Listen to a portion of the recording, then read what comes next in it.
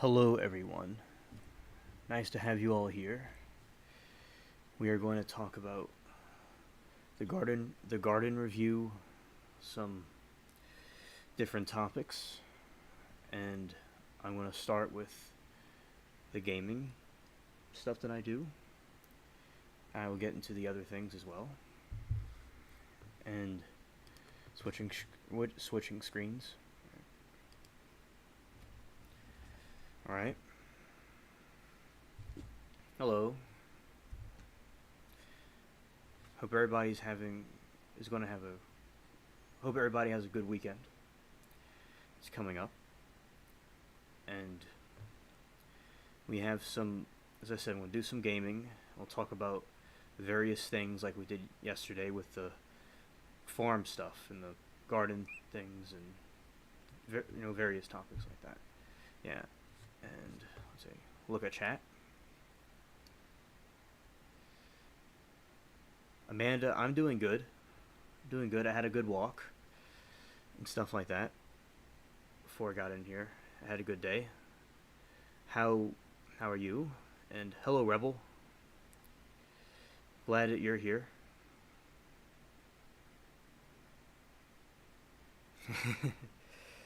Hello, Stranded, Duke. Hello, everybody. All right. Okay.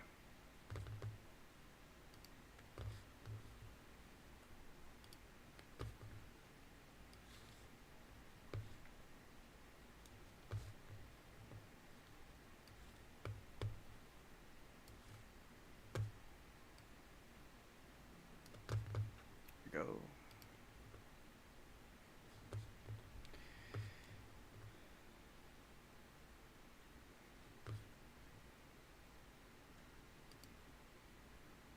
Yeah, I missed a T.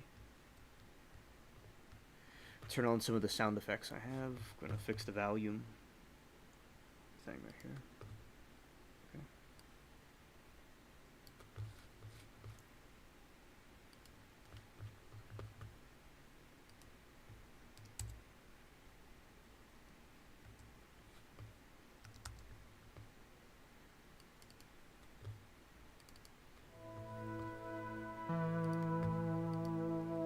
Alright, here we go. Yeah, this is one of the pirate ports. And I play this while we wait for people to come and stuff.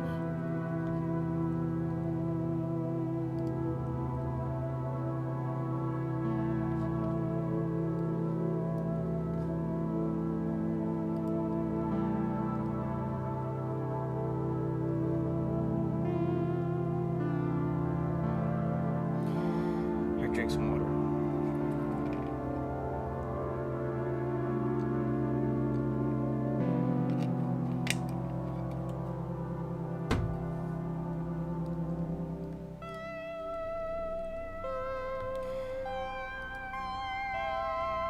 Yeah, how is everybody doing? I said that before. Is everybody doing something the weekend? Anything good? And yeah, so basically with the garden, like I was talking about yesterday, so basically what happened with the garden was in this time of the year, there's this situation with the weather, how it'll be very hot and humid, and to the point where it causes some issues with corn and stuff. But earlier in the year, it works better because of probably soil and various different factors. And like I was reviewing different things that I did with that. But of course, like tomatoes, and there's different things that grow fine in this kind of weather. So there's like seasonal crops. Well, that's good, Stranded. That's good to hear.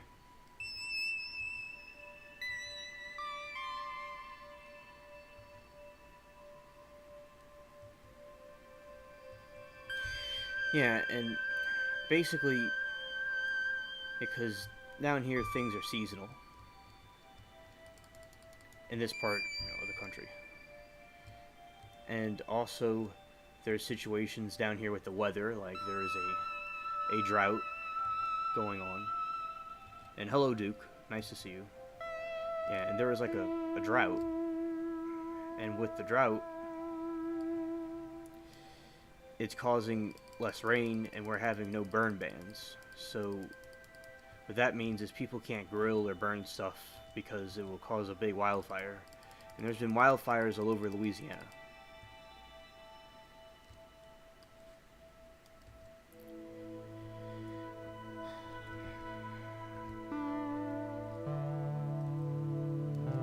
Yes, Stranded, I saw your message about the Farmer's Almanac, and that was a good suggestion. And I replied to you about that when you wrote me. So yes, I did see it. Yeah, this is a nice moon. I like seeing the moon in this game. And also, I've been here for a very long time, and I've grown stuff here for a very long time, so I've always known the corn doesn't really work around this time of year. But with the channel and all, people like seeing the garden vlogs, and I want to try it again, see how it would go. And it went a little bit better than some of the other times they were done this year. And like I was saying yesterday to some of the people that weren't here, was basically like how I got into the gardening stuff was I was at a hardware store when I was around 7, and there was this country guy who had the hardware store, and he was telling me about the seeds, and he gave me some because he sold some at his store, and told me how to do it. And it was corn was the first thing I grew, and it was during a summer, and yeah, they came out pretty well actually, and they tasted very good. It's very nice growing your own stuff. It tastes really good. And also, I've grown many different things. I've grown some cotton before, and like there are tomatoes, eggplant, stuff like that. There's another hardware store that sells like grown plants already. But the other hardware store where I learned about the gardening stuff, it eventually it shut down because the guy died. That's what happened over there. And yeah, so basically what happened was I also did some tobacco, but I went to Kentucky around that time, and I didn't water it obviously, and it died. So this room must be off limits right here. So that's why that didn't work out. But I saw some tobacco plants in Kentucky when I went to a colonial area. And this guy's so short right here. Oh, he's stuck in the ground. Yeah, this is a castle, but it's from the 1700s. It's like almost modern age, but not really.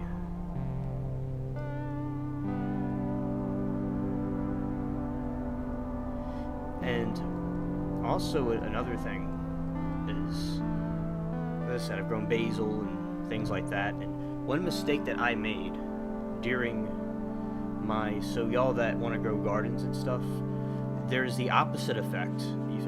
During winter, I like to plant, I had these peppers that you all never saw because they died. It was like a couple of months before I saw ABL stream about Trump selection. So it was before I met y'all, and I was up there in my channel doing my thing. Not my channel, that was before I went back on it. I was doing stuff with my garden, and there was these other Asian peppers I grew that were much longer than the Thailand dragon ones, but they're from the same area. And I didn't put it in a pot, but they grew very well in the summer, and people and stuff liked it on Instagram, and the people died. Not the people, the plants, peppers, not people, peppers. The peppers died, and because I covered it, but not completely. And also, so I came up with the thing to put them all in pots.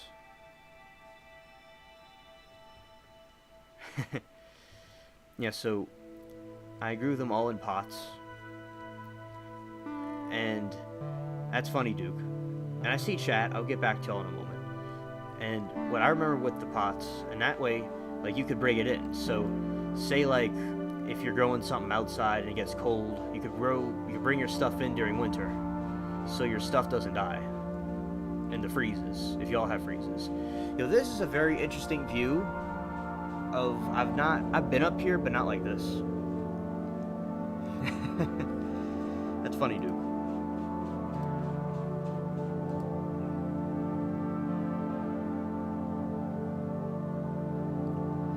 And let's see, Amanda says,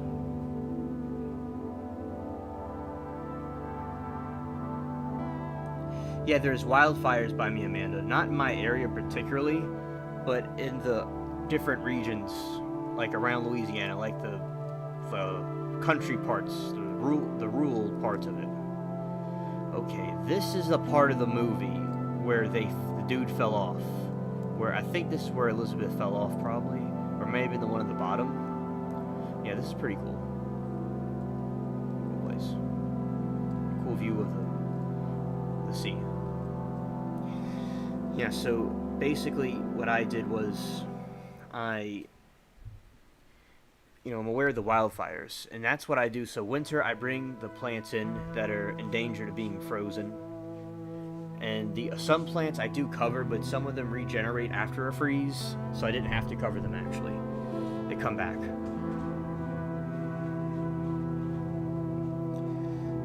And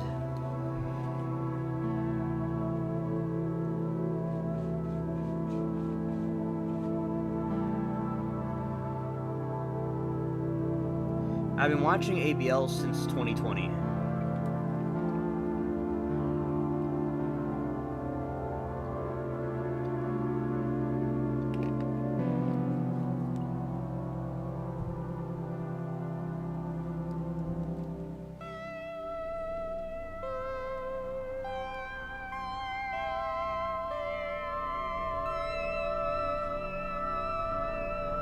Well, that's good, Stranded. That sounds awesome. I like those hybrids. I think that's a good idea, and I'll be interested to see your content about that.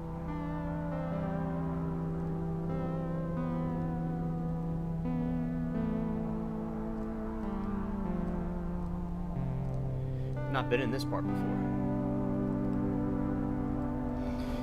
And also, there's some new information about the Titan, but not directly.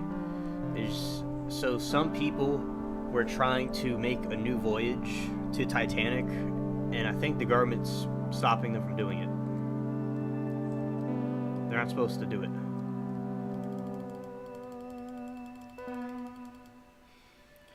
And also, I think it would be fool. Now, people could do dives properly, but it's just with all the stuff going on, I think it would not be. They're not letting them do it because of what just happened. What do you think of that, chat? They're still trying to. Some people are diving there, or they want to dive there, but they're not gonna let them. And also, what I talked about yesterday, about how China is trying to distort the Bible and make it corrupted, and they're censoring the religions over there and some other stuff.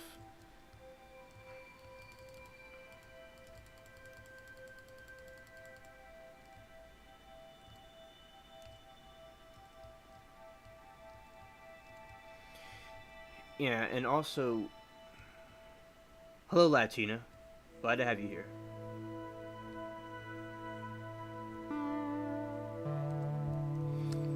I've not been in this particular region. It's interesting. Part of the castle. The fortress. It's really a fortress.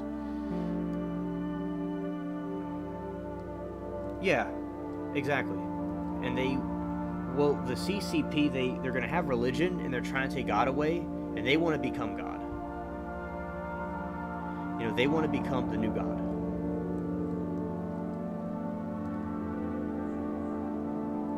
Like, if I was on a certain quest, I could search that and find something. There's nothing there for me right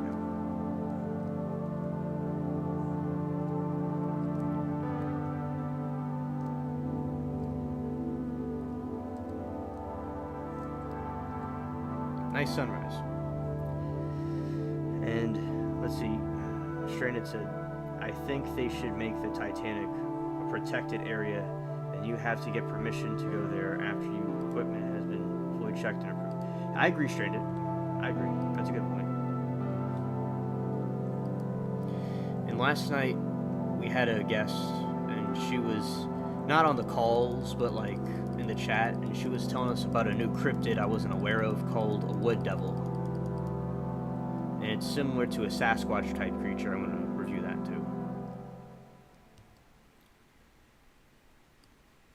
And I've been doing the gardening stuff for a long time. And I was comparing, like last night, I was comparing my old garden, like from the earlier this year, in contrast to the one we recently saw. And like the lima beans and stuff are doing good, and it's very variety of different seasons.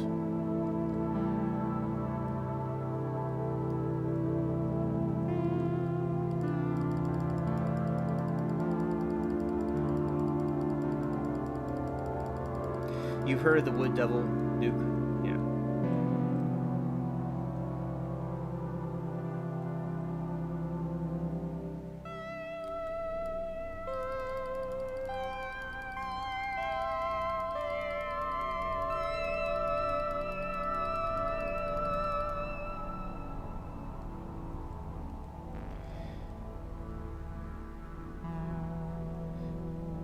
Thanks, Amanda. Thanks, Amanda.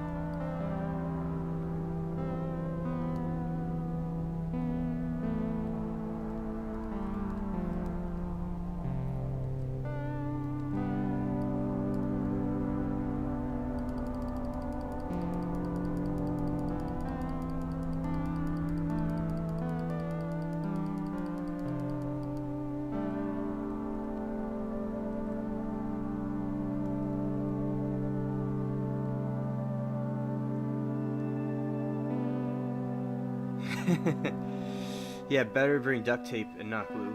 Yeah. Yeah, that was funny.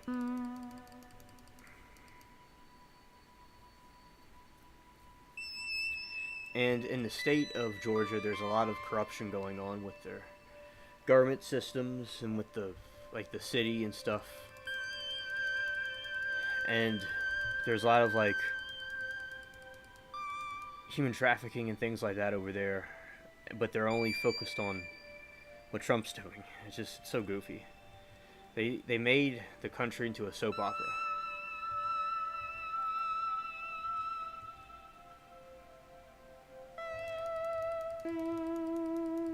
And there was some alien stuff that was found underwater. I'm gonna make a thing about that. And that's a nice sunrise. That's really cool. Yesterday in the game I leveled up. And I'm going to like read some articles and react to my own videos about the gardening stuff. And I want to make something clear. So basically I like reviewing, content and different things and reacting to things.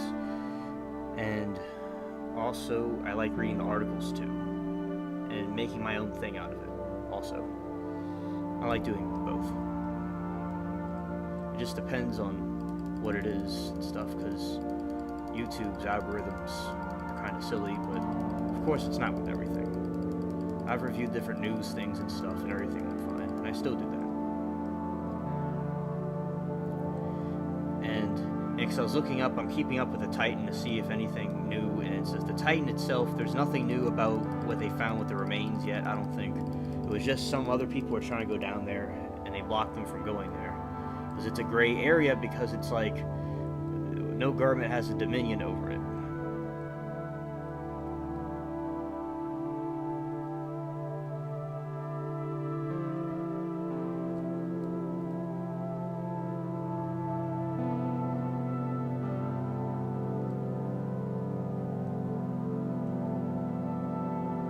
Yeah, thrill seekers. Thrill seekers.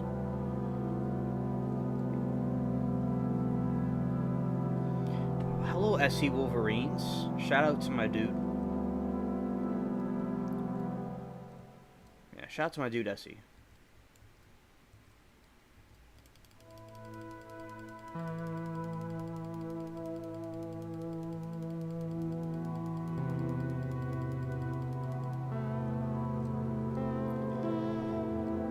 Yeah, exactly. They're thrill seekers and stuff. Thank you, Amanda. And I'm thankful for all of you in chat. And also, if Rebel, if you're still here, I wanted to say, like I was saying earlier about there's stuff, if you haven't already planned this out already, I just wanted to say, there's these tarps you could put over plants that you could secure it a certain way, and if a freeze were to happen, it would protect the plants from a freeze if you had one. But you could look more into that, how it's done and all. So there's a certain way it's done.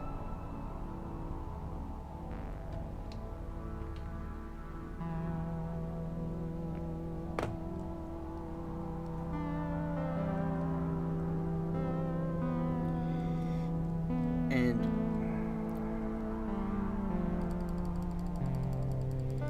yeah, so okay, that's good, Rebel. Glad you're here. And yeah, because that's what happened to me. Like, I've had it happen a couple of times when the plants, like, they're in the ground and they're not mobile. Like, yeah, the peppers are mobile. I don't have any tomatoes at the moment, but they're mobile. And so, but like corn is something, it grows 2 ears of corn and the thing dies out eventually, because it just, that's what it does when it gets fully grown. And also, so yeah, that's some things I learned about the gardening stuff, and I'm still learning, and people could say things they learned, and I will be interested to see Stranded growing the purple peppers. That's awesome. Like, I've seen some of those purple peppers and those hybrid plants. I saw blue bananas one time, like through the internet.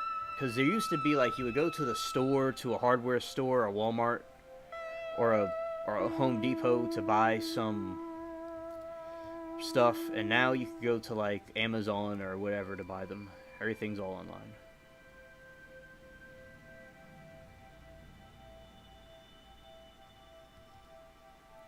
Okay, Stranded. Thanks for telling us that. I didn't know about that.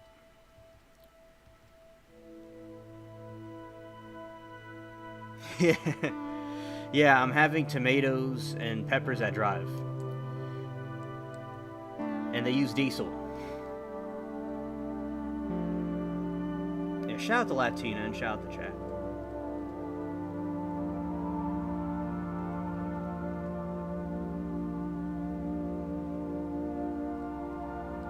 Oh yeah, I can see if I could find a picture of it in a little bit.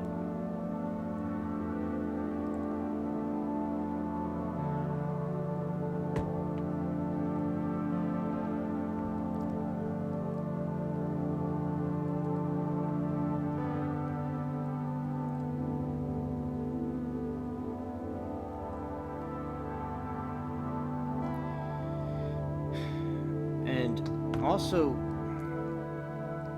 you know, they made a lot of hybrid plants and hybrid strawberries. I've seen they had some hybrid strawberries with different colors.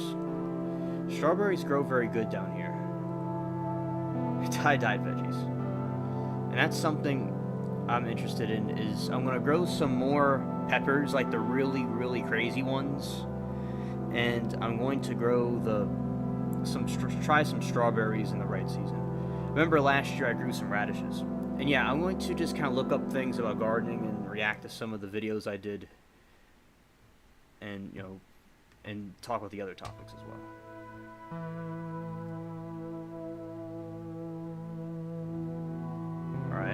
All right, Rebel. Thank you. Let's see. Poor little thumb is having some difficulties. Yeah, typing. With typing, there's issues with typing. Sometimes I don't like typing. I basically have this thing going on where chose the wrong window. There we go. And also, yeah, so basically, as I was saying, with the different think I'll talk about the different vegetables. So with the different vegetables and things, they have hybrid ones and stuff like that. And the different seasons, they grow different things. I was talking about the radishes. The radishes are very good, and homegrown stuff just tastes better than from the grocery store. Yeah, that sounds good, Duke. It sounds like you have a really cool garden.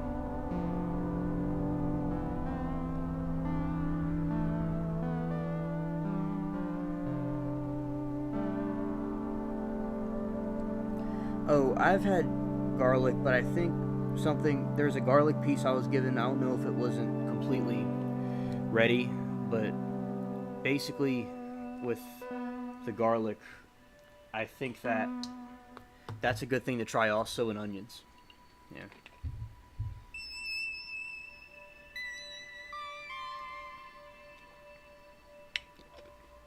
That sounds cool. Tie-dye shirts with veggie fruits. That sounds cool. In school for the play, when I was in school, I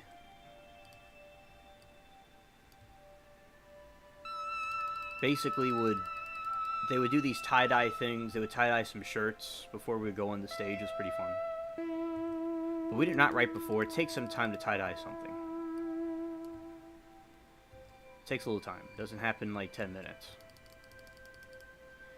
I did stuff with like in the summer they would have plays and things I was in and did stuff in.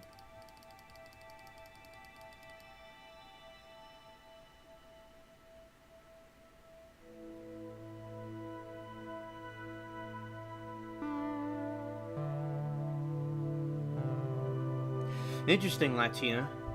That's good that you have the local nursery. Yeah, it would be controlled how they would grow them. And yeah, thanks for the information, Latina.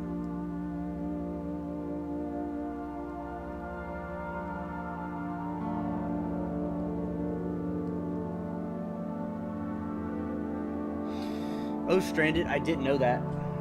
Thanks for telling me about that. I didn't know. And let's see, avocado. Oh, yeah, that's an interesting story. So the avocado plant. Yes, I did try that before. I remember some stuff with at school. They did that. They had it in the window, and I tried it here. And it went pretty well, but the problem is the weather here, it gets too cold. And yeah, I bring it in with a pot, but one time it like failed, it froze, and then it came back, and then it froze again, and the root was like in the ground, and I could have severed it, and the plant would have been fine, but I just was like, I thought I had it covered right, but I didn't. And also, it was already in the ground from the pot, and it seeped into the soil. But then again, when it became a big tree, hypothetically, when it would become a big tree, it would still freeze and kill it. So it's a little bit too cold down here to grow avocado trees, in my opinion. It's like growing in like Mexico, in areas where you can grow them better. Y'all can say your thoughts on that if y'all want.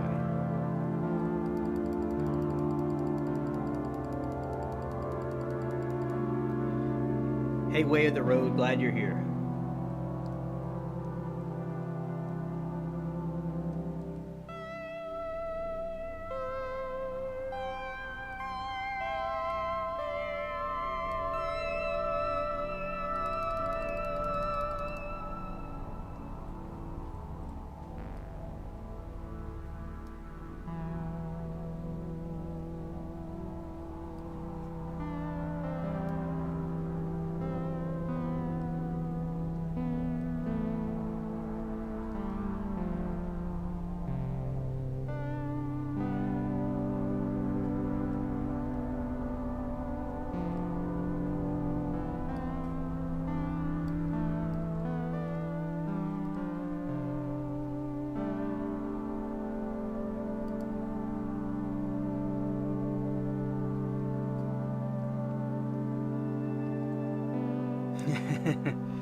Don't mess with gators.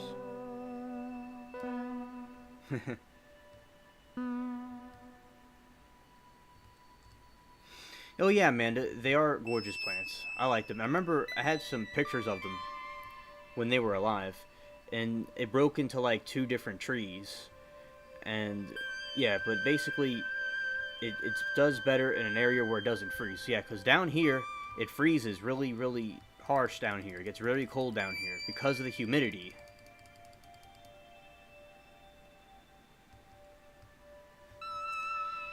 And also, basically, what happened was I was dealing with a situation here that it gets too hot or too cold. It has to do with the humidity. And with the humidity, it's like it causes two extremes in weather. And what I remember is like, it freezes and it kills all the plants. Except cold tolerant plants. Yeah, it just wipes everything out. And that's why the stuff has to be covered or brought in.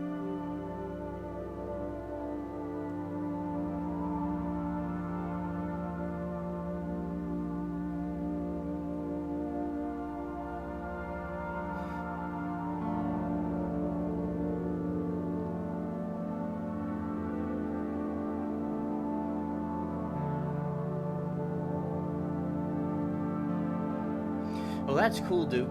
I've had giant sunflowers, and we used to grow the roses, but they got destroyed in Hurricane Katrina.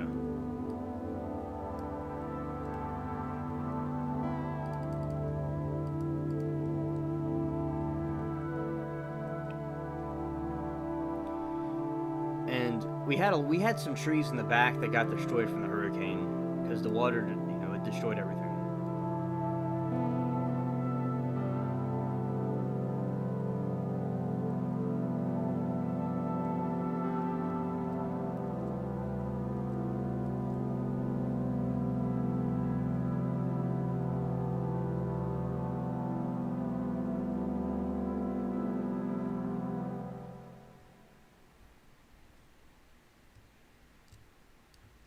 These this is like the above ground graves, Rebel, but this is from the Caribbean, but they're similar to the ones in New Orleans. You see, it's the kind of tombs that we have here, because we're similar. Because my area is similar to the Caribbean, and yeah, this is the above ground ones. And you just put a bunch of caskets in there, and then you got that one. You got these above ground ones too. It's like they just. Like, New Orleans will have something like this, where there's just, like, the coffin, and it's, like, buried with mud on top.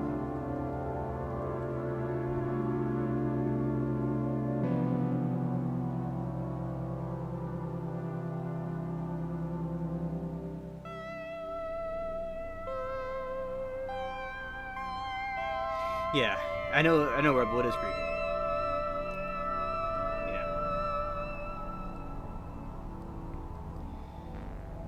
And yeah, these are the ones underground, like the ones in your area.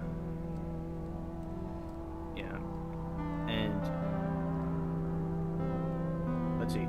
Also, what's he say? Amanda says, where I go during Katrina. So okay, so this is how the thing with Katrina. It was like, I remember they were telling me he was telling me in the truck.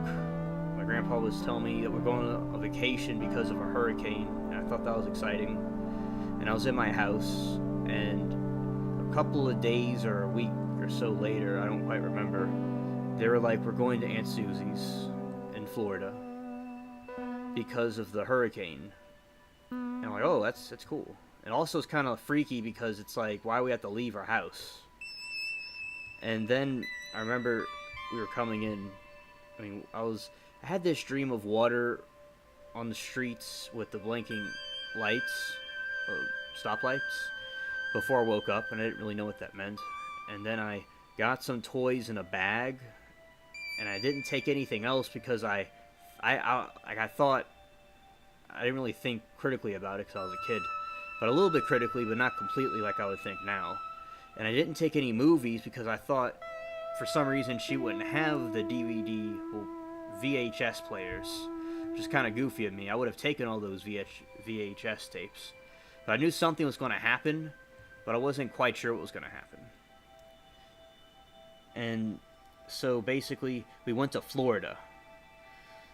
And I saw the city was flooded and stuff, and it was insane. And the chaos. And then we went to Mississippi. And we went to this nice trailer camping ground by the Pearl River. And this is where I got the taste of country people and stuff, which I like. I like the country. And my uncle, my aunt's husband, my mom's aunt's husband, he was a country person from Tennessee. Yeah. And so that is when I was introduced to that part of the country. It was pretty cool. I liked it. I like campfires and stuff.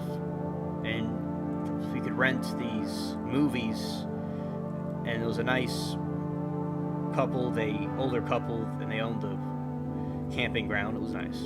And then eventually we were one of the first people back from Katrina. And it was a ghost town. I remember it was upsetting. There was like stuff in the streets, like parts of the street were on the sidewalk. There was a boat on the other sidewalk across the street. And there was a house in the street too. Down the street. It was pretty traumatizing and intense looking. I remember the Superdome, going by it on the interstate when I was a kid, and I saw the Superdome's roof a lot of it was ripped off. And I was like, wow, because I saw it on TV and then I saw it in person.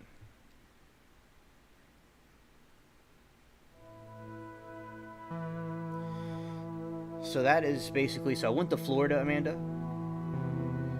to Pensacola, and then I went to Mississippi, and then we went back down here. Way of the road, it was probably Hawaii real estate.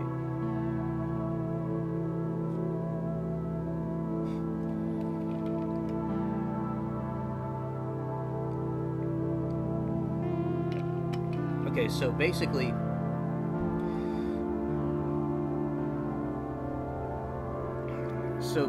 what happened, my home, the other home, not this one, the one down the street, they still own it. It was like, that was where the coastline was. So the coastline went up to the street and one of the houses didn't get flooded. And it was basically that area so that was where the coastline was. So a lot of the stuff washed up to the house where I was before, and it was so crazy. There was like stops, there's like street signs. Yeah, we got 3 feet of water down there, and something like that, or 4 or 3 where I am right now, because it's more towards where the water was. Up there is more to where the coastline would be. Like, this is supposed to be a swamp with a bunch of alligators and critters in here, but they sucked up the water and put coffee grinds and filling in here and made it into land. But this, where I am right now, was originally just water and swamp. It wasn't supposed to be intended for people. It's pretty cool.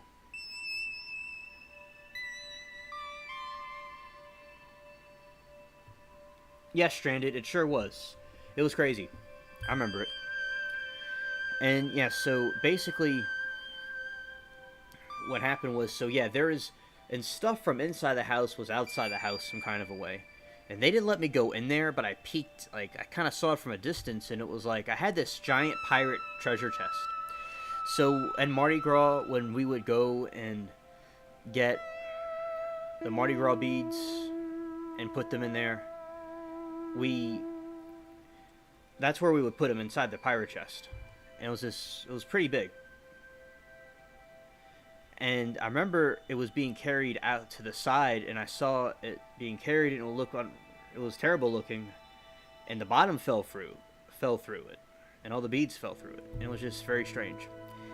And there's a picture, there's a picture of it, and of the house, And yeah, I remember, yeah, everything, all the furniture in there was all thrown around like toys, and everything was like pushed up to a wall.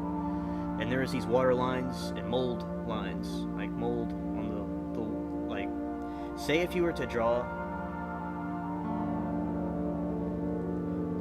say you were to draw a line or paint a line in a house, and then put a bunch of giant black circles on the bottom of them, and that's what it would look like.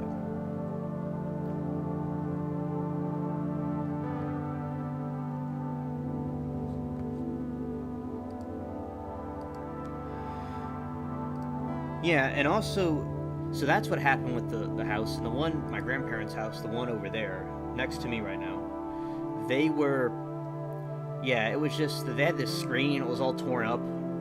And let's say there is some catastrophes with the cats and stuff, but a lot of them survived. But there are some sad stories about that.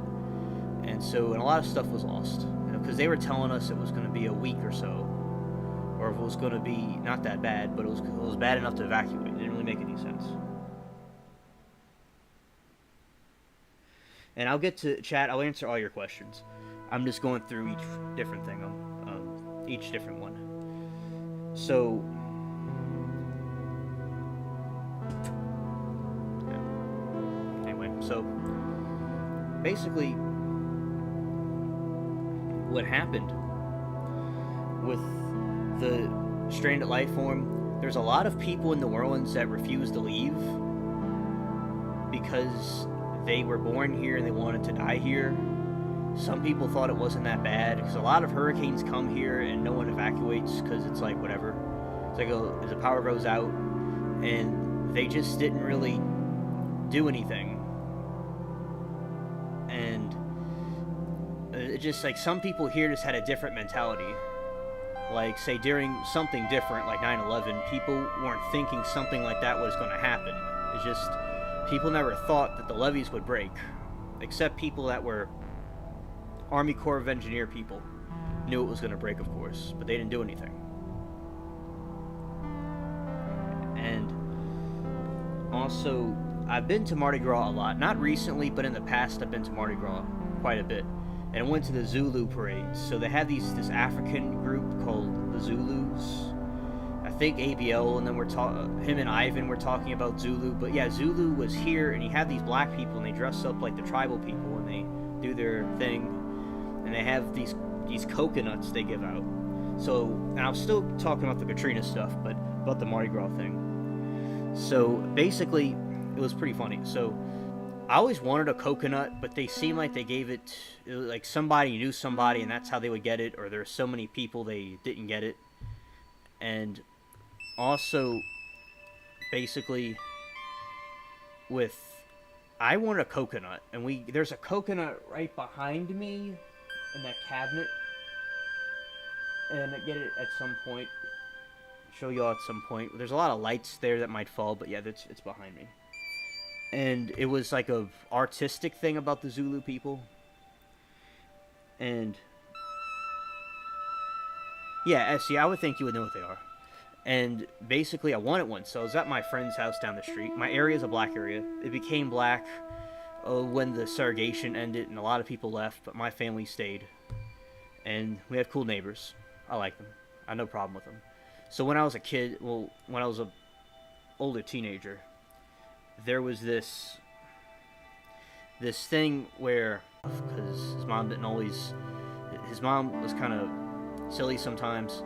He was older. He was like a high schooler, and I would give him food, like for money and stuff. And then one time we're doing a trade, and I got a mask, like the Anonymous. It's like a cyber group. They wear these masks. I got that during a trade. And another trade I did, I got the Zulu coconut. So like he had one, and I was getting him some like food and stuff. I'm like, I wanted the coconut. He was like, yeah, sure. And some other things. He was very generous to me, and I was generous to him too. Good business. So that's how I got the Zulu coconut. It's like painted gold and black. It's pretty cool. And they put like little eyeballs on them.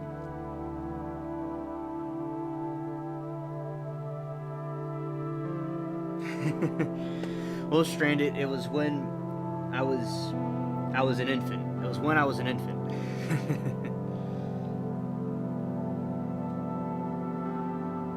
Yeah, Way of the Road. That would be cool. You would like it, and that would be cool to have you down here for that.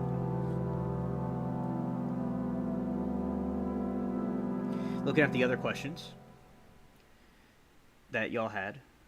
Sorry, he said, I remember seeing people on the roof.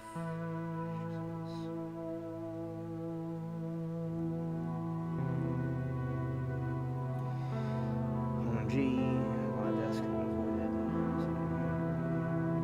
Okay, the pirates in New Orleans. That's a good question. So, the pirates in New Orleans, my friend and I, Nash, shout out to him, he does YouTube about detailing, and basically my friend Nash, I knew him from first grade, and he lived in Lafitte, and we went down there to the pirate ship. So there's a part of the Pirates of the Caribbean ship from the movie, and they have it there as like a monument. And so there's a lot of pirates in Lafitte and in New Orleans. To answer Way of the Road's question, yes. A lot of the pirates came here because this is like the Northern Caribbean. I refer to this place as the Caribbean. It isn't, but it's like the Caribbean.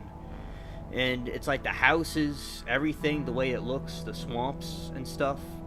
It's like the Appalachia sort of in some ways with the trees, mixed in with it being like a tropical Caribbean place, because it's a little bit more inland. So it's like a hybrid. And that's why it's like sometimes it's like, I could grow some corn, but wait a minute, this is kind of like a tropical place in this part of the season. It's kind of, it's like I gotta remind myself, I'm not up there. And I enjoyed being in Kentucky. So the people I stayed with, the aunt and uncle, they went to Kentucky, and my uncle got very sick after he got bit by a tick, and he went back down here. To Florida, and he's being taken care of. But basically, I enjoyed it a lot, Kentucky. I went there in 2013. Nice area. Cool place. And Tennessee and Georgia, those are also great places I went to also. And so yeah, New Orleans had a lot of pirates and like prostitution and things like that, I think also happened. Still does.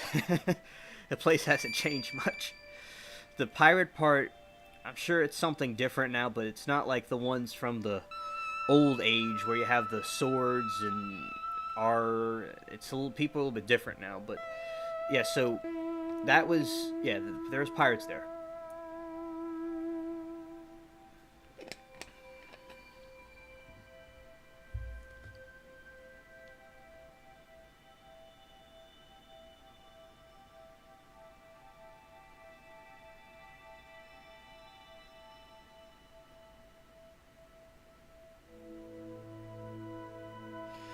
Yeah, Mardi Gras, my mom doesn't really like the big crowds and stuff, but yeah, so I'm going through I'm still talking about Katrina, but I'll say about Mardi Gras that it is pretty wild, yeah.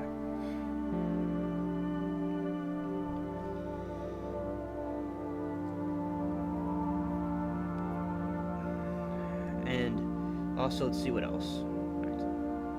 Anything else? Let's see what else they say.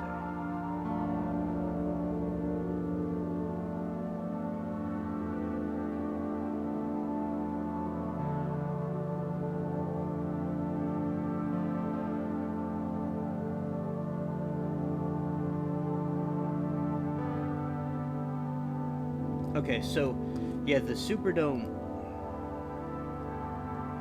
Yeah, the Superdome, it got very trashed, and there's a lot of terrible things that happen over there. I remember my neighbor down the street. That's the stepmother of my friend that used to live down there. She stayed here, well, not here, but in some other area, and it was around 7 in the morning. She said that there was no water, like in the morning. It was not flooded. And then at 7 in the morning, there was a big boom. And something collapsing in the distance. And then, like, the floor was wet, like, from under the floor. And she kind of mopped it up. And she told me. And then she looked out to the front door, and it was like, she was like, OMG. And she stayed and was on, like, one of the bridges with some people. and eventually she was rescued. And her son was in Georgia. Because he was originally from there, but she adopted him. But he was in Georgia, and I was in Florida. And yeah, and she was saying like the Superdome and the convention center was like crazy from the distance. She heard it from the distance. It was some bad stuff.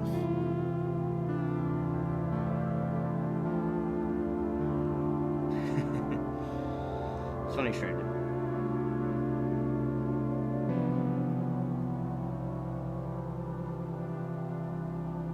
Oh, Way of the Road. I haven't seen that one. That sounds funny. I didn't see that episode. That's funny. I gotta see that.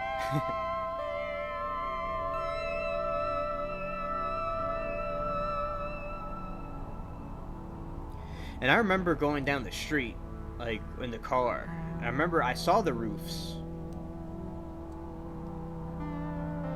I would see these, like, these rectangular holes and roofs. I remember that, Stranded. Like, I remember seeing it, the aftermath of it. And I remember I remember we passed by an apartment complex, and it had these cups or these, like, pans and things, and it said help. So I saw the help signs, I saw everything. Like I came back, like, right after we were given some special permit to go into the city, and there was a lot of National Guards and stuff. But yeah, like, that day, I remember I had this tray watching Nickelodeon, because I like SpongeBob and stuff, and I was watching this skateboard TV show that they had, and I remember I just, was, like, chilling, and just felt kind of strange. And I remember I had all these castles, these 3 castles, and I had these different toys and stuff. And also, basically, I recall that I also had this McDonald's thing. It was like a replica of McDonald's, like the classic one. And I had a Ronald McDonald toy. And I had this, like the gear, like what a McDonald's person would wear, like, at their job. And I had, like, the little headset and stuff. It was pretty cool. And yeah, but I remember I had a Halloween trick-or-treat bag. It was like an old-fashioned one, and I put a bunch of toys in it and left, like the very dear important stuff, and I left.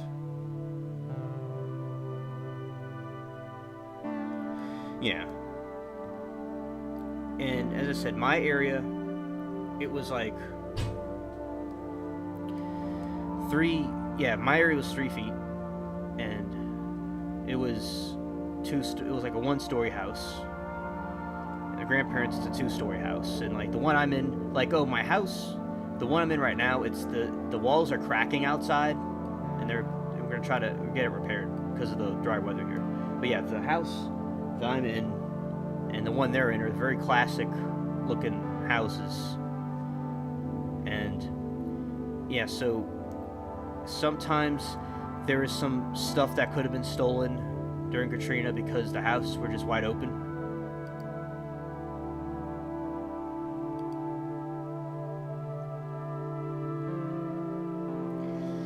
And also,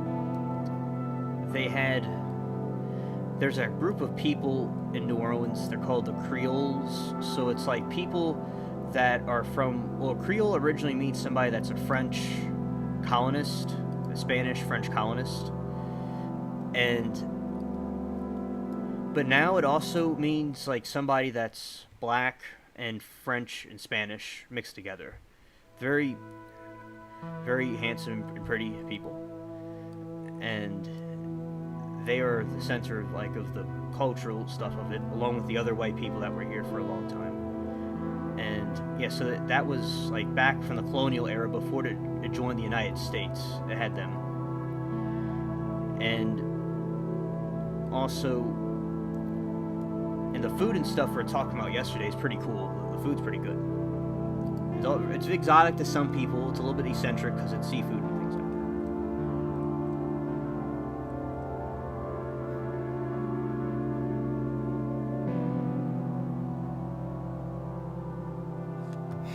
that. The shout to Latina.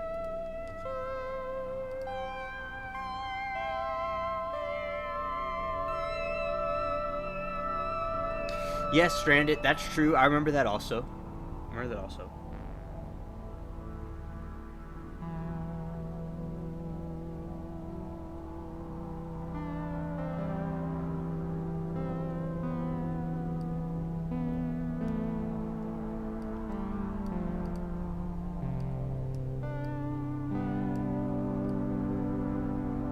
Oh yeah, that was hilarious. Yeah, that was. Yeah. In chat, I want to say you all handled the situation very well. Thank you, brethren. That was a very noble thing to help each other, help the stream and the spaceship during the drama. Yeah.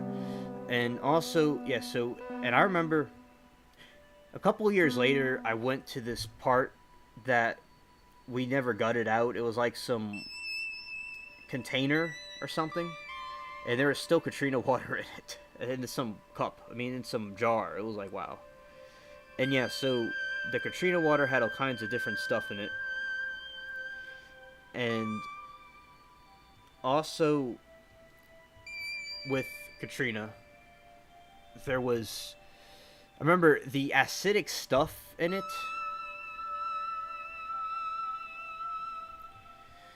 There was acidic stuff in it, and it seeped up from like the fumes, and it corroded my grandparents' sink upstairs a little bit. So it had some stuff in it, but yeah, there was like paintings and things. And also, what happened with the paintings and stuff, they kind of got ruined, unfortunately. And trigger warning for chat, but there was some like these scarves and different what's it called? Things from a long, long time ago made out of fur. And that was something that was something that got lost. Not all of them, just most of them. And it was it was a messed up situation. But yeah, so I remember I wanted to go to the beach in Florida, but they wouldn't let me because there was all kinds of sea creatures washed up on the seashore. And I had this misconception during Katrina. I thought when I would come back, it would look like a beach.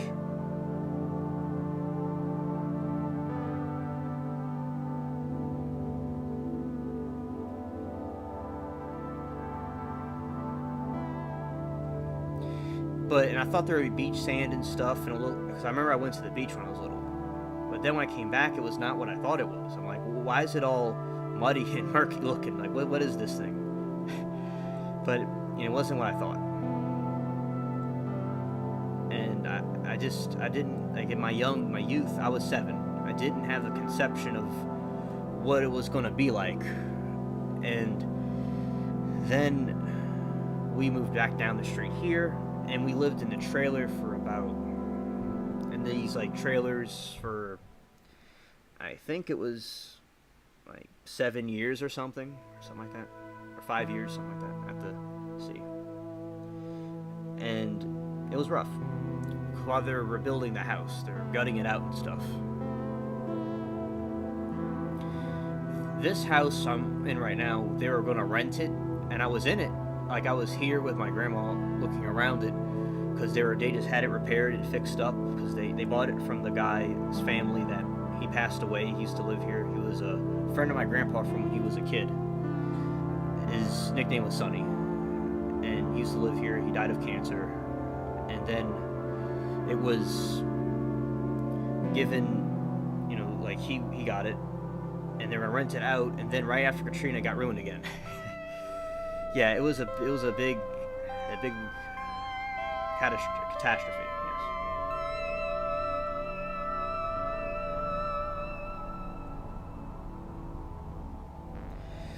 We were not in a FEMA trailer. It was these. They were called Explorer trailers.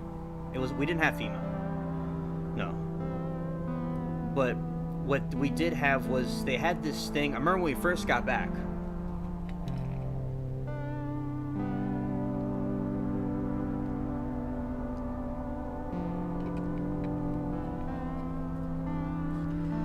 Oh, Way of the Road, really? That's interesting. I watched it too. I watched it along with you. And so I remember when we first got back and I saw glass, I saw the street on the sidewalk. I'm like, how does that even happen?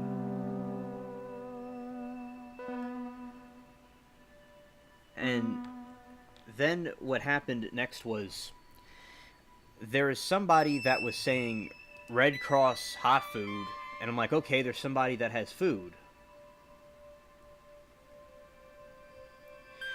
And it was like, my mom thought my grandpa was playing a joke or somebody had an intercom, and I'm like, no, it was somebody giving us food, like some emergency system. And there was this Red Cross truck, and they said hot food. I'm like, well, that sounds good. And we had some hot food. I remember it was very good food. And I remember I got a blanket and a teddy bear.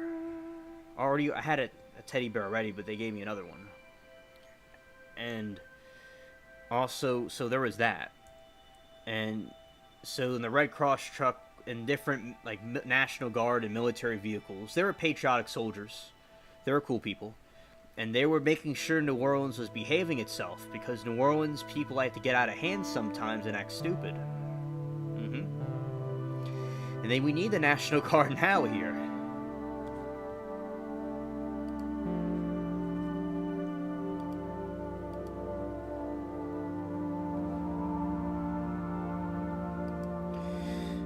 And so the FEMA trailers basically were, from what I heard, they were terrible. I agree, yeah. And also, but I remember my mom, she was on the, like, she was in the bedroom. There was like one bed, and I was like on the little couch, because I was small. And yeah, it was a little cramped little place. At first it was pretty cool, then at some point, it was like, it was like kind of blah, And I remember for Christmas, we had a tiny Christmas tree with lights on it. And basically, and I looked it out my window. I would see the Christmas tree with lights on it. And this other tree we had before it collapsed because of some hurricane or something. We used to throw like Mardi Gras beads on it.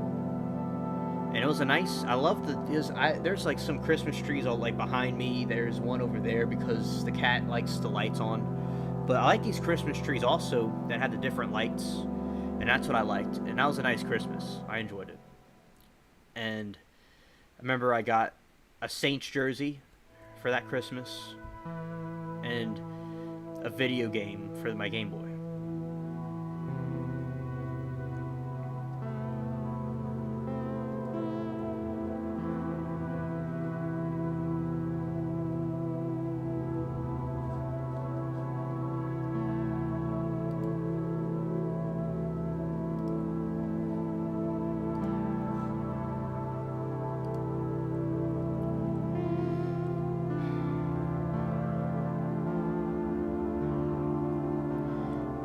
And also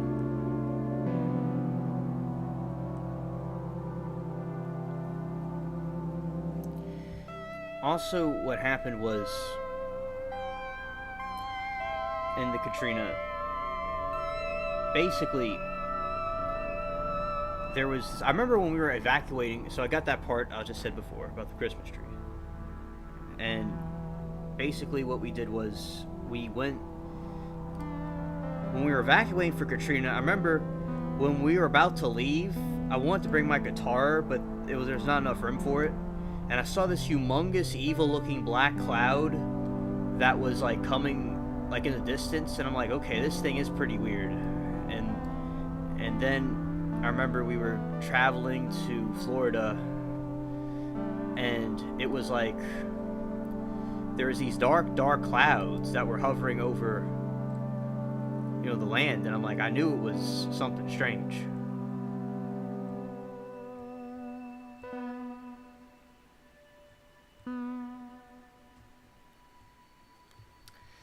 And basically what happened was when I was going there, and we made it there at night, and it was pretty cool. And also my grandpa, he rescued cats and stuff with help with some other people, and that was good. I remember my aunt was telling me it was going to just be a week or a couple of days. I'm thinking to myself, I don't, I don't know, but okay.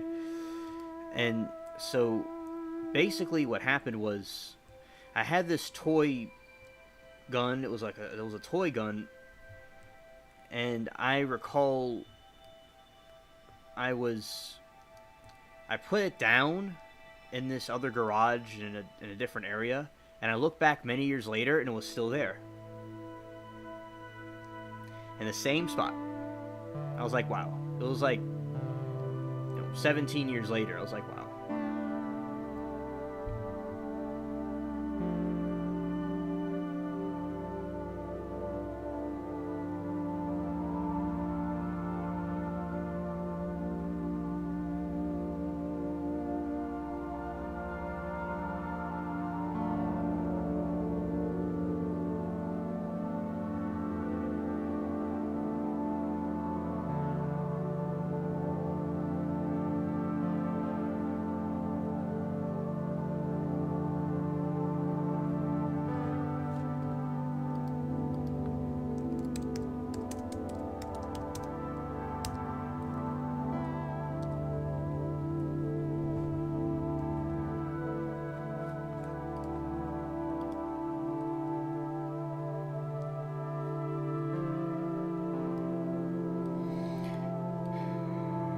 And also, yeah, so, and then we used to have a Six Flags here, and we used to have a mall that was like in the 60s and 70s, and they really neglected this part of the city.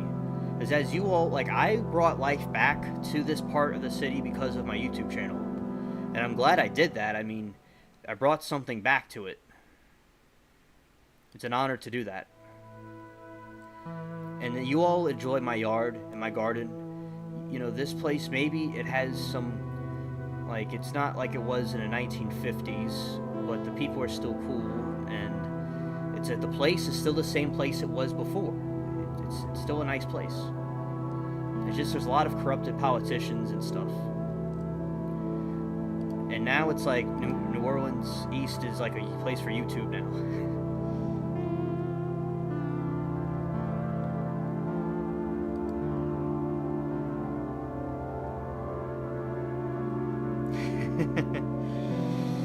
Yeah, because Duke, it's like, I don't mind the people here. It's like, people have problems with it, but I like it. It's like, they don't bother me. It's just some people have a problem with it. But like before Katrina, there was black and white people here together. I remember at church, there was blacks and whites together. And there were, you know, like ABL type people. And there's still people like ABL here.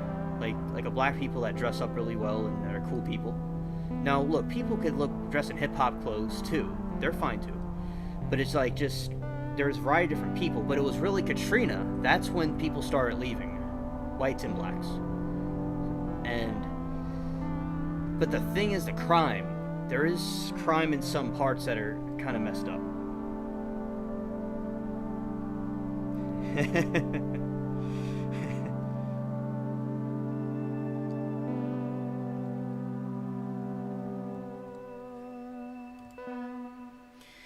And yeah, so that's basically the situation with, you know, the Katrina stuff and the New Orleans and things like that.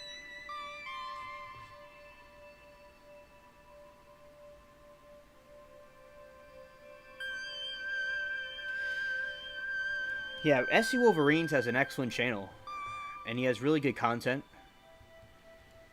And Rebel, he does too. You know, it's good that people make their content and stuff. And also, I'll address the situation that happened last night. So, in chat, we had a good time, and it was very interesting. And there is a, you know, user, Dark Meta. And I will say this to everybody, that people that are having some episode or having some problems upstairs, they crave attention, and the more they're given this attention and the spotlight, the more worse it's going to get. and it's best to ignore these kind of people and not pay attention to them. And also, so that's to, like, don't engage with people like that in general. Like, you know, I don't give them the time of day. And also, Latina, there are fires starting in the state. Yeah, they've been starting up over here because of the dry weather. And there's a no burn ban, and right now it's a dangerous time right now, and my house is cracking. Well, last night, the reason why it was an important situation, because from what Amanda told me and what she showed me, she was in chat, and she's like the other ladies in chat, and also Peach, shout out to her. She has, you know, operations and stuff and things, so sometimes she's not always able to be around, but it's good that she watches when she can. And also, basically, what we did was, you know, SC Wolverines was saying, I like saying his name, SC Wolverines. I like the comic book character Wolverines. I like saying the whole thing instead of SE. But so SC Wolverines, like, he was saying he's a good cook, and there's all kinds of good cooks. And I know from New Orleans, the black people are very, very good cooks. And she was just simply saying that she would go camping with him, hypothetically, and Amanda, and that she would eat his food, and he like cook my corn or something. And I mean, I'd join in too, and have a nice party, you know, a little bonfire, fire, like a camping thing. And also, so from what Amanda told me, Meta was very, very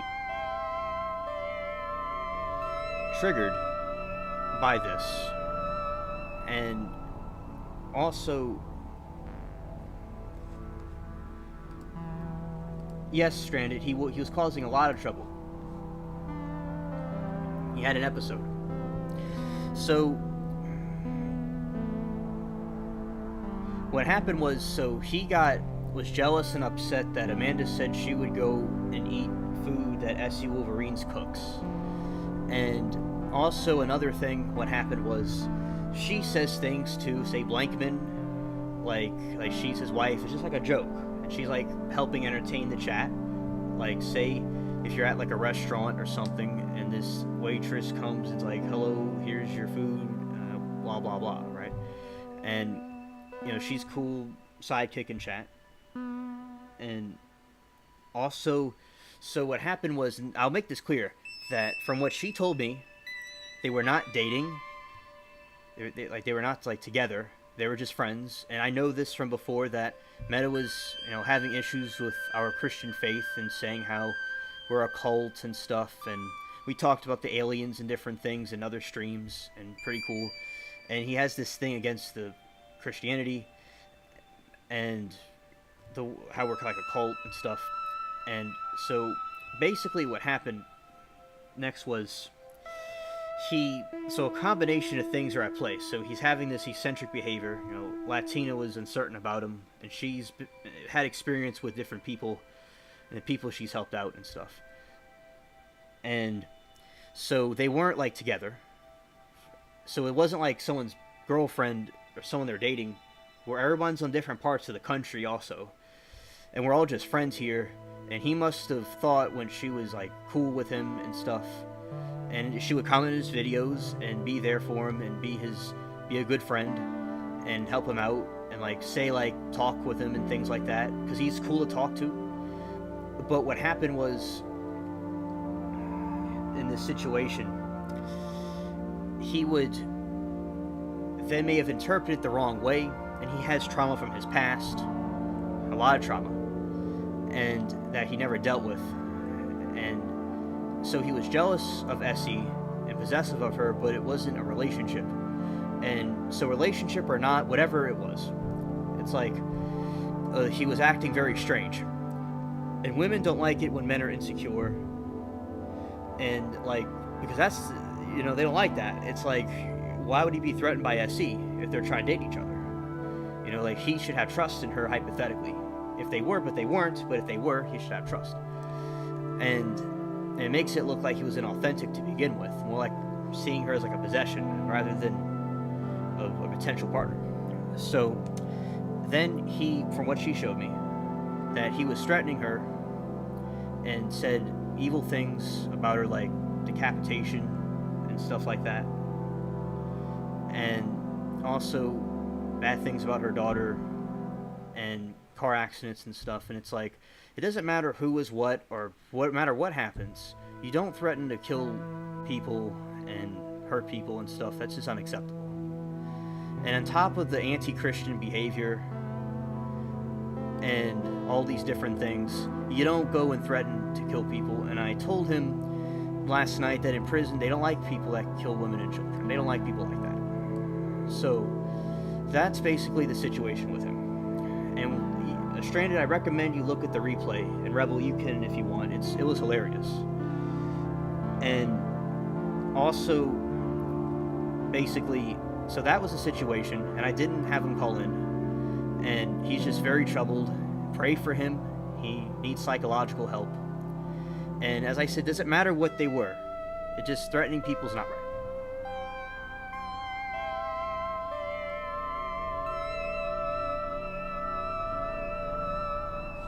Exactly, Way of the Road. Exactly.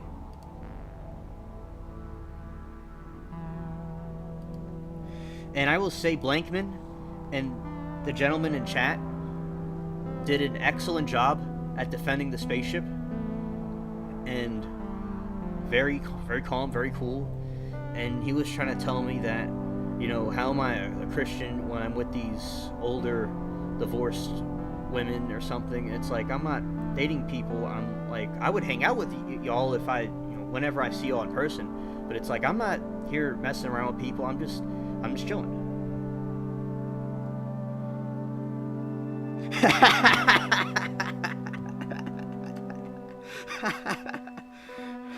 Shout out to Rebel. And also, basically, it's like he was telling things like, he said he was not upset with SC anymore. He was upset with me because he would see me more of a threat than SC. And also,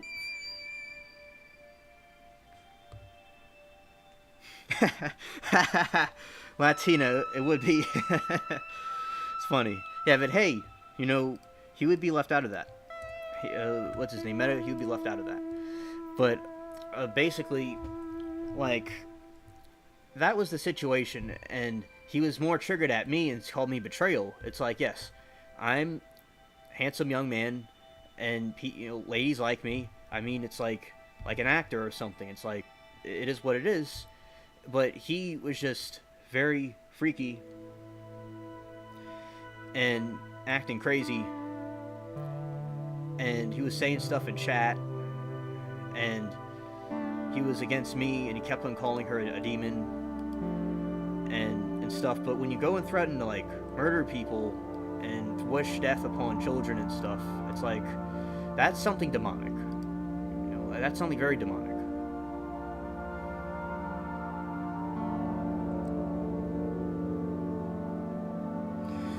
Well, I made it clear that it's like, you'd be like, oh, like, I say a joke, like, I got a bunch of YouTube girlfriends, like a joke, but like, in a technical situation, no, it's like, man and I are just spaceship crewmates, like everybody else. But yeah, this dude, he was like, I think SC's a pretty cool dude, unlike you. I think you're the one that's bad now. Like, oh, okay, buddy. Yes, Blankman was a gentleman, and he handled. And I was with Blankman. He was at Kevin's corner. He was at Kevin's corner. Blankman. That's another black YouTuber that knows ABL, and we were just chilling, always having fun and stuff. But you see, he saw this, and he was in a dark situation, and he handled himself beautifully. he really was a gentleman about it, and he was a big help. And I remember then, like, Meadow was saying how he's not, he thinks that us Christians are like a cult, but we're not a cult. He was like trying to act like our friend, but he wasn't. As I said, I can't. He sees people that don't have God in them, and people that took out God, like China and stuff, and people get bad, and say bands like, you know, Rammstein and different things like that that have a lot of violent material in it, which I used to listen to sometimes, but it was it just wasn't a good influence. I didn't listen to violent type music like that, and it's just, you know, when people do, say, psychedelics and stuff, it can screw up the brain on top of other things and rejecting God. So that's the big point of everything.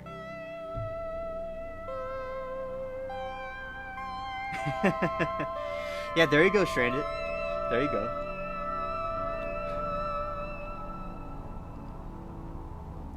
No, Blankman, he was never in a situation to protect a woman. He never was. He was just hanging out and chilling, I was saying. But when he was put in the spot in the moment, like Andrew Tate, he will talk about, like, people that are, like, he had this thing where he had in his course people that were fighting in the ring, and if they were going to leave or fight, they saw who they really were in that moment. And Andrew Tate's like, you'll see who you really are in the moment. I'm just saying that I'm proud that Blankman, my friend I've known for so long, in the moment, he stood here and he did the right thing smoothly. Like, he was cool about it.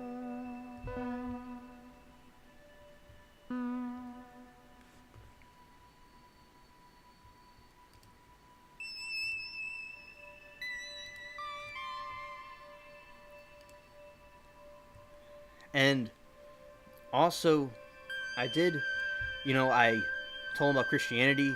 I've talked to him. I've had good times with him. And yeah, and as I said, people like Meta, they want and crave attention. And if someone like him's getting more and more attention, like, not right now, I'm just explaining what's going on. Like, that's what they crave. So if people ignored him, you know, he wouldn't have anything to do. And, like, as I said, it's like you get hate. A lot of hate and stuff when you're doing the right thing. Amen, Latina. My mom was saying the chat needs holy water. That's what my mom said yesterday. And my mom was very, very uncomfortable, and she was really freaked out. She was freaked out about the thing. And it's like, you know, sometimes bad things happen. Like 9/11, Katrina, sometimes things happen, and it's like it's a duty. Like, say Andrew Tate says, like, things are a duty. Like, a man's a duty to do certain things. And it's like, it was my duty to do that. And the other gentleman in chat also. And it's good to be around like-minded people.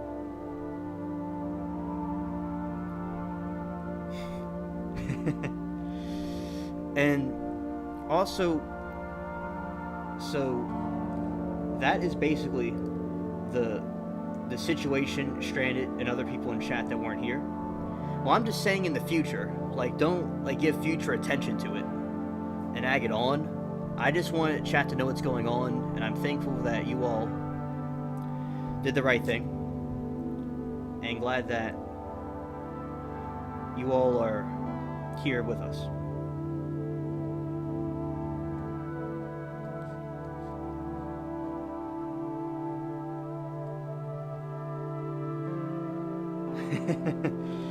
Yeah, he did say that, Rebel. And, like, with people like Andrew Tate, they say something that I agree with.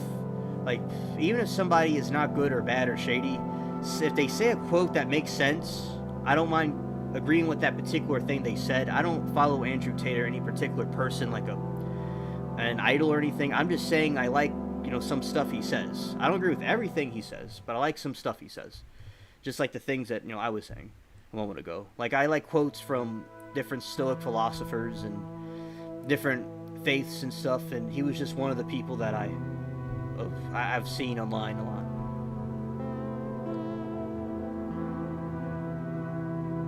No, Latina, I have not seen that movie.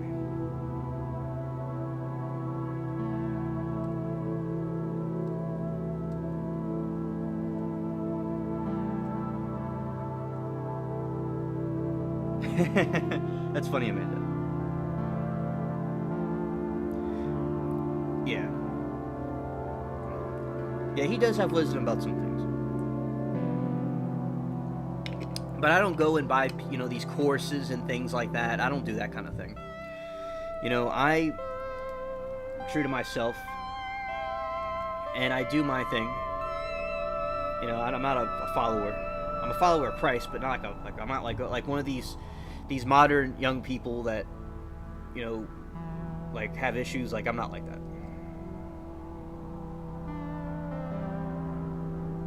Yeah, that's true way of the road. That's true. Like something what Hitler was, not Hitler, but something ABL was saying, like if Mustache Man said the weather was sunny outside, we would agree with Mustache Man that it's sunny outside, but not the other stuff that Mustache Man says, what Hitler would say.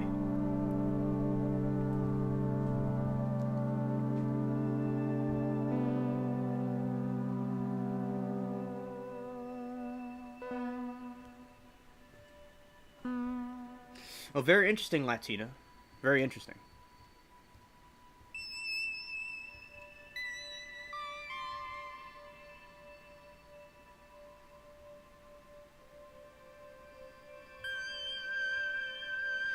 Stranded. Meta always has had a strange behavior, and it just gradually got worse and worse. That's what happened with that.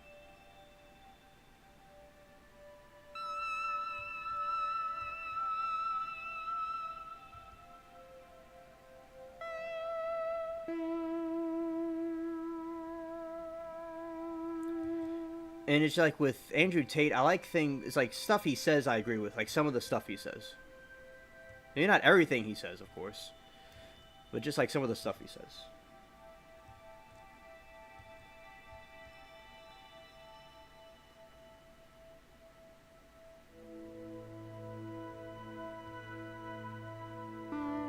And I watch all kinds of different people and influencers and quotes of different people and stuff. And Rebel, I understand. And Latina Rebel, I both understand the different points you have. And I just like some of the things he says, like the quotes that I agree with. So no, like I wouldn't agree with like prostitution, the things like that. I wouldn't agree with that kind of stuff.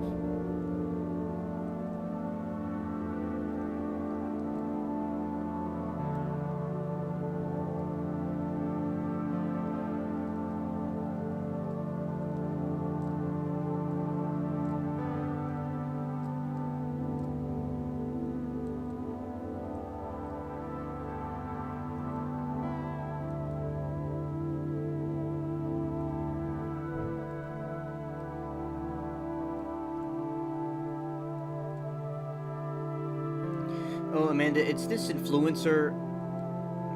He was a boxer, and then he did other things. And he's real controversial because he triggers people on the left a lot. And he had a lot of his stuff shut down, and he's, like, being detained in Romania for the alleged human trafficking stuff because he had this, like, webcam thing with the girls, and and some other accusations from people. That was basically like the situation with him. But yeah, like I don't agree with everything he says or does. I would never go with a trans person, and I'm not a Muslim. I just say, like Andrew Tate says, like, don't jump off a bridge. That's a good idea. No matter who that is, I would agree with him.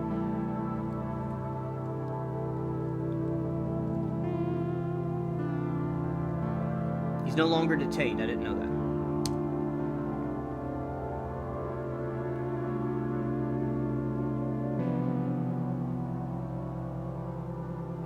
Yes, Stranded. Thank you. And I do too. I agree with you.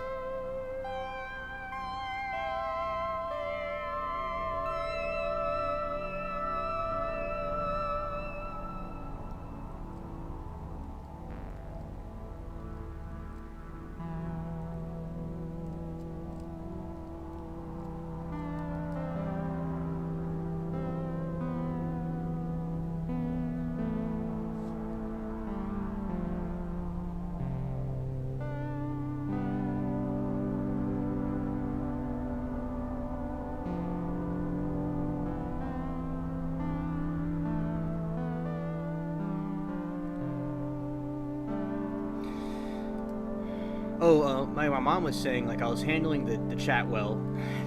Yeah, I know, Stranded. I was handling. She was saying how I was handling it well, and she just it was too negative, and she went and took a rest.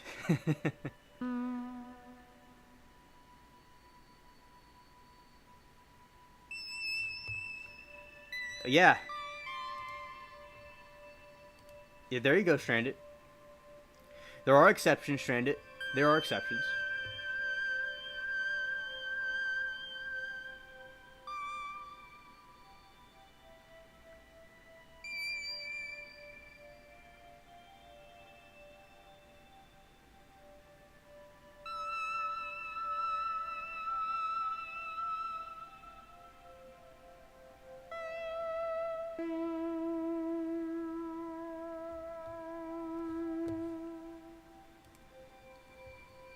Yeah, but the spaceship here is a safe place for everybody.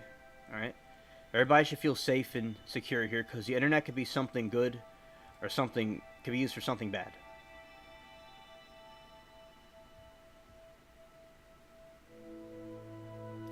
Exactly, Rebel. He did admit to it. You're right. I saw that, Rebel, and I saw the charges and stuff. He's right. That's true.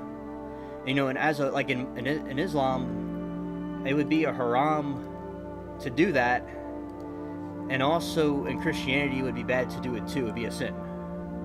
So no, Rebel, that's a good point. And they're saying about the legality, like they're saying if someone falls in love with somebody and lures them to do something like that, they're saying it's a form of human trafficking. But yeah, I see both sides of it, Rebel. And thank you for clarifying that, Rebel. It's good to have a balanced conversation about it.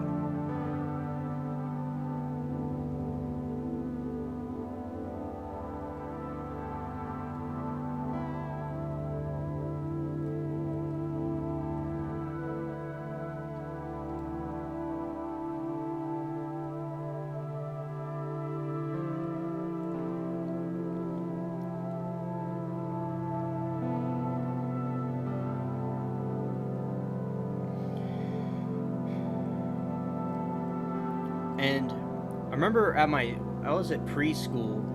I was at like it was something called a Little Red Schoolhouse. It was like a little school for like a pre-K of some kind. And I was at the place, and the people were like we had a Mardi Gras parade there, and we had like these wagons, and I would throw beads, and I accidentally threw beads at my mom's face.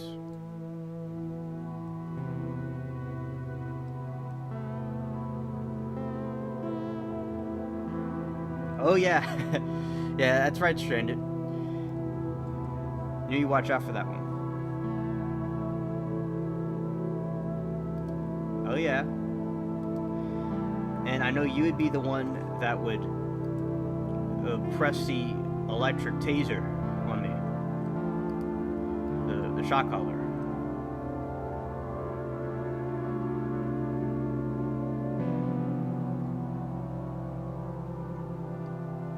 Oh yeah, yeah, even tomatoes.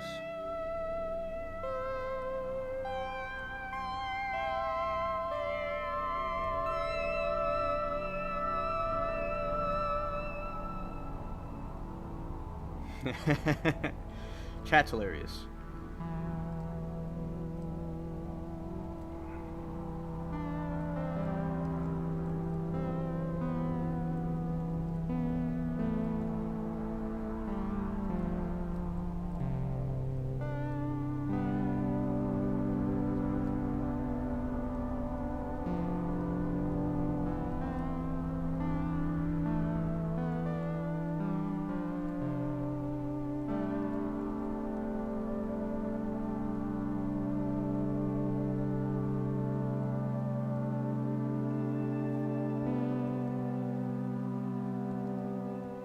Oh, and also,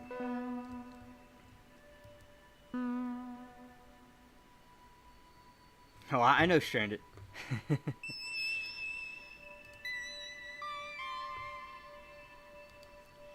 was funny.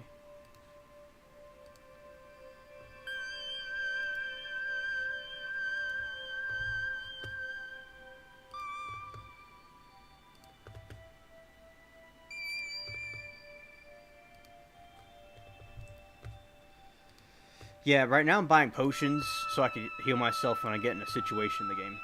Yeah, so that was what I did, and I remember the real French influence from when I was little. And when I was little, the French influence, like I remember there was these like the churches and stuff, and I remember there was some of these songs the little children would sing in the French, but I just don't remember what it was and what it meant. But yeah, it was pretty cool, and I enjoyed it. And let's see what Amanda says. She hit her mom with a bumper car when she was still getting in hers. What was she thinking, Amanda? And oh, another time I had this got a part of it got ruined in Katrina. I had a Spider-Man glove, and I had the spray thing, like to shoot the webs, and I actually thought I was able to fly around with it, but I was disappointed when I couldn't. This nice blue and white goop just comes out of it, and I was trying to get it to work, and I couldn't get it to work. And then I just put it out, and I started spraying, and I accidentally sprayed my mom. She had her glasses on in the face, and I just sprayed the like the outside, like over in the other yard, like where the cats were, like the wall and the door and everything. It was funny. Oh yeah, man, that would sound like a thing, yeah, an unfortunate thing, yeah. Now this, let's see how this is going to work. I think y'all can see that. So basically, this was not ruined in Katrina. This was a Spider-Man mask I had from when I was a kid. It doesn't fit me anymore, I don't think. Yeah, it could still fit me. But basically, so yeah, this was the one I had. And it didn't get ruined. But the other stuff got ruined.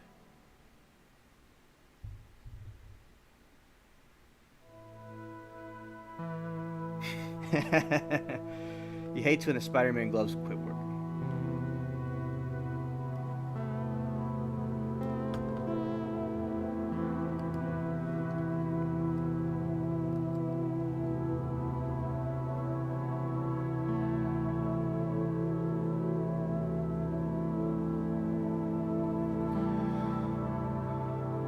Oh yeah, I'm sure it did, Amanda. Yeah, I don't doubt that for a second.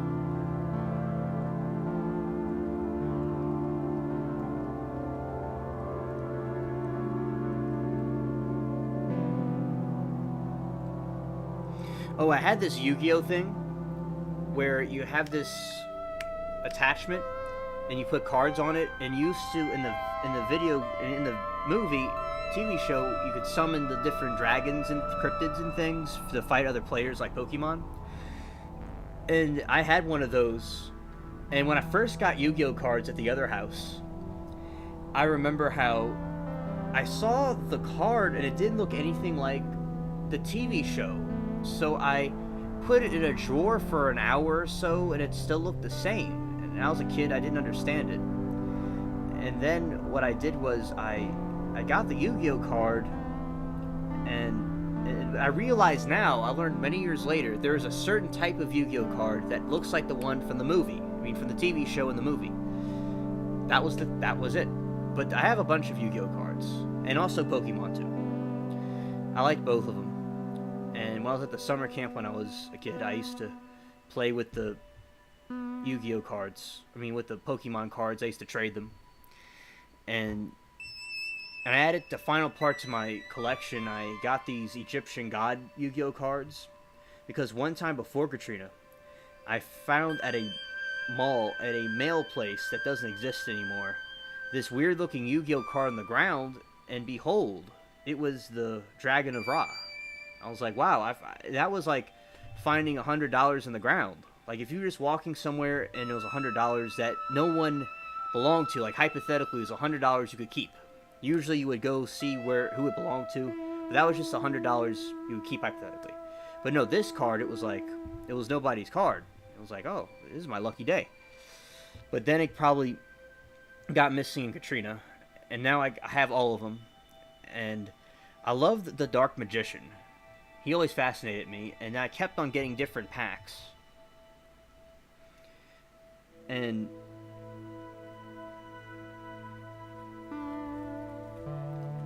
basically, what he does, what I did, the Dark Magician, yeah, and then I finally got one of them, and also,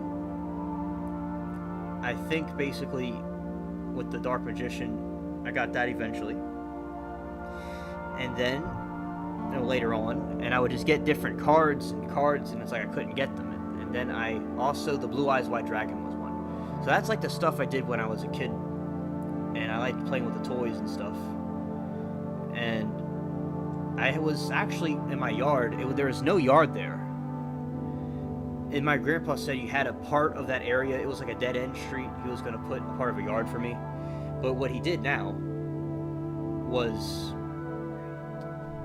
well, basically I prayed in the back room around 2004 that I would have a bigger yard, and Katrina happened and I got the bigger yard. So that's why I was very, very blessed that Katrina happened, and it brought me something better than before.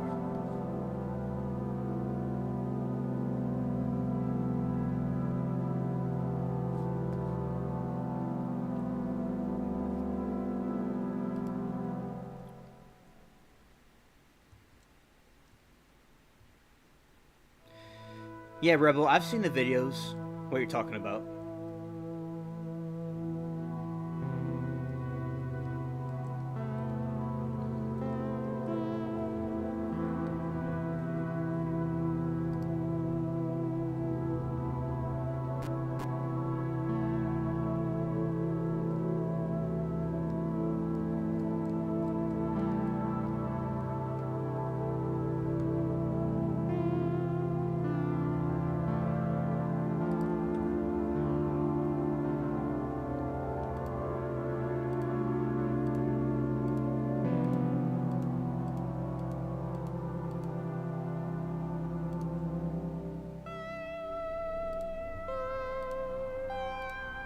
Yeah, so that's basically, you know, the situation with that.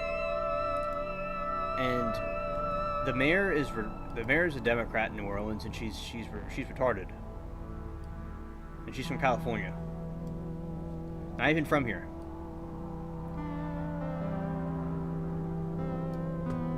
Yeah, and a lot of people don't feel that George Bush, like the president, handled the situation in New Orleans, right? Some people think that. And the mayor especially, that guy, but like, his name was Mayor Ray Nagin. He's in jail right now, and he was saying some stuff like, he was saying about how, I remember that he was saying after Katrina, New Orleans would be chocolate.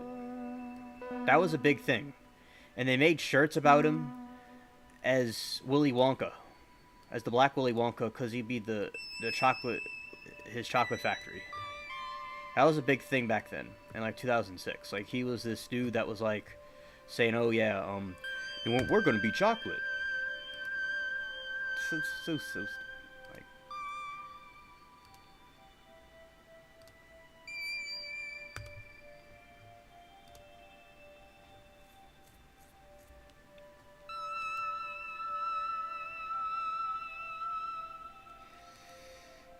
Yeah, Way of the Road. Yep.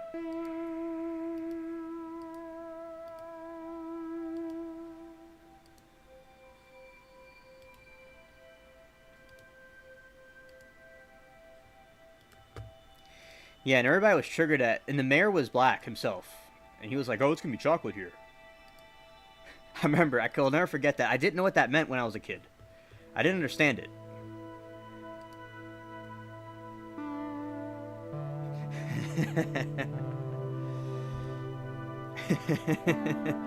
Yeah, he was funny, and he was black. As I said, he was black, and he was like, "We is gonna be chocolate."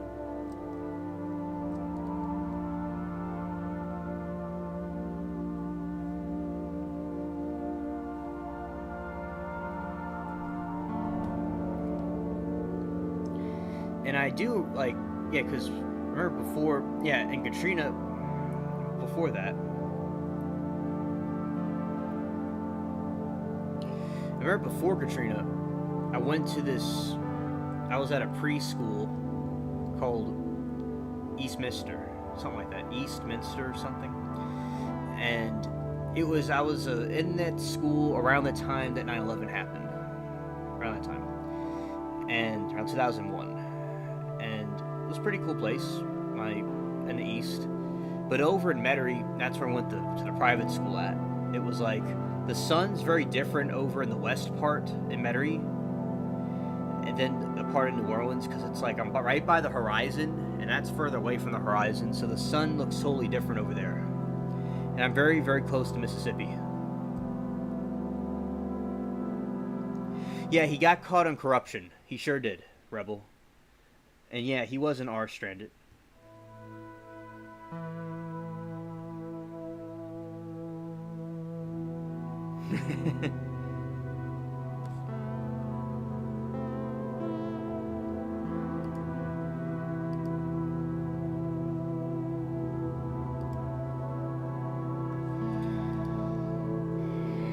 And also, basically, like with the guy, yeah, he was really bad, that mayor.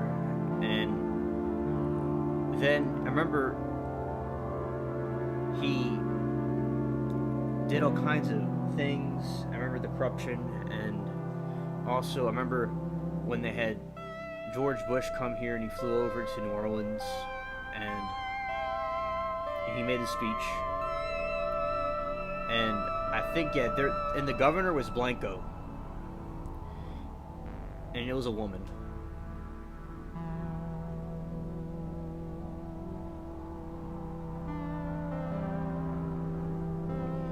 Oh yeah, Latina, California is terrible.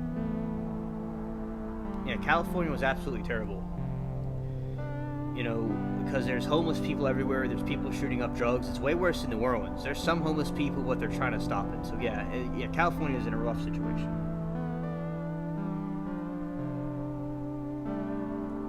Yeah, Rebel. So Amanda, Rebel was saying a point that I was making, that the mayor of New Orleans back in right after Katrina, he said that the city was going to be chocolate because there'll be black people everywhere.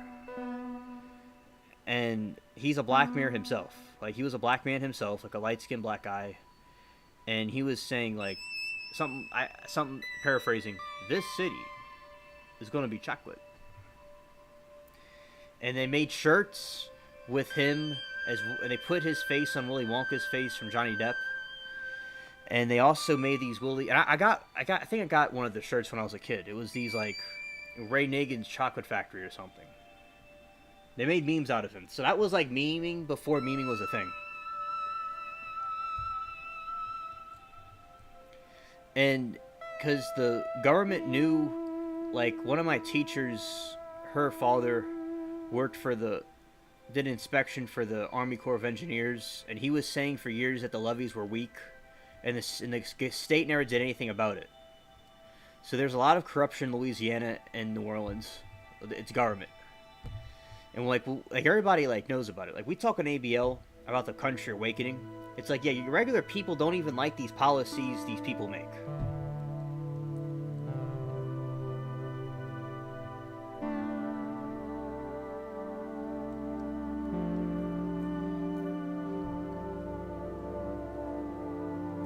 I guess me being here makes it caramel, because I'm white with the other blacks.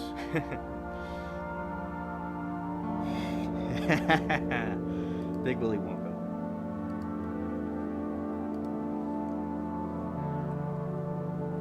Whoa! Didn't that ship just appeared there? And I couldn't hit it.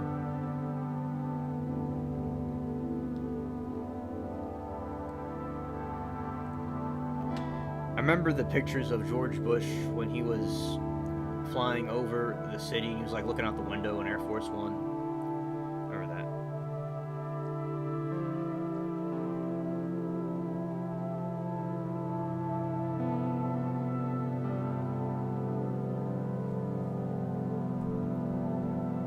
Oh yeah, I know. Exactly. They are trying to destroy California, and they started there, and they're trying to do it to the rest of the country. And they're trying to do things to farmers and control the food and stuff. Yeah, it's terrible.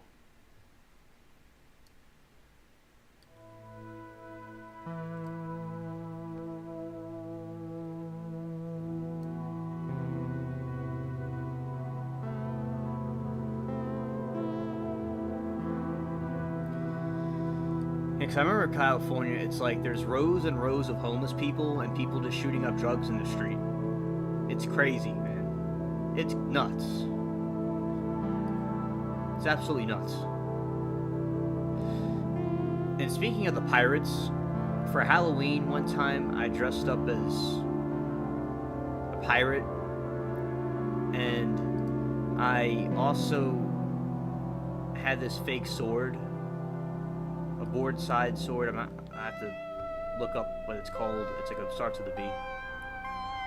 And then we went to Six Flags before they shut it down because of Katrina.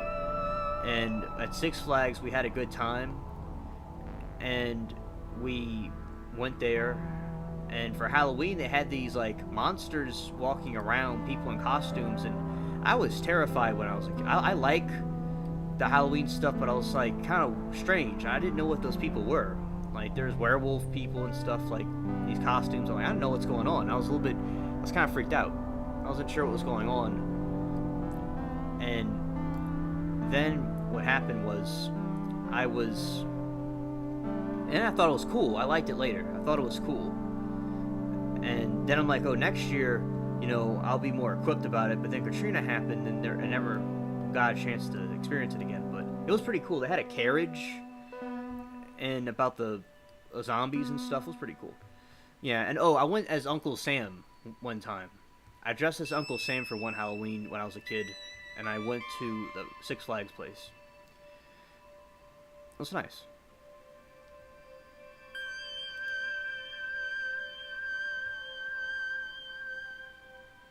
Yeah, Stranded, exactly, and I can confirm that that's exactly what happened. They wouldn't upgrade the levees, but now they did. They did now because the Congress was trying to shut the city down, but they said no because our country needs New Orleans, and like they had to go and, you know, save the city because it's important. The whole state needs this city for its survival, so they put out the money to fix it.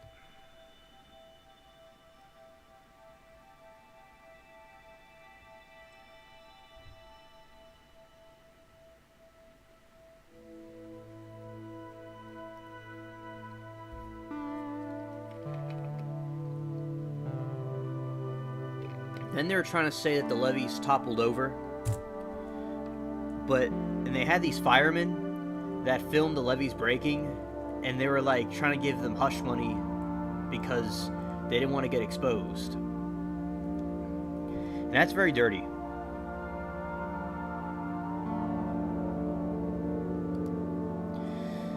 Latina, that's a good question. So Mardi Gras is not evil.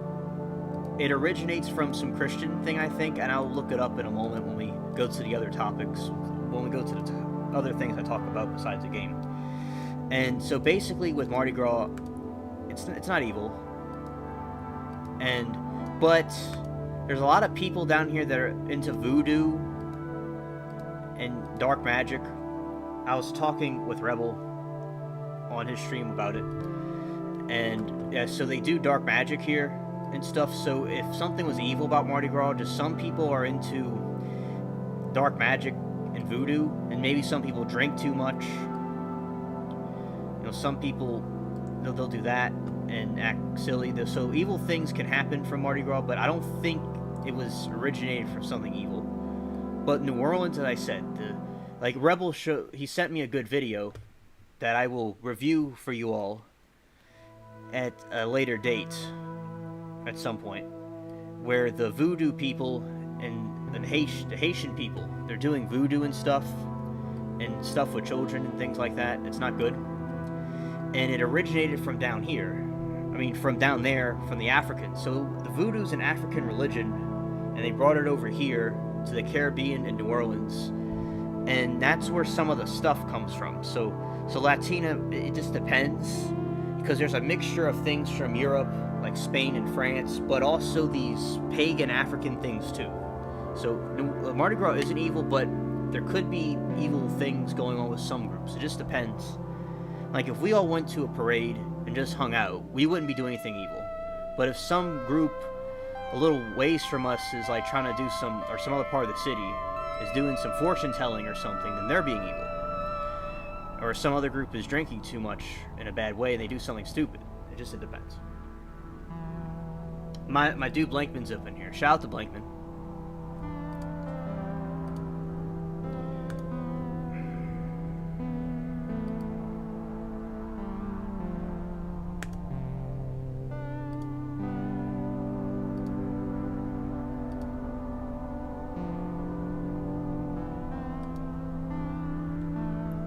Oh yeah, exactly, Stranded. They're trying to cover it up as much as they could. Oh, and also the people got sued, but there was like a settlement, and people didn't really get like everybody sued them. The Army Corps of Engineers and the different groups in the city, and yeah, no one really got much from it. It's like, it's so shady here. Like, there's a lot of corruption here.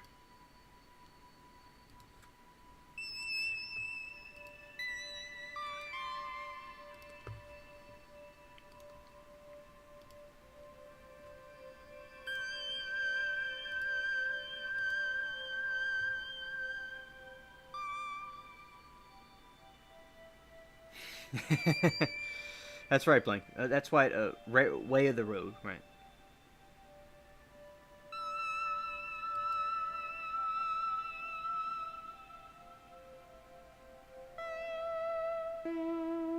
Yeah, Blankman, exactly.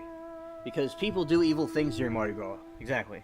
But not every single person. Some people just like the beads and hang out with friends and stuff. But yeah, there's people that do evil things there, though.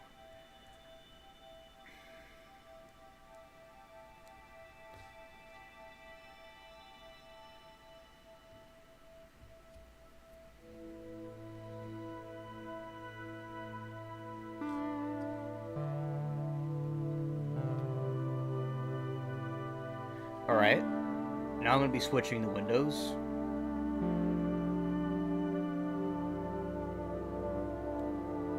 In the game, the treasure fleet is out there.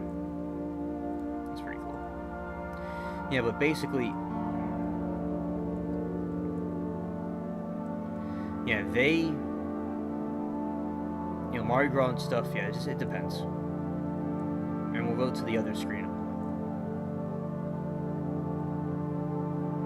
Alright.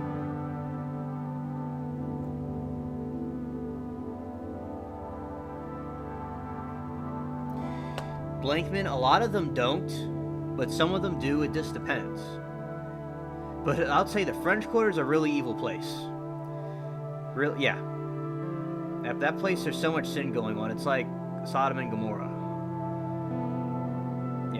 So it just, some people are, some people aren't, but there's a lot of not good things that go on there, yeah.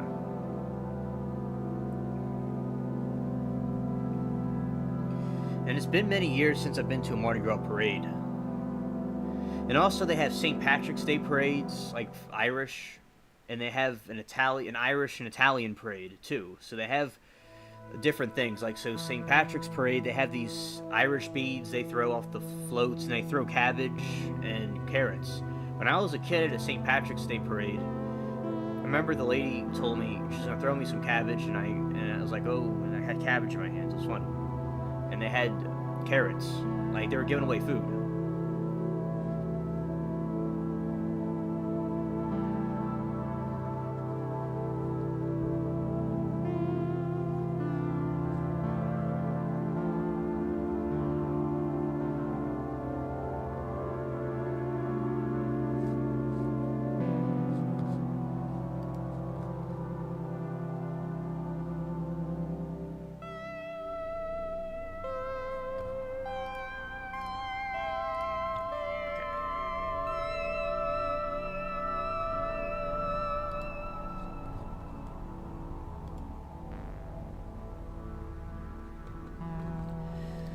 Hey, here I go.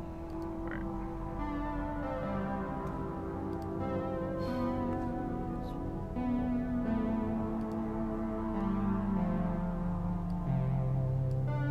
Okay. Look up some things.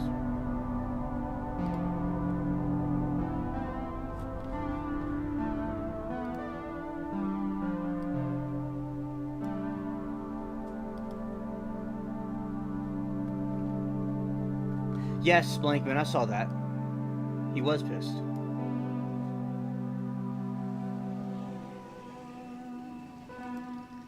Oh yeah, Way of the Road, it's like that here. It certainly is. And...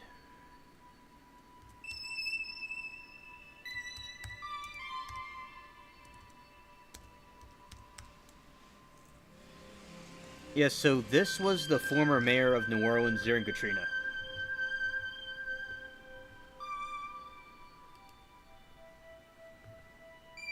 Yeah, this was him. He was saying that New Orleans was chocolate.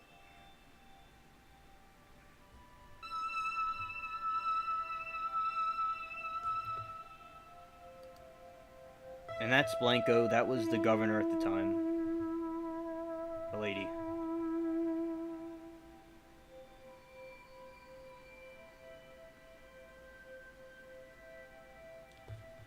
Yeah, and that's them with Bush.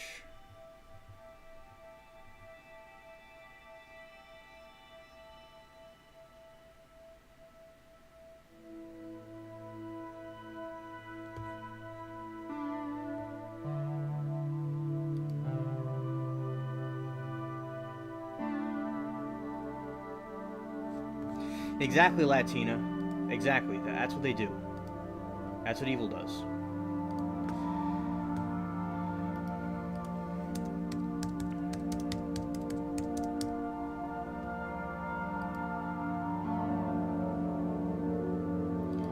Yeah, so... yeah, that's him as Willy Wonka.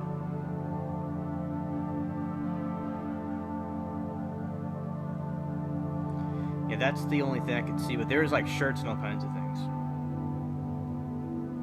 Yeah, Blankman, I agree. I agree. It's cringe what all these other politicians are doing now with Trump. It's just cringe. They're not professional.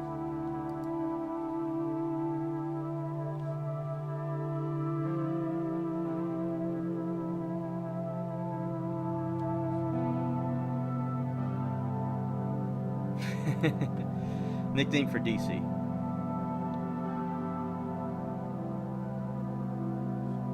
They got Michael Jackson up in that. That's hilarious. This is a hilarious meme.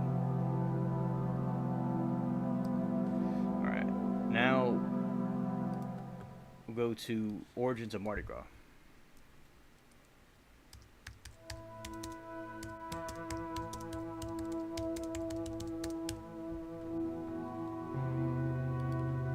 Alright, the very first American Mardi Gras celebration took place in March 1699. Wow. That's a long time ago.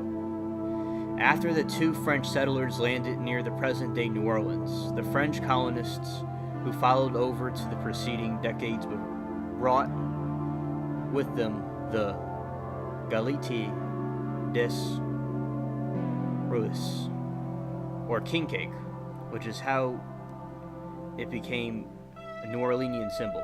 So it started in 1699. That's when America was still part of England, I believe. Let's see. Yeah, when the colonies were there. Yeah, that's right.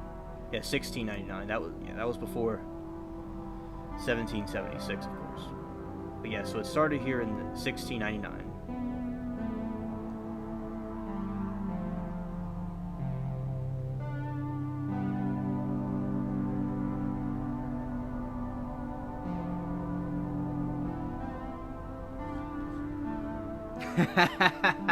That's hilarious, Latina. That's hilarious.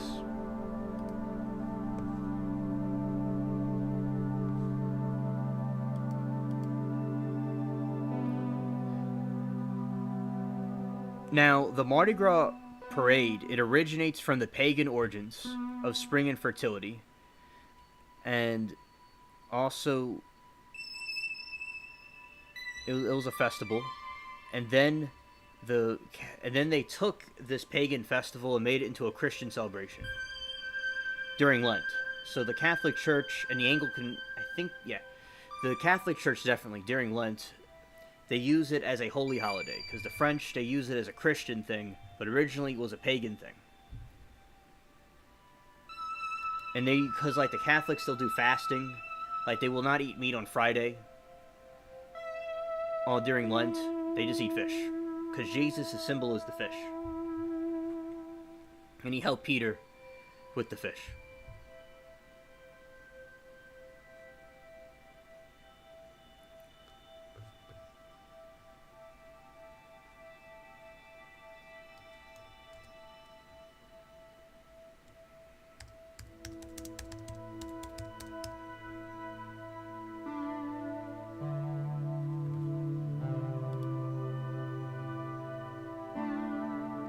And it's also celebrated in France.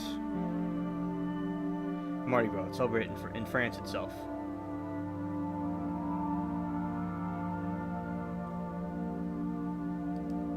And let's see, what did he get arrested for?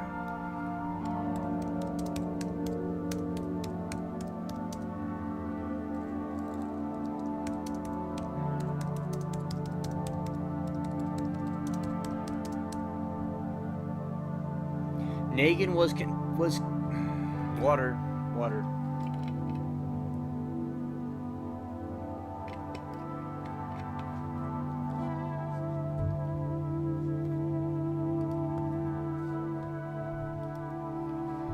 Nagin was convicted on 20 of the 21 accounts by a jury on February 12, 2014. These charges included that he had taken more than $500,000 in payouts from businessmen in exchange for millions of dollars worth of the city's contracts. That's why he was arrested. Or that's why he's in prison.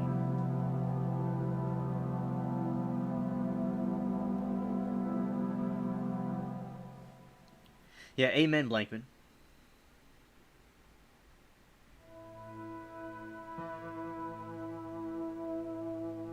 Oh, Way the Road, I didn't know that. Thanks for letting us know.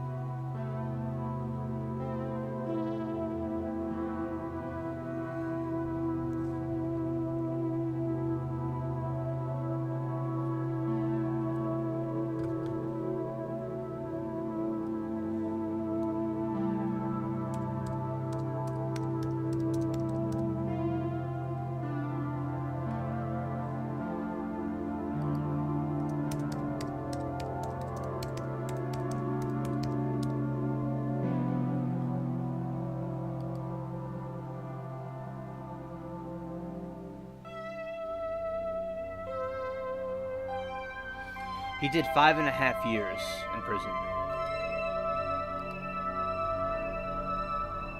He was sentenced to 10 years in prison, and he did 5.5 years.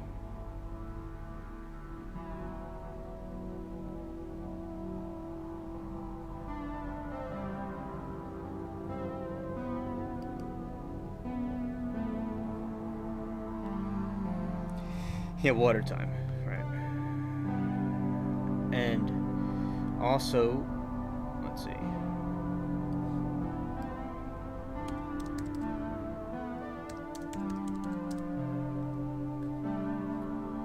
And right here, this is some examples, like people, let's see, they wear different costumes and stuff from Mardi Gras. And as I said, there's a lot of sinful people mixed in with these things, but they kind of made it into a perverted thing, some of them, but it's supposed to be not a perverted thing. And those are the floats. They throw beads and stuff to people. It's a lot of people. Yeah. And also, yeah, the beads. I still have beads and stuff and things from Zulu stuff. And there is some woke things in New Orleans. And yeah, and like the French Quarter, like that area is a woke area.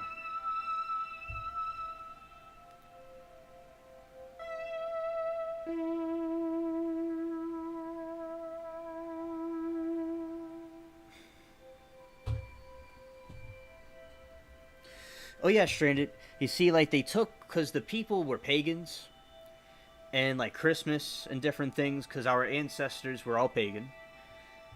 Maybe not like if someone like the people of Israel and stuff, like they were of the they were from way back when they were part of the covenant. But so basically, the European people and the rest of the world was pagan. And when the Catholic Church, they were incorporating some of the pagan holidays with Christianity. So that's why the holidays were turned into something for Christianity. Right. Yeah, but there's still some of the sinful people that will do sinful things on Mardi Gras. And you know, with this channel, the name changed throughout time. It was Hansel Cat.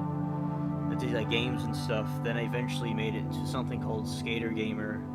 Then I made it after this the sound effect I put out, Alien Spaceship Sound Effects. I named my channel after that song, that sound effect thing, because it got thousands of views.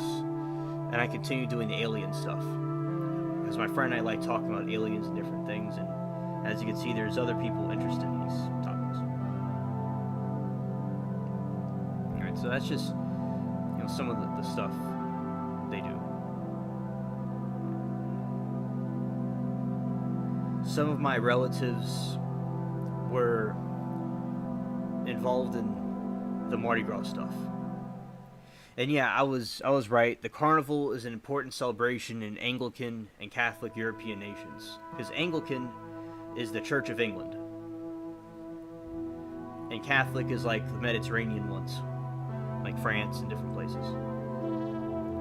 And it's because the Catholic and Anglican churches are very similar. That's why you see when the King of England, that when he was crowned king, it was very similar to like the Catholic stuff. And the Presbyterians, Church of like Scotland in Northern England, that one is more like American Protestantism. And so those are like the different traditions. But yeah, the Anglican, it's like both. It's like the Presbyterian one and the Catholic one. It's like a hybrid of both of them. I've not... When I was little, I looked through a telescope. But that's something else I want to do. With all the stars and stuff here. Yeah. Yeah, telescopes are cool.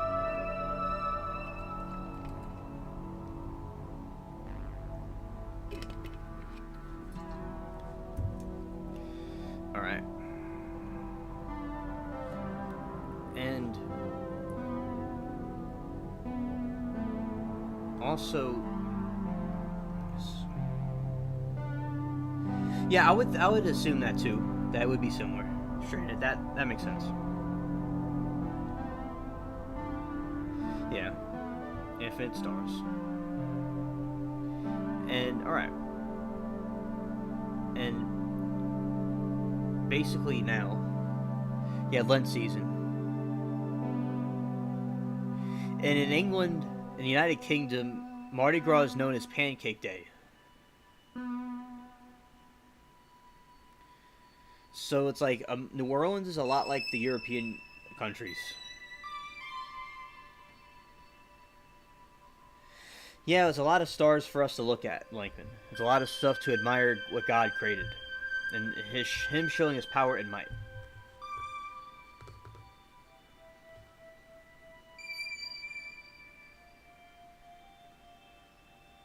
Oh, Rebel, really? That's interesting. And also, I'll talk about the New Orleans graves. Let's see.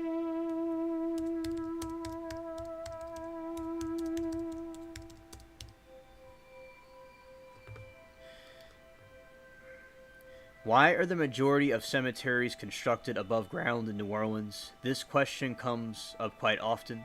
The most widely spread response is that it is due to our high water table, and the majority of New Orleans is built upon reclaimed swampland, and much of the city is located below sea level.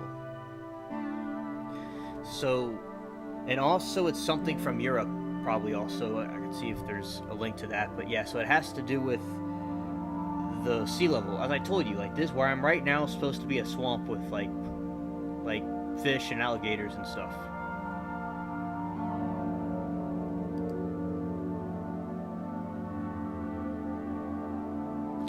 And trigger warning, chat. Alright.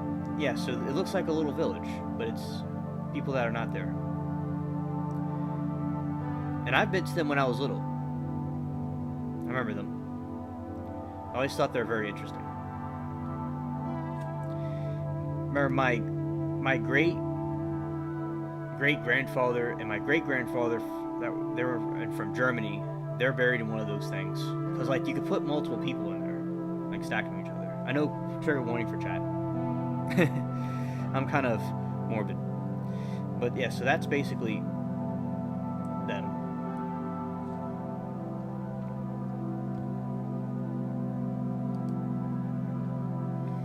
And also the New Orleans levees.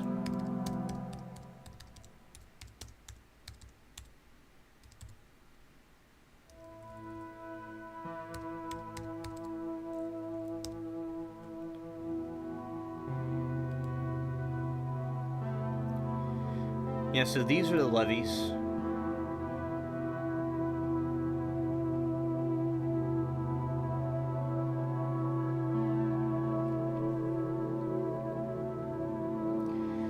Yeah, so basically, yeah, that's the levees in New Orleans, and that's the ones that failed. So you have these storm surges that go where you see the water, and then these things, they got breached and they went to where the houses are, and that's not what's supposed to happen, but it happened anyway.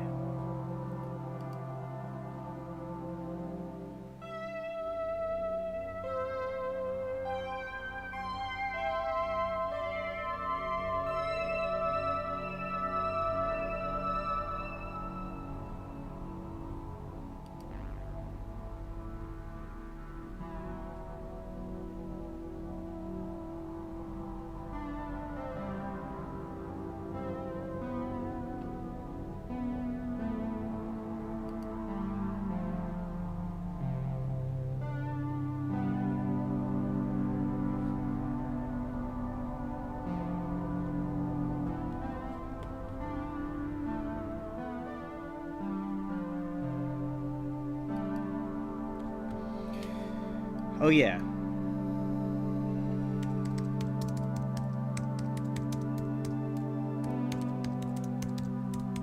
That's something, yeah. I'll look that up. The coffin dancing is a tradition to celebrate a death and the journey to the next birth or world. The dancers are pallbearers who dance instead of walk, with joy instead of solemnity. What is this? It is believed that dancing with the coffin at the funeral brings joy to the deceased's soul. So that's the reason why they do the dancing coffins.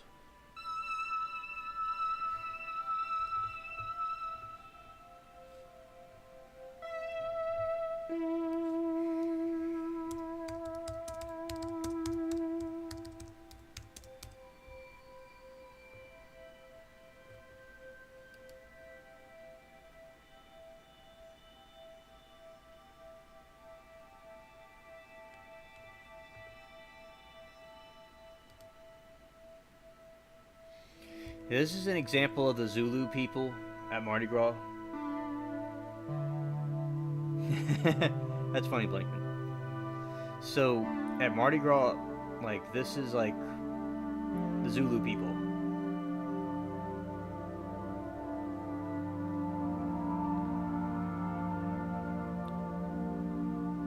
And you're welcome, Stranded. And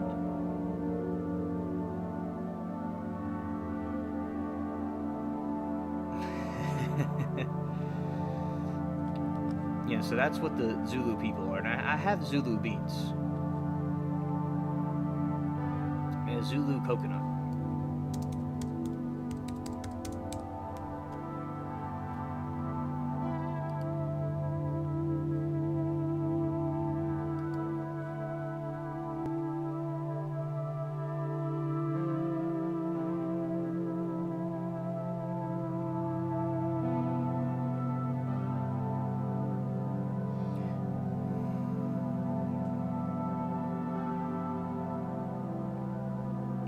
Yeah, these are the Zulu coconuts.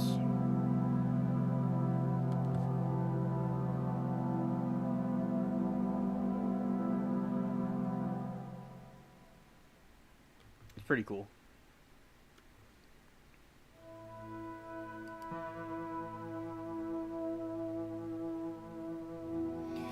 The historic name for Zulu coconut is the golden nugget.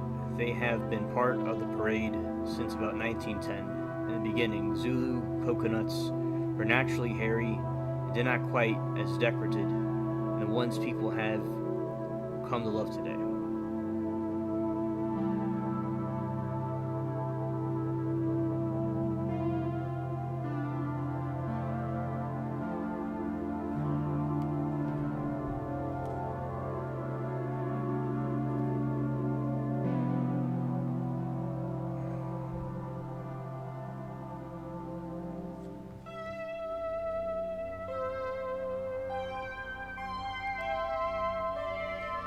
We got Rebel, he's got the news. He's saying,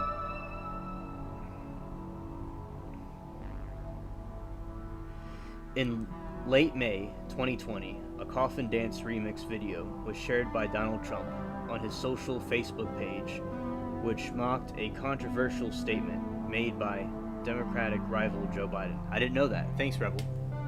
It's pretty cool.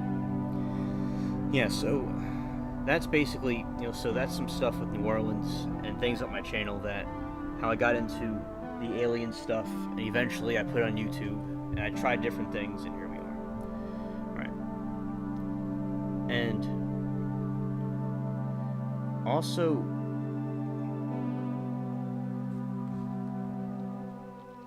here.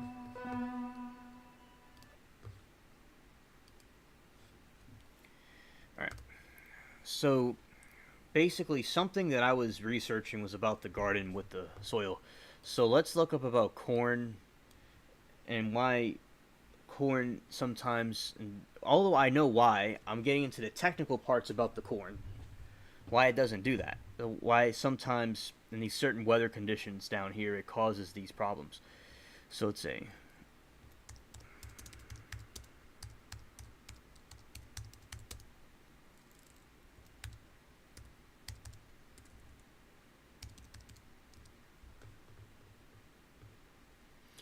Yeah, so why does the corn... Yeah, let's see, if ears is that one. Yeah, so what I want to say was, let's see, corn... Let's say corn...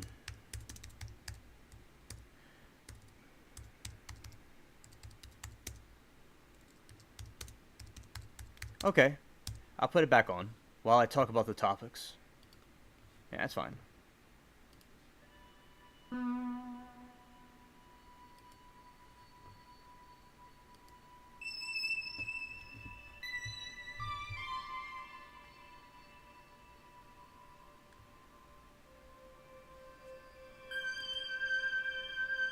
Yeah, 3 weeks is a good amount. So I think my corn, it did go the right amount. And I'll look up this other thing that I found about it. Let's see. Yeah, the corn short. Now, I have short corn that came out very well.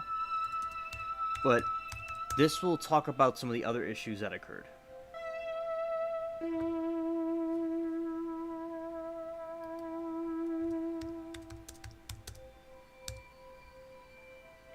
Corn plant height potential is determined by the genetics, but modified and influenced by the environment. Specific factors that affect height include water intake, temperature, and light interception by top levels during growth. So I've grown corn like earlier this year. I remember Rebel and I were talking about it, and he was saying because of my weather, we're able to do it. But there's a point when it gets too hot and humid and weird, and especially there's a transition between the hot and cold that happens, and it causes issues with the corn in that very instance later in the year. But in the beginning part of the year, like in January, February, when it sprouts up, yeah, although the corn was shorter, the stalks were shorter, the corn came out beautifully. And later on when the corn comes out, like in the recent one, some of them looked alright a little bit, but the other issues came from the problems with the weather a little bit, the drought perhaps, but I watered them consistently. And also there's factors with soil, water intake, and I'm going to keep on studying about different things and tweaking things with the soil if necessary, but I have good fertilizer. But my corn comes out fine.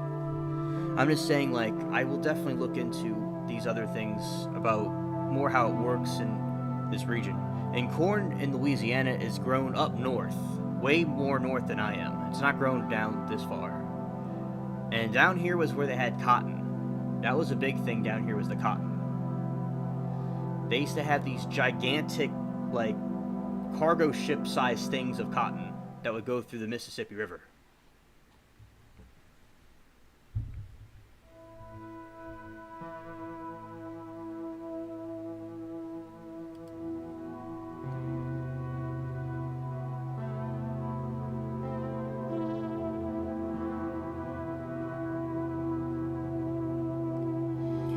Uneven emergence and plant heights are caused by several factors, including variation in soil, like I said, seed depth, residue distribution, soil crusting, and soil moisture.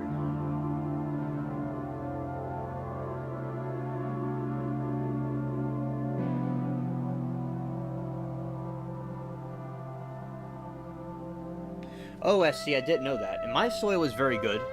And, like, if I dig deeper in the ground, like, a little bit, you find seashells and random junk sometimes. Because they filled this place up a long time ago, like, over 100 years ago. And, like, this house and the other one next door was built, like, 100 years ago, over 100 years ago. And that's how they built the street. And the road in front of the house was a dirt road at one time. Then they made it into pavement. My great-grandmother did that. She paid for the street to be there. Like, she turned it from dirt road into regular road. Yeah, shout out to the farmers. And also, I'm going to review some of my own videos I did on the farming stuff to analyze the different... I did this yesterday. But I'm also doing it today for other people that are here, that weren't here yesterday. And I will say that, you know, the broccoli was very good. And the broccoli was good, I did. And the radishes and the turnips, very good. But as I said, the lima beans grow very well. The peppers grow very well. And other plants do too.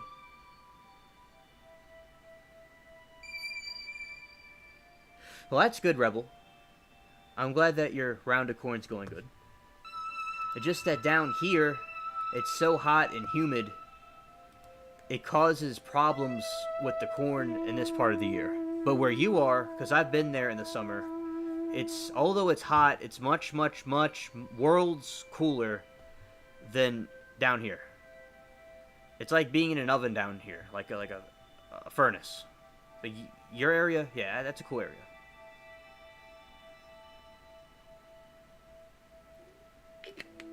Oh, and the house is cracking also. Yeah, as I said before. Let's see. And also, let's see the humidity.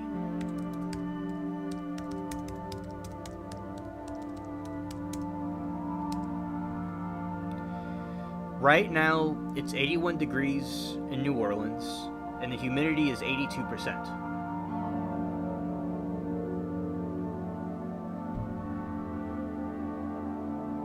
And also I have a wild palm tree in my backyard too. Let's see. And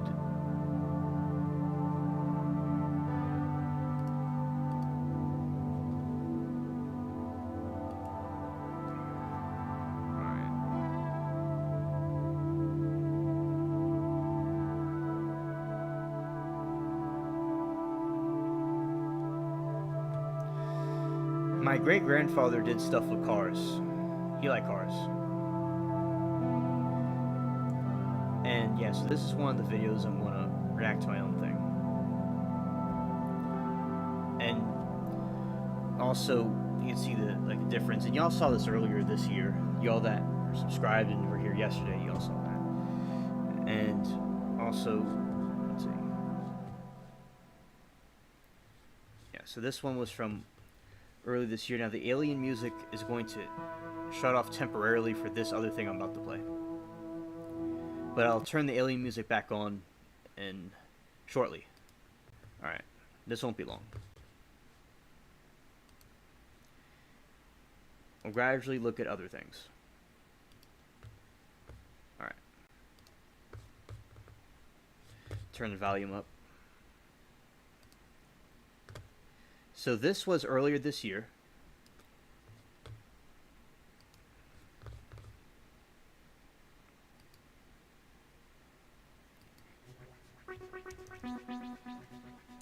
You see, like that was from a smaller corn plant, but you see, as you all saw before, that came out very well. Contrast to what we saw this time with the recent garden update that I did.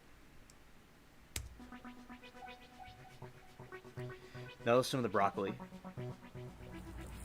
And finally, the corn is here.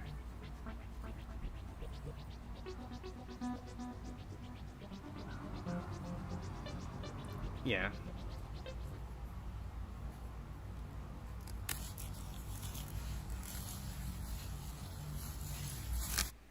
Yeah, and as I said, these are smaller plants, but they produced the corn that was pretty cool. It's pretty cool.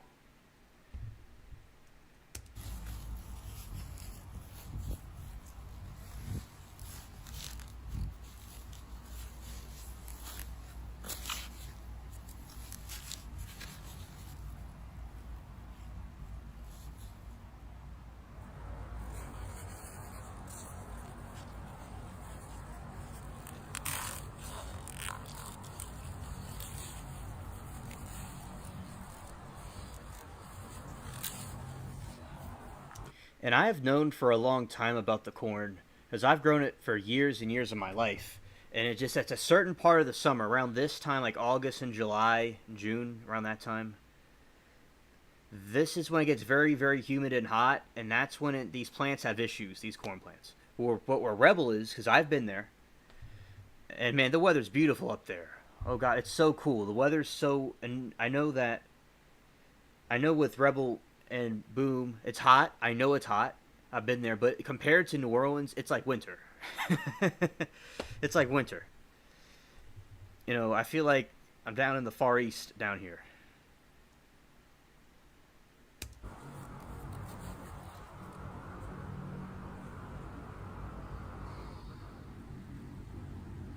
This is my corn that I harvested. Yeah, and I showed this in the stream one time. I still have them stored in the freezer. And yeah, that was the corn, and I ate some. It was very, very delicious. Very delicious. As I said, what I did was I froze it, and then I got very, very, very hot water, and I put it in there.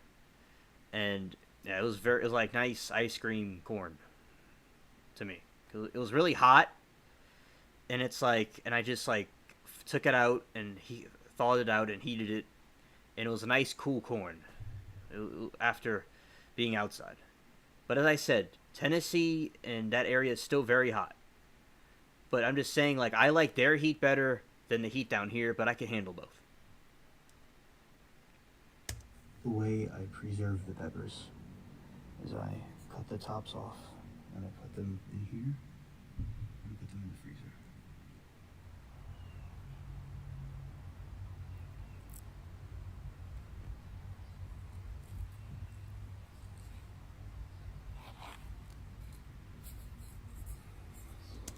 Look how green that is. Like, it's so green.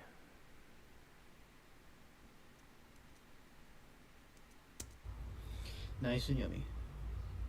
You see here, it's blooming, and that's fine. It's still edible, but I'm going to let this one flower. And I harvested the seeds from that. And I'm going to pick this one. And this one.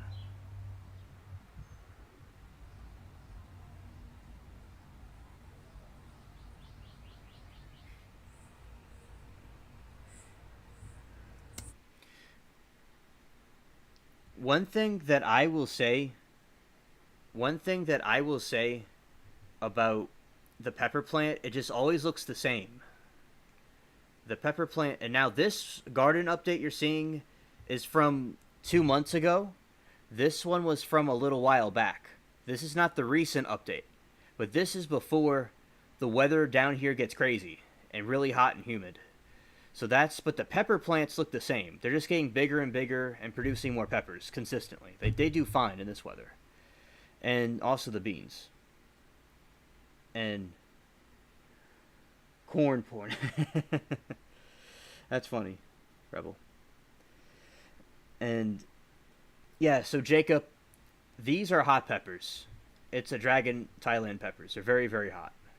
And as I said, I'm about to show you the recent update where the corn didn't do as well because of the weather. So I'm showing you, this is the one from earlier this year, and I'll show you the contrast from the one that happened recently. All right. Thanks, Blankman. Thanks. This is looking great. I'm going to make some powder out of this. Oh, and I've dried out many of them. And then you put them in a machine and you grind them up, and there you go.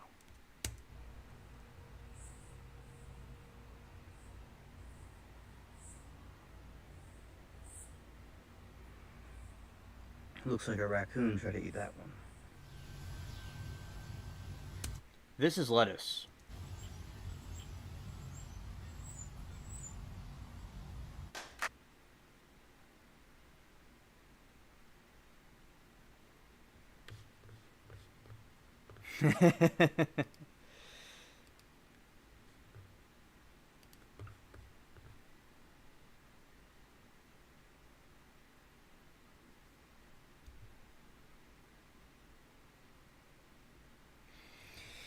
Well, Stranded, as an alien, I use these complex tools.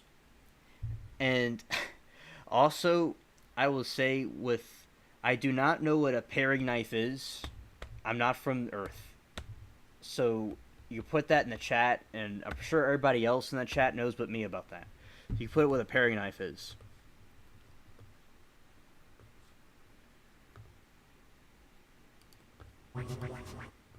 Alright. No. Now this is the Edgy Garden update.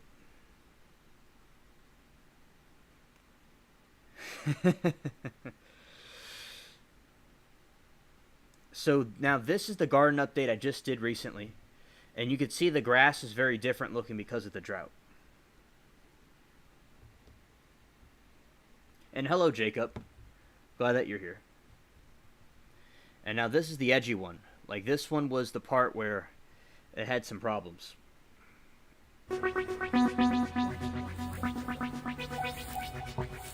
You see, like... And this is the drought down here.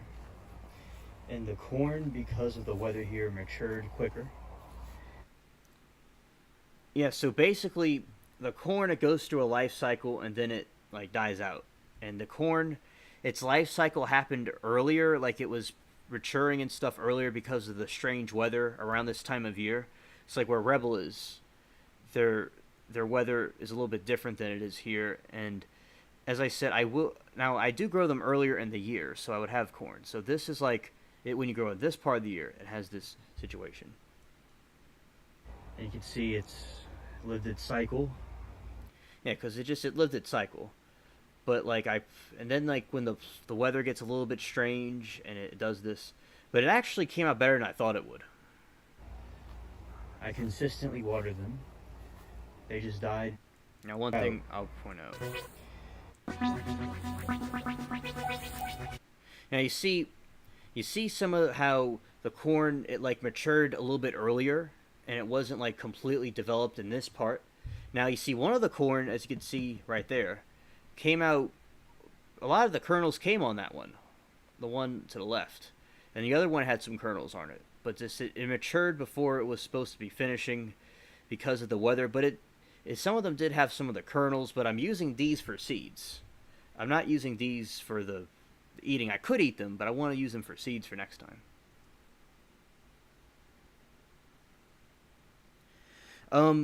I don't know anything about corn smut. No, it's not wheat. It's corn that lived its cycle. Right. And this is the drought down here. And the corn, because of the weather here, matured quicker. And you can see it's lived its cycle. I consistently water them. They just died from old age. And I'm going to use, although earlier this year I grew corn pretty well, this one I'm just going to have as seeds. You see, this one didn't really produce like the other ones you saw earlier this year. And I'll use them as seeds. And also, here's another one.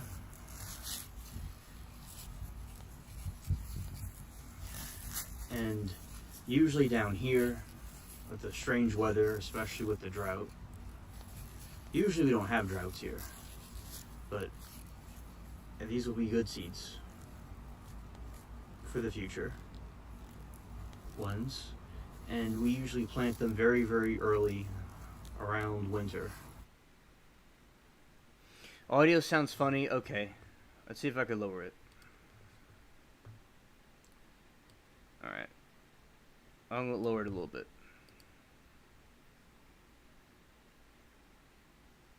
Yeah, you see, because that's what I'm saying. That you see in this situation with this corn, it's like it's not bad. It would still be edible. It wasn't completely finished developing when the plant was fertilizing itself. When it was pollinating rather. But that's why, like, since there's only a few of them, I would use it as seeds.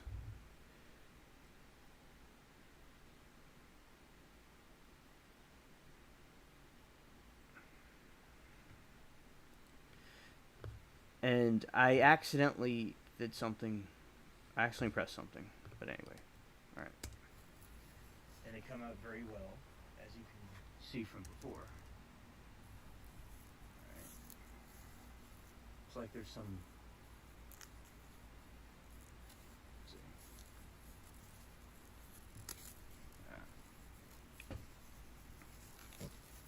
Okay. Now this one grew a little bit more. Yeah, that plant did a little bit better. And that plant did better. I have a lot of new seeds, as I said. I'll pick off some more right here.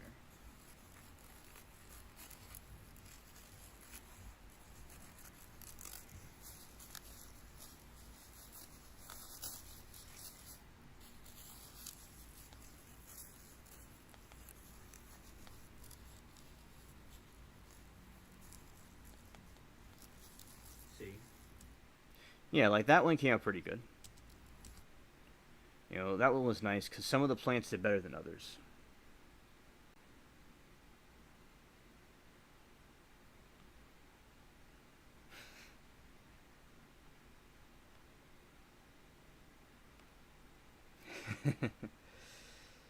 Alright.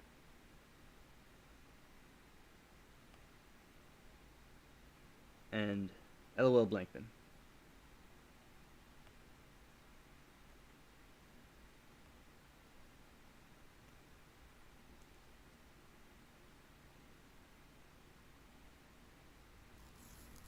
There's some there. Yeah, so that's a piece of corn that was not completely. So this is like a scientific thing also. Like you could see, like that's corn, what it looks like when it's being developed. Like before it's fully grown, that's what it looks like.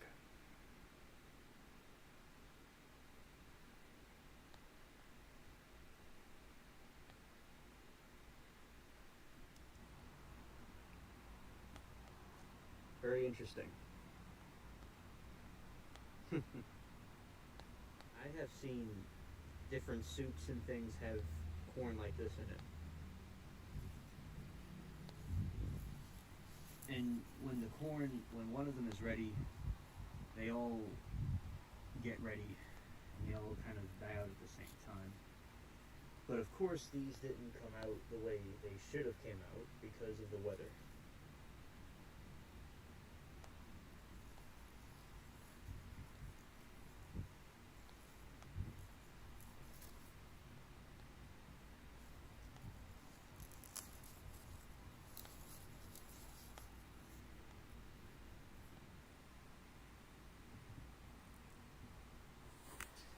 The peppers are doing excellent. And this is just the same thing. As you can see, the peppers are doing great. And, you know, in this kind of weather. And as I said, I'm saving the corn and the different things that I have.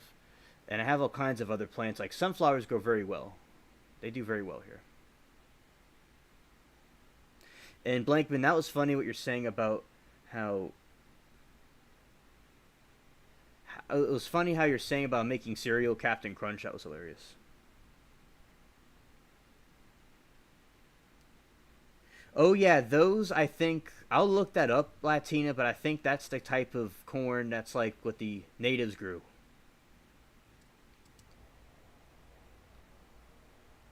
Doing very well. They're in the shade and they do better in this type of environment than the other plants because this is tropical. Like India. That's why they thought they were in India when they came to the Caribbean islands down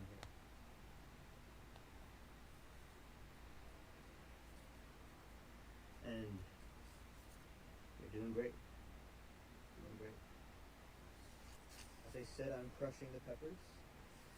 This plant's getting in the way. But I'll also make hot sauce too. I'll do that also.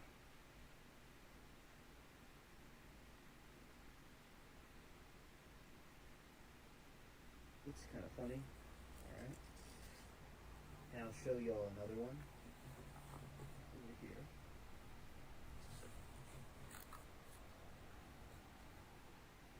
Over here. Yeah, Stranded. That's what I thought too. That the baby corn is used for soups and stuff.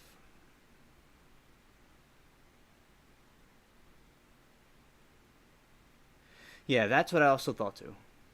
Got some lima beans. These nice white beans. And I've harvested them already and I've replanted them over in the other area. And they're doing excellent.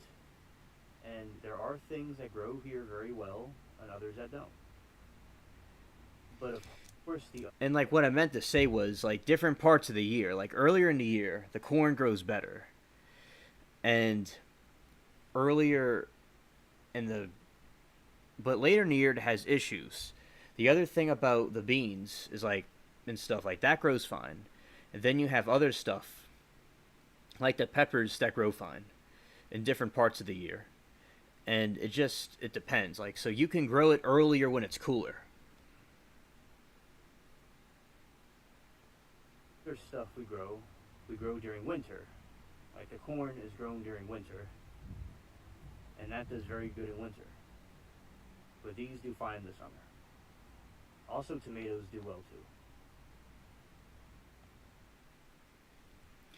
Alright, that's the video. And over here. Alright. So that's basically the situation with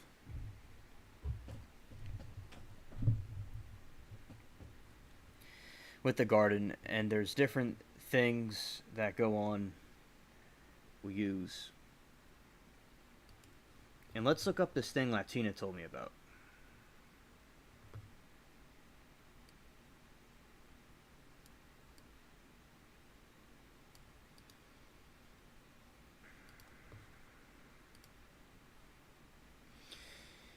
I have never saw that in my life.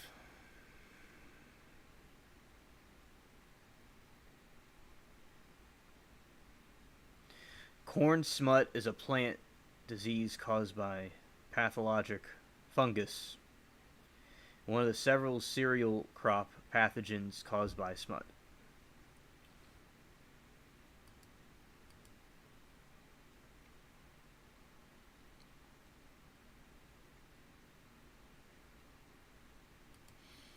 I have never heard of this in my life. Corn smut, or Hute la coche, is very similar to other variants of mushroom. It has an early flavor combined with the taste of corn. It means that while it's similar to other mushrooms, it's also very unique. This one of the reasons it's so prized in Mexico and Latin America.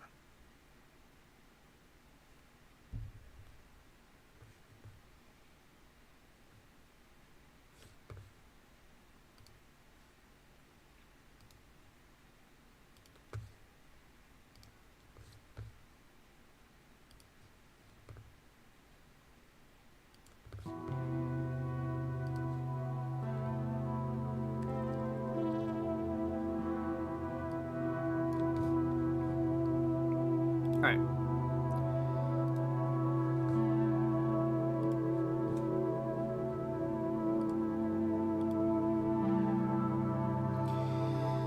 Wow. As I said.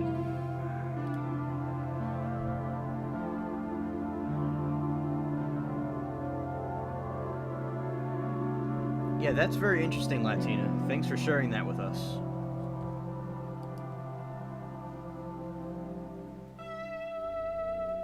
Yeah, I thought it was from a Mexican dish.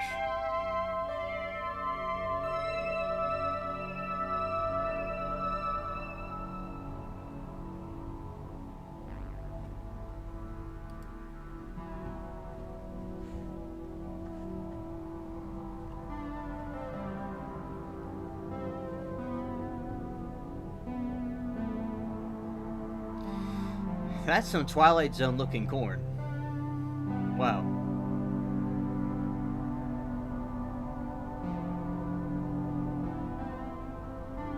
Latina was right when she said it was scary.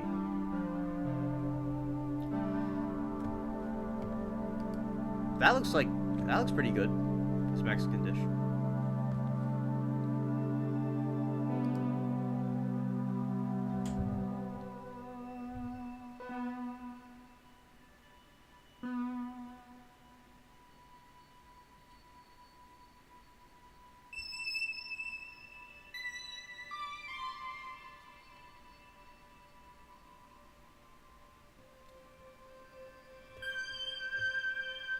I like nachos too.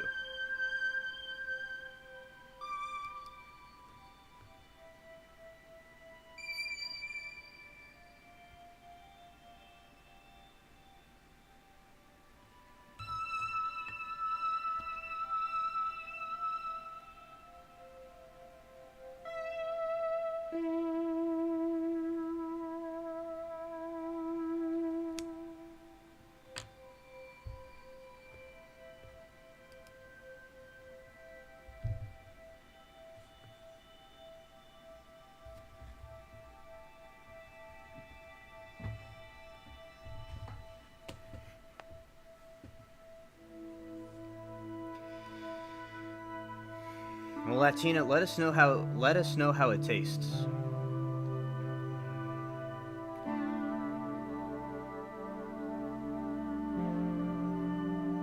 And I think I might have had something like that before, and I wouldn't mind growing that myself, seeing how that goes.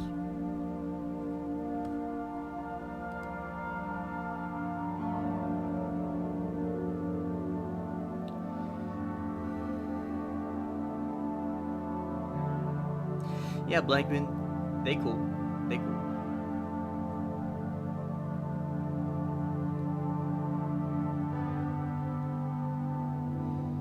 It looks like radiation corn.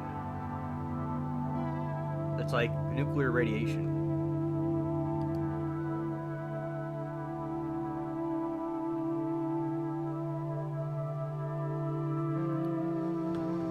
Alright. Now, so that's like the different plants and things we're just talking about in my garden, reviewing some of the stuff. Alright, Stranded, good night. Thank you for coming. Also now, talk about this Titanic thing. Let's see.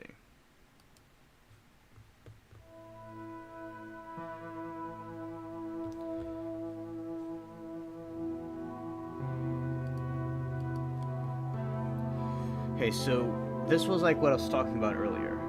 So the new Titanic expedition planned months after the fatal Titan sub explosion. The US government is trying to stop a planned expedition to recover items of the historic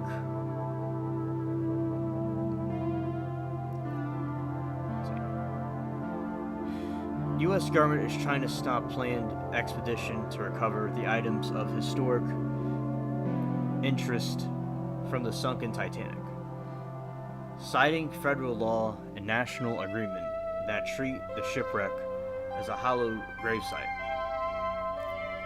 The expedition is being organized by the RMS Titanic Incorporated, the Georgia-based firm that owns the salvage rights over the world's most famous shipwreck.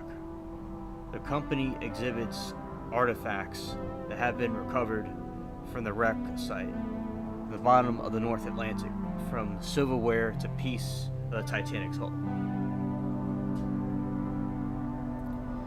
The government's challenge comes more than 2 months after the Titan submersible imploded near the sunken ocean liner, killing 5 people. The battle in U.S. District Court in Norfolk, Virginia, which oversees Titanic salvage matters, hinges on federal law and pact with Great Britain to treat the sunken Titanic as a memorial to the more than 1,500 people who died. The ship hit an iceberg and sank in 1912.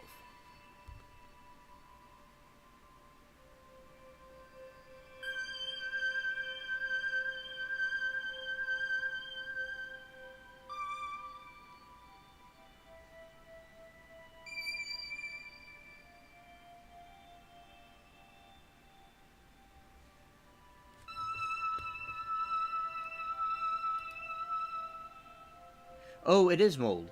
I agree. I think it also is mold. Because I've seen mold and stuff from, like, Katrina and stuff. Yeah, I think that's mold. It looks like a crazy looking plant. It sure does. But yeah, like, to me, it looks like mold. Also, I agree. But mold, I believe it is a fungus.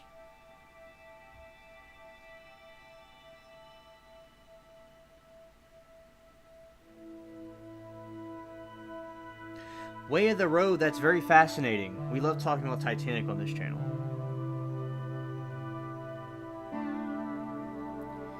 The battle in the U.S. District Court in Norfolk, Virginia, which oversees the Titanic salvage matters, hinges on federal law and pact with Great Britain to treat the sunken Titanic as a memorial to the more than 1,500 people who died. The ship hit an iceberg and sank in 1912.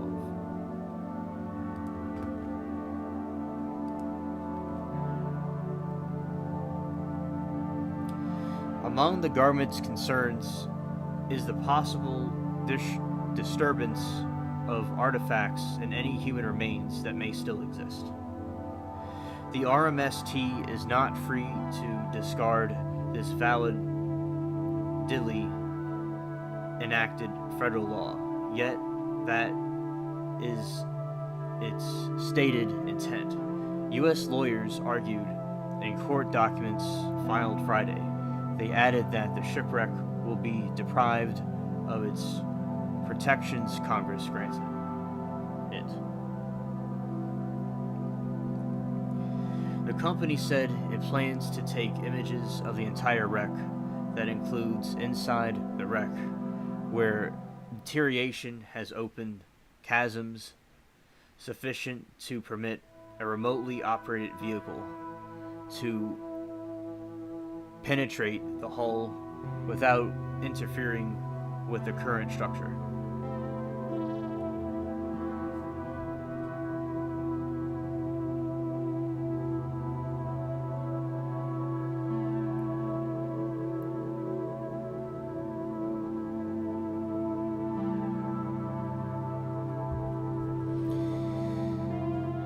The macaroni room holds the ship's radio, a macaroni wireless telegraph machine, which broadcasts Titanic's increasingly frantic distress. RMST said it would recover artifacts from the debris field and may recover freestanding objects inside the wreck. Those could include objects from inside the macaroni room, but only if such objects are not affixed to the wreck itself. The macaroni room holds the ship's radio, a macaroni wireless telegraph machine, which broadcasts the Titanic's increasingly frantic distress signals. After the ocean liner hit an iceberg, the messages in Morse code were picked up by other ships and onshore receiving stations, helping to save the lives of about 700 people who fled the boats. There have been 2,208 passengers and crew on Titanic's maiden voyage from Southampton, England to New York. At this time, the company does not intend to cut off the wreck or detach any part of the wreck of the RMS Titanic, stated. The company said it would work collaboratively with the National Oceanic Atmospheric Administration and the U.S. agency that represents the public's interest in wreck. But the RMST said it does not intend to seek the permit. So that is a very interesting situation because they've been there before, but because of what Stockton Rush did, they're trying to stop people from going down there.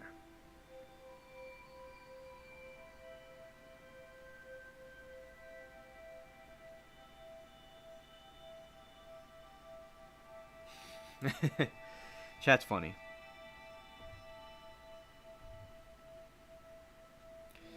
The company said it would work collaboratively with the National Oceanic and Atmospheric Administration, the U.S. agency that represents the public's interest in the wreck. But the RMS Titanic said it does not intend to seek a permit.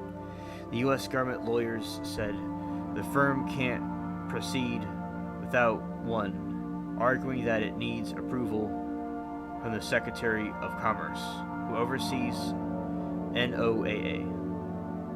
The company has not filed a response in court, but it previously challenged the constitutionality of the U.S. efforts to infringe on its salvage rights to the wreck in international waters.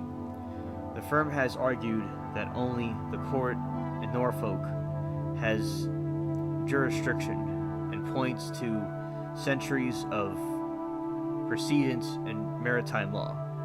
In 2020, the U.S. government and the RMS Titanic engaged in nearly identical legal battle over a proposed expedition that could have cut into the wreck, but proceedings were cut short by coronavirus pandemic and never fully played out.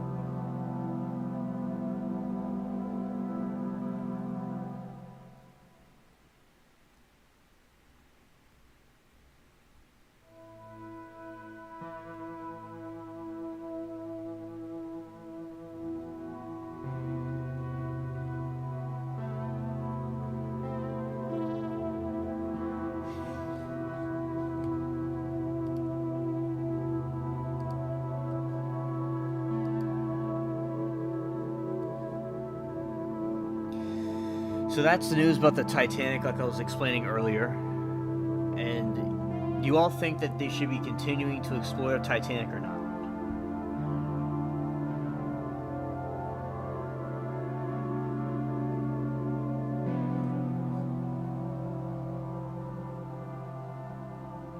Yeah, way of the road. Good point. Good point.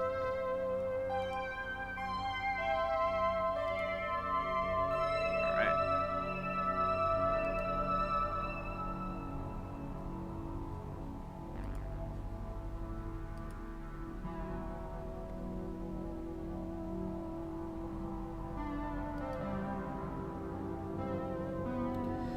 All right. So we're talking about this other topic that a new person in the chat talked about last night. New person that came down here to the chat was talking about wood devils, and I thought they were meaning the Jersey Devil. So basically, the Woods Devil.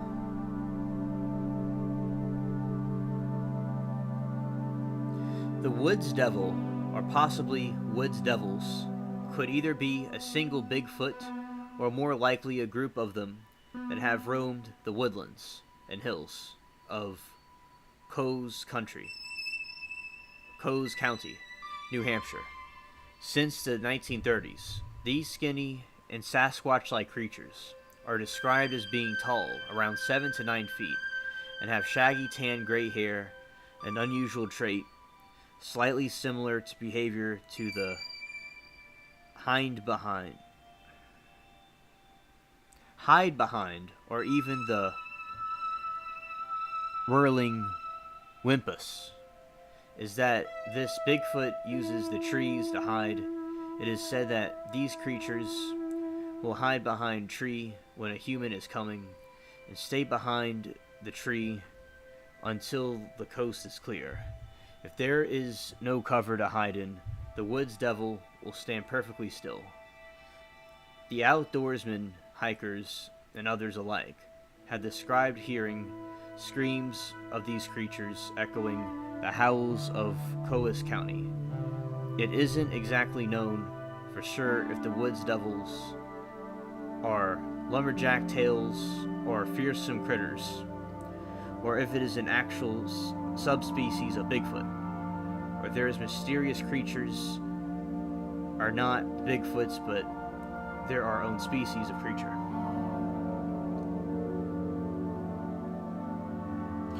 So it's a type of Bigfoot creature, like we had to call Norm. He's like agnostic. He doesn't believe in Christianity, and him and I were debating about the Bigfoot creature, and Latina was very good. She sent me articles and things about it, and about the monkey god, which is a Sasquatch-like creature from South America that ravished women there. And different parts of the world talk about a Yeti-type creature, a Sasquatch-type creature. So her name was Christy. So Christy was saying that the Woods Devil is some type of Sasquatch-type creature.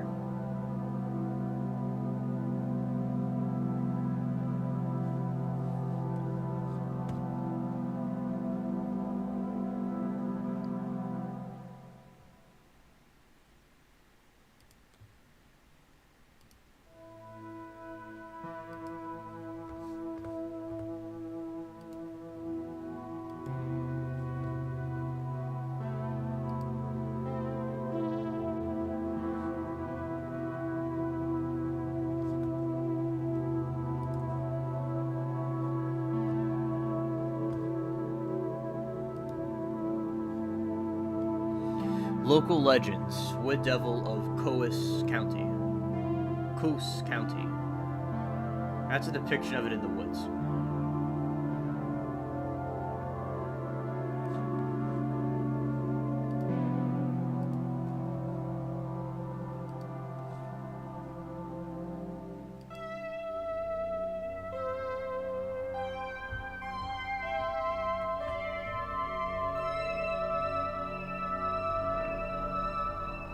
There's supposed to be an article on this page.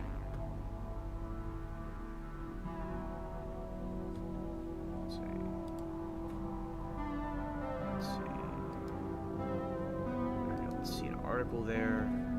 Alright, so whatever. We'll go to this other thing. Now, as I said, I just looked at and I explained it what the cryptid is. So, New England myths and legend. So, it's basically the same thing.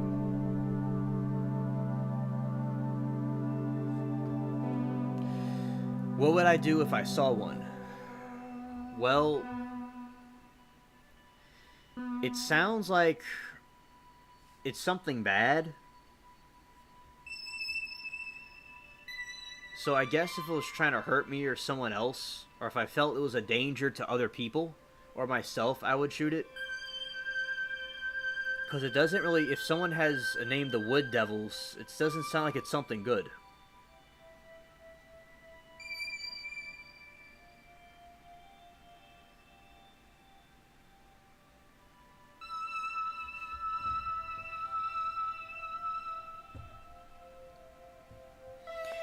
In part 2 of our New England Myths and Legends series, we take you to a rural feast of Coes County, New Hampshire. Okay. Reports of a tall, skinny, gray-haired animal date all the way back to 19th century, but spiked in the 1970s, leading conspiracy theorists to believe that they have found Bigfoot sightings of these fast-moving, vaguely humanoid Sasquatches have been made along the Appalachian Trail, in parts of the Vermont, and along the Canadian border, but Coes County remains the primary hotbed of wood devil activity, especially the White Mountains. I agree, SC. I believe they're from another dimension. I agree. And Latina, shout out to Latina. Her and I did a lot of research and work on these Sasquatch creatures, and it was nice that somebody in chat yesterday mentioned this new thing.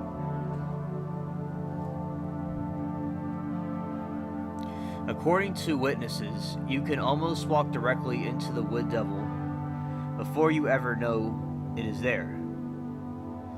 Their gray color and slender build allow them to hide in plain sight by standing against a tree trunk. Once spotted, they emit an awful, heart-wrenching screams.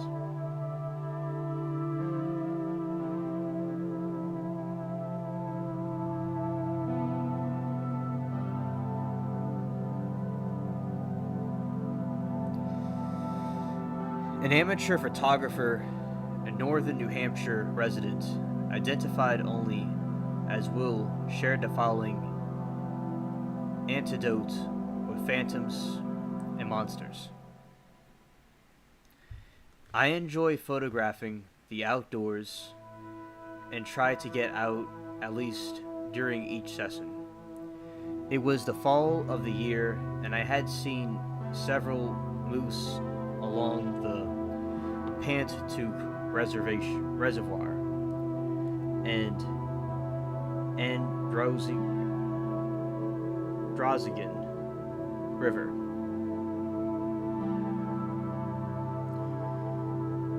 So I decided to try and get a few photographs, and parked off of Berlin Road and walked into the woods east of the dam. I walk about 10 feet or so.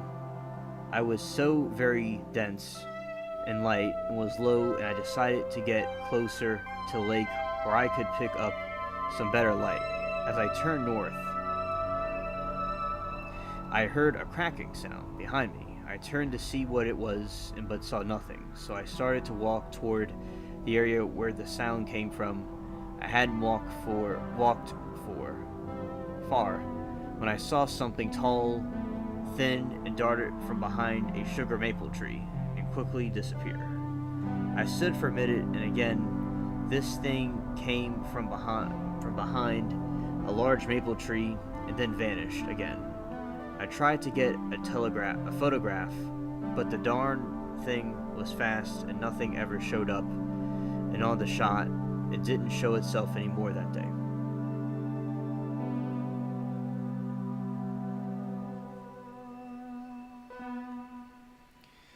And also,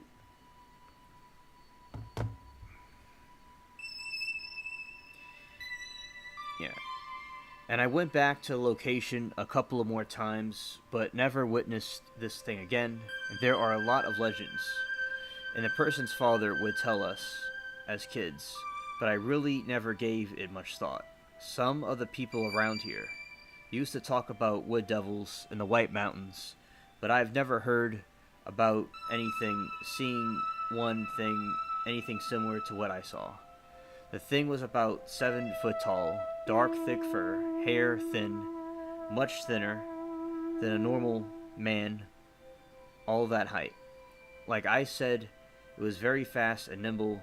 I never heard of a sound other than footsteps it made when moving. Sightings are far less common today.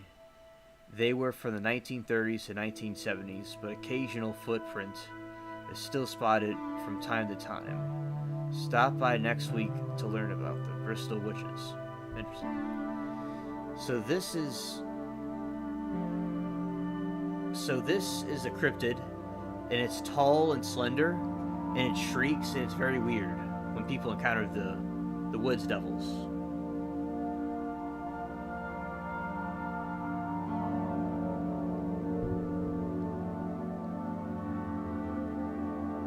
Well, that's cool, Blankman. It's nice you had that experience.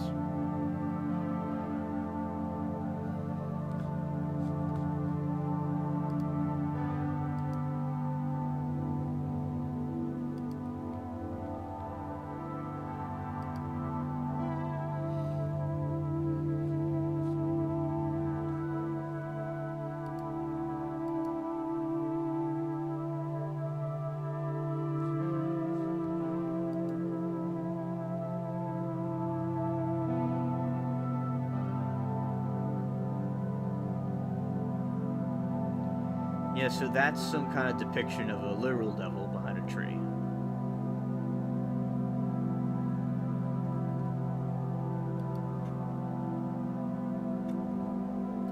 Yeah, so this is what this thing looks like.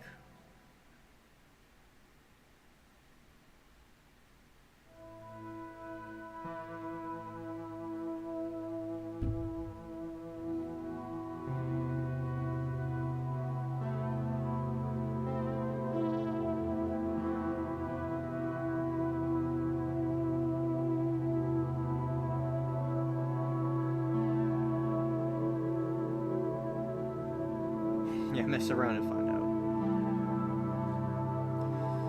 out. So that's what the wood devil is.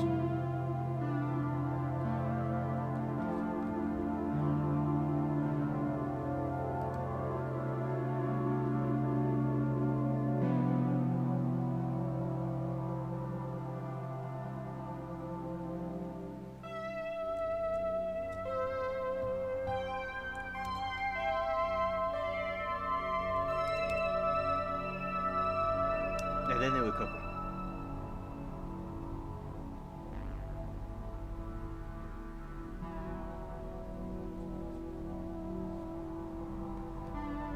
And also, basically, what I think is that I would definitely not want to encounter this thing. I would definitely, shoot it because it sounds like a freak. It's very creepy.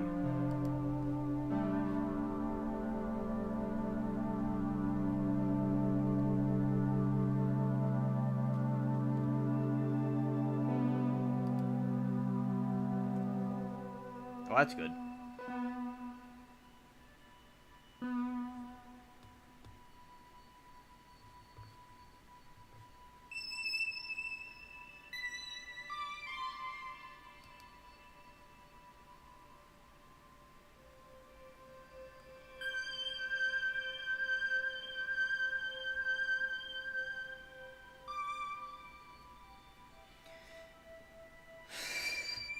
Yeah, you would choke him out.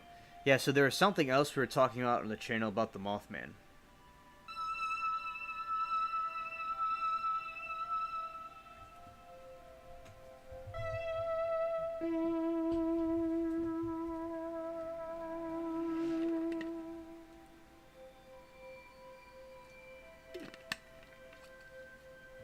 And the Mothman is a cryptid, is another cryptid. Let's see.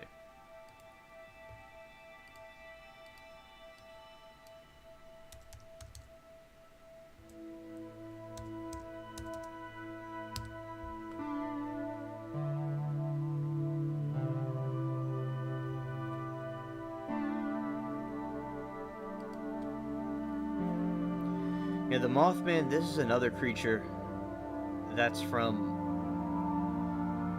the Appalachia. And Trump was talking about the Mothman. And like from the West Virginia and stuff. And one of Peach's friends saw one in a tree, and I'll show you all the picture of that in a moment. Yeah, but this is another weird cryptid.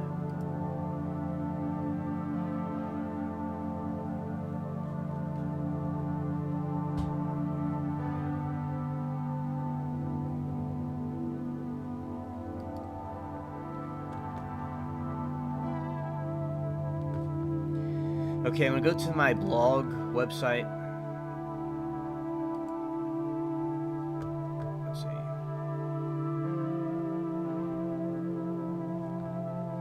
And I'll put up the picture again.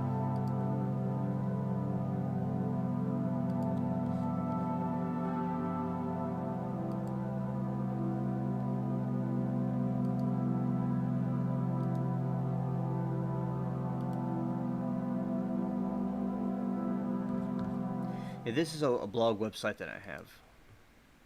So this is the thing that was seen in the tree.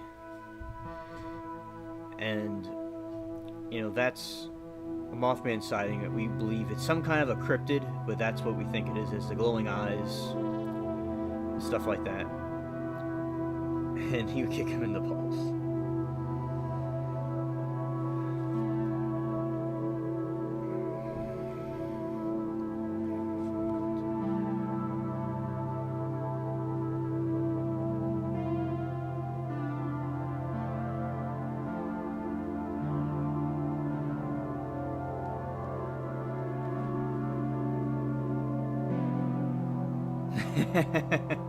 Or we'll make him do his laundry.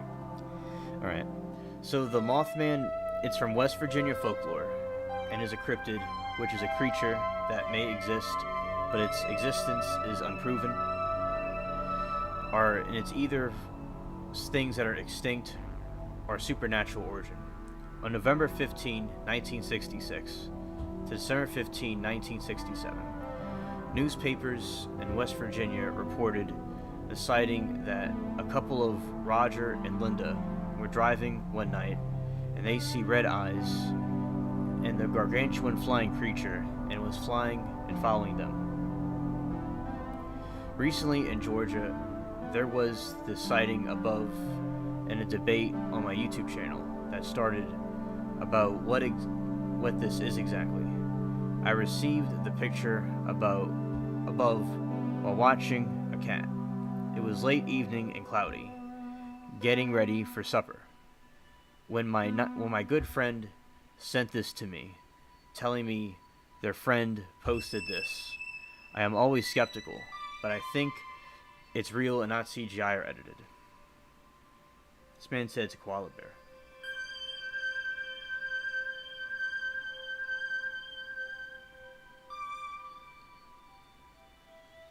I know a lot about the paranormal images, and I have seen real ones and fake ones.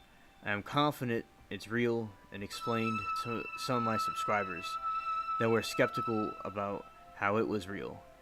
And in chat, when Amanda was here yesterday, we talked about this. And I have little info, and I will say here is the article, what I revealed to my subscribers. So this was like was Anthony McQuaid. He was here. And Latina. And the photo above is from a hunting tree cam in the deep woods, 20 feet up, in a tree late at night, and other hunters saw it and were paralyzed in fear. The creature was over 10 feet tall and had glowing eyes. Multiple tree cams picked up on it. In my opinion, this is a new sighting of Mothman.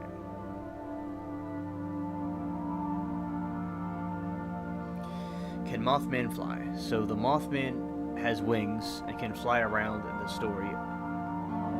And in the story above, the original people to see Mothman saw him fly in the sky.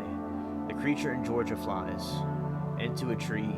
It was flying around in the Silver Memorial Bridge before it collapsed. It was apparently spotted in the 9/11 terrorist attacks. It's unknown if there are multiple moths or if it's just one. It has a strong resemblance to a fallen angel and the offspring of fallen angels and humans called the Nephilim. The Mothman is known to be like a Grim Reaper type figure that appears when something catastrophic happens.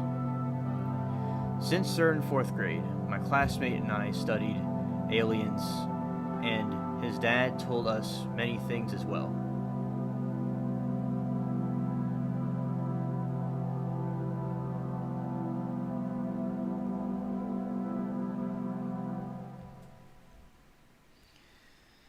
Yes, Latini, you told me about that before, yeah. But thanks for bringing it up again and in more detail. And yeah, because she says, did I tell you about the guy I know that saw the 7-foot tall thing climbing a cement wall fence? He was probably a chupacabra. Yeah, I've heard about it.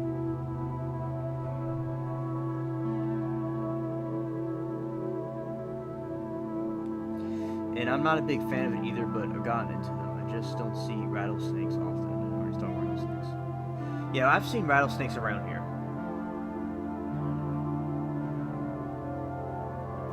I have seen strange objects in the sky, and many others have.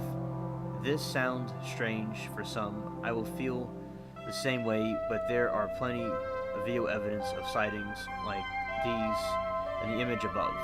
This is a video I did on the aliens. In my opinion, I think they are fallen angels. Because that's what I think these cryptids and stuff are, have something to do with Nephilims and fallen angels from other dimensions.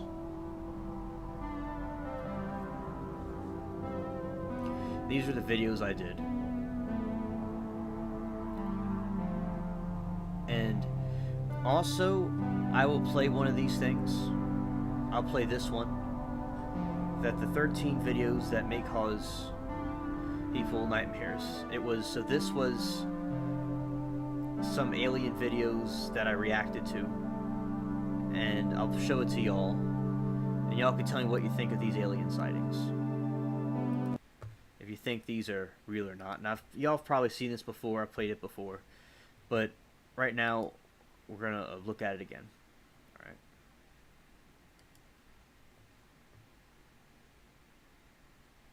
Oh, I have to do something real quick.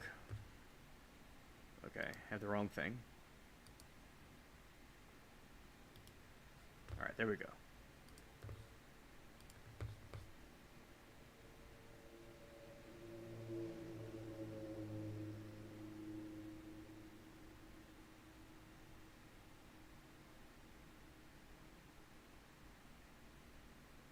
Alright, here we go. In this video, it's too low, I gotta turn up the volume. Here we go, I'm gonna turn it up. Turn it up.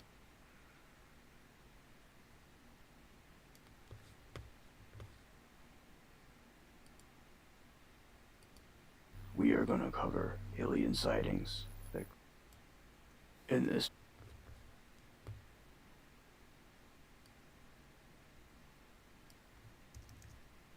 And if something with the volume's not right, chat, just let me know. That's a good one, Mothman music. We are gonna cover. In this video, we are gonna cover alien sightings that could give you nightmares and PTSD.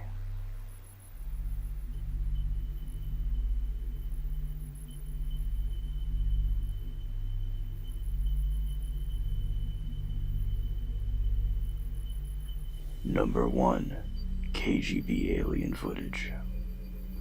We could see here the KGB is studying and investigating this little strange alien that they called Skinny Bob.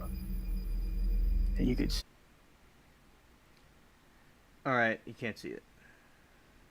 Well, I could try to. We could do this better. Let's see.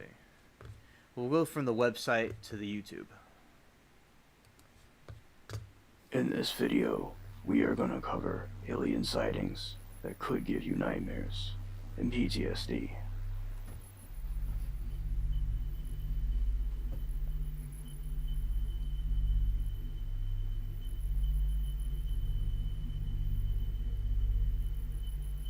Number 1, KGB alien footage. We could see here the KGB is studying and investigating this little strange alien. Yeah, this is Skinny Bob Blankman. And also say scared. Yeah, that's the orbs you saw. Yes. That's the orbs. He called Skinny Bob. And you could see him moving his arms and his body around. And they're trying to study it and interrogate him, but I doubt they speak the same language. And Also, this footage was top secret, and I have seen it on the internet since I was very young, and it has no sound. Now I will replay it for you, so you could fully grasp all its motions and movements of this peculiar, nefarious little fella. This thing's blinking. Like,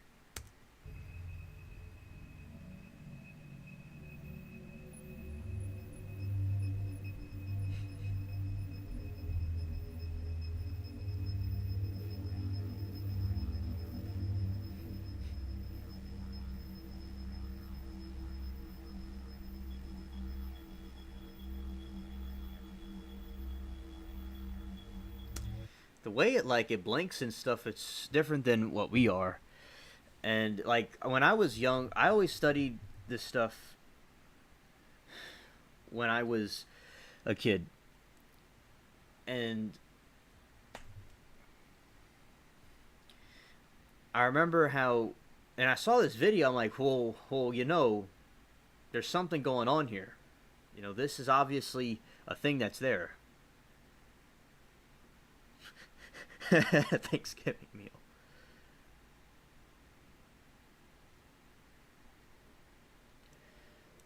Thanks, Blankman.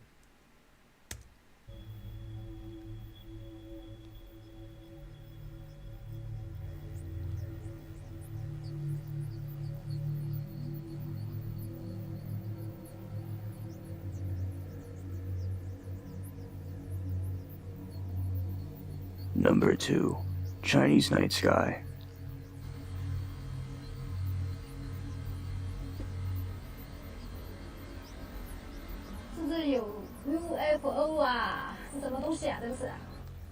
I certainly would be very perplexed if I saw this in the sky at night or in the evening, and I certainly think that it's weird you see 2, 3, then 4.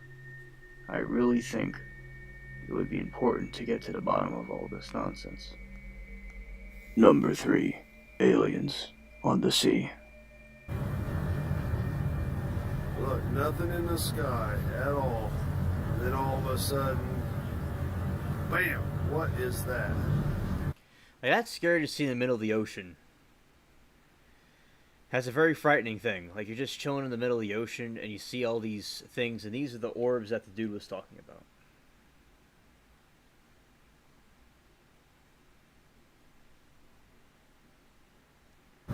Anybody tell me what it is? We're in the middle of the ocean. On a ferry. Nothing around. Look. Nothing around. No land, no nothing. People just trying to enjoy a sunset on the ocean while on a ferry, and they see dozens of these freaky things just floating in the sky, just staring at them. And I know from studying about aliens from when I was young that they like secluded areas, like country areas or the ocean, where there's not many people, but we have seen, as you could see in these videos, many people that are now seeing them in the cities. But you can see that this is an example of what these freaky things like to do. Number 4. Aliens in cities.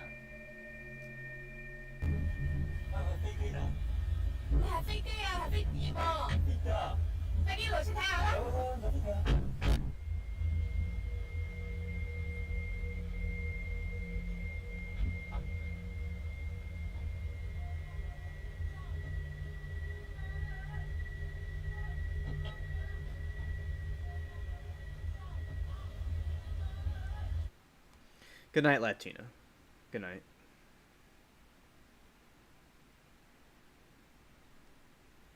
Yeah, so this was in India, and they saw one of these cryptid things in the sky, these alien things, and you could see all these people reacting to it, and no one knows what it is. Thanks, Latina, for coming. In ancient India, the gods appeared to people, and they were in awe of what they were seeing. And these aliens definitely parallel, and I feel, are in conjunction to those events. They just have taken a different form because the aliens are interdimensional. And see how people are freaked out and scared. Like in the Bible, the angels say, "Don't be afraid." But all these angels do is make people more afraid. Number 5. Brazil UFO invasion.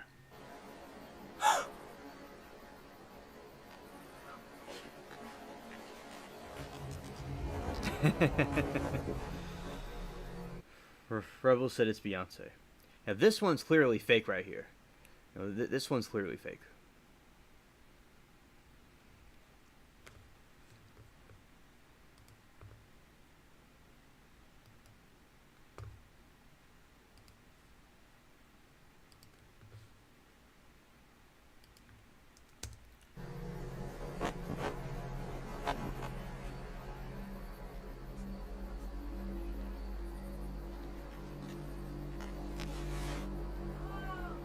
In my opinion, I personally feel this is CGI. I just feel the way the ships look flying around and the not so enthusiastic reaction that this could be a fake. But I will replay this one more time and you tell me what you think in the comments.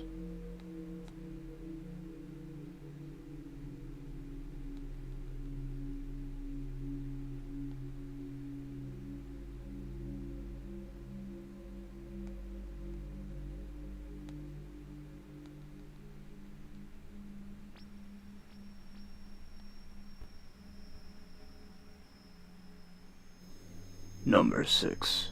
Evening visitors.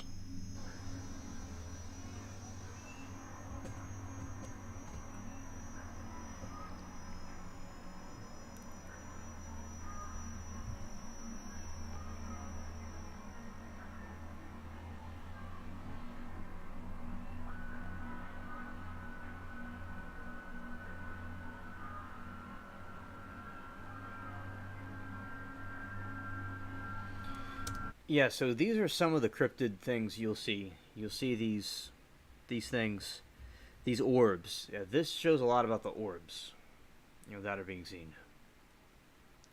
Yeah, they play in sand. That's funny.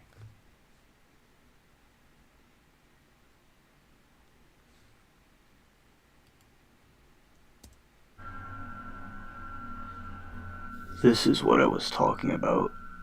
How these phenomenons, these UFOs, are appearing in the cities now. You see some lights blinking in the sky, 1 and 2.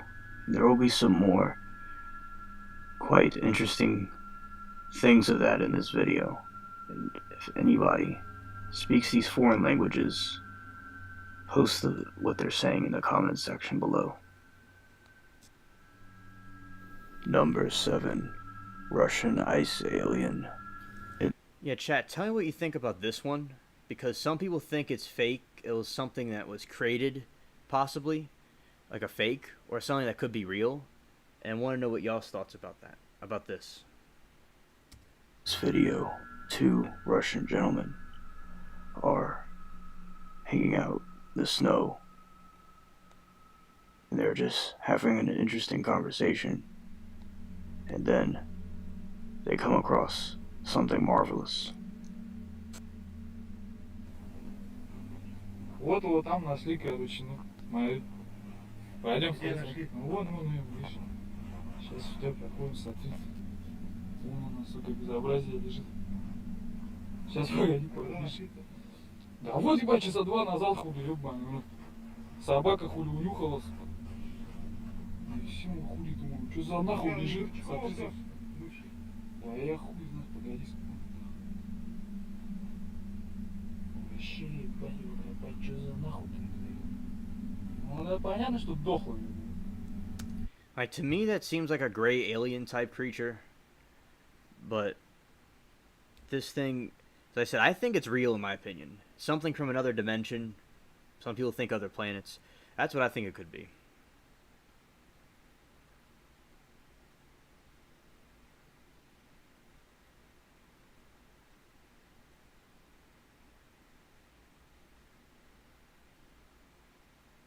Yeah, I heard it was fake too. But as I said, I think it could probably be real. It's possible. It's possible. But, y'all think it's fake. Alright. Yeah, because I've heard of that too. That it's a fake. It's really a mystery. I just am skeptical when they say these things are fake sometimes, some of them, because it's like they could be trying to cover up something. That's always my thought, but it could be easily a fake. Yeah, certainly.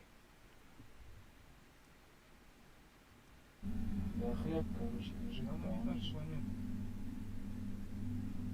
Главнейшее для хлеба.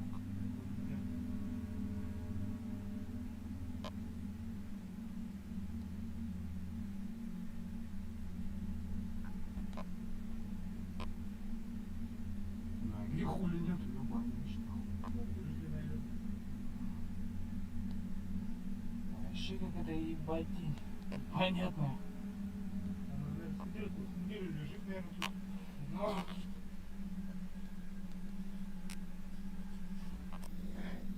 This thing is incredible because it's in so much detail what the alien was going through, and I think it's very real, and how it just looks frozen to death in this.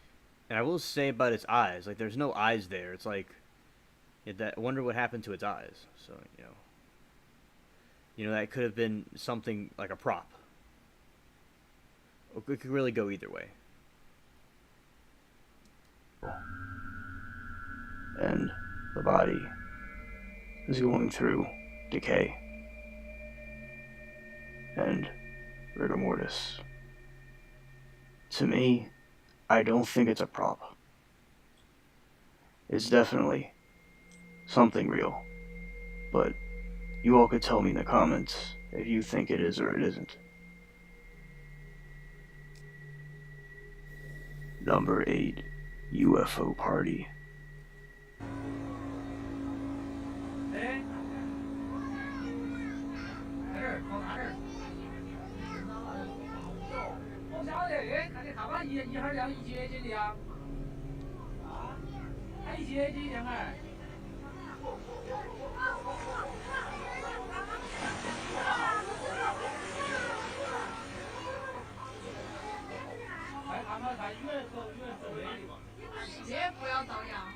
And a lot of these things are appearing over in China, these orbs, and also America, as we know. A lot of this stuff is appearing here too. And I think that basically, we're seeing this all over the world, and a lot of people are freaked out and afraid of these things. And also, and we were talking about the orbs, how they do circular motion and different things like that. I think that it's very interesting, like what they do. And also, yeah, shout out to the alien baby. Alien baby lives matter.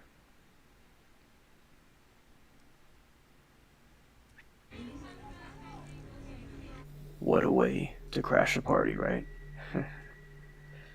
This, I feel, is from the same UFO sighting as the previous video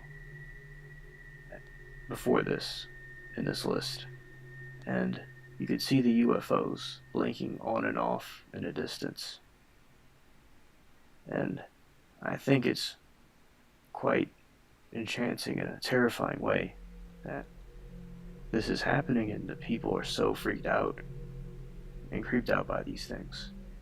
And you'll see some more in this list like that. And I cannot understand what they're saying. If you do, put what they're saying in the comments below.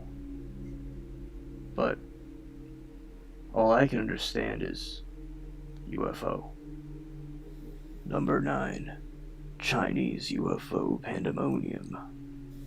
This couple is looking at this strange aura moving across the abyssal sky. And just look at the reaction these people have. 哇塞！我天，我天，这么漂亮，这什么东西啊？不会吧？我操，这什么呀？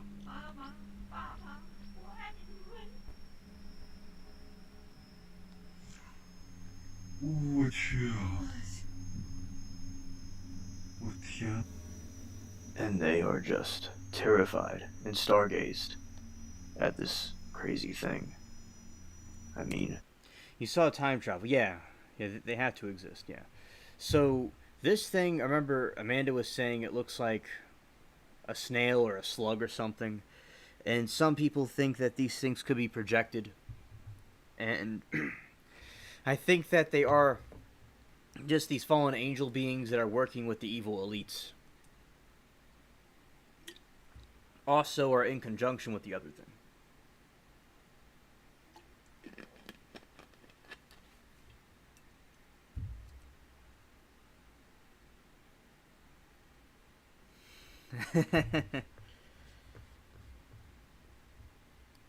This man said it looks like a duck.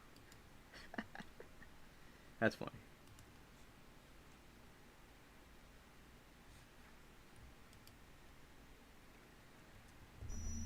the fear is genuine, and these people don't know what this is or what's going on, it seems. And I just really think that I certainly would be very uncomfortable if I saw that moving around the sky. Number 10, Chinese Aura Part 2.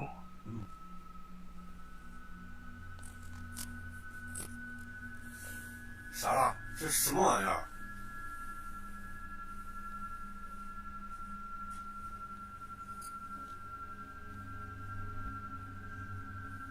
少块钱再上来。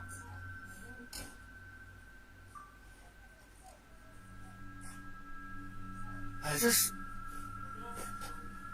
UFO。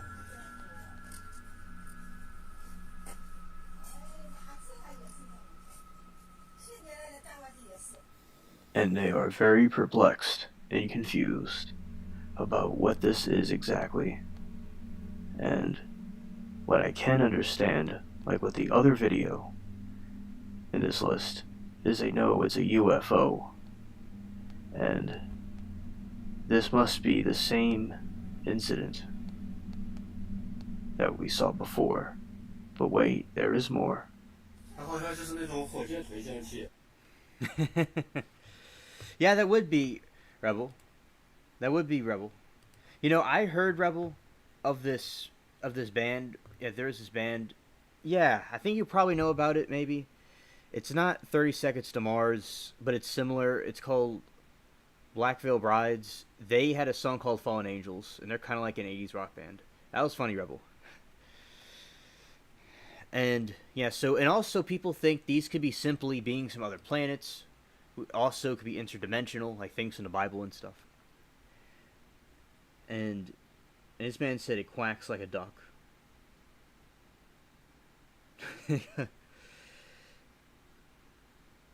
Yeah, shout out to the ducks. 火箭推进器然后逃落了以后就是这种东西。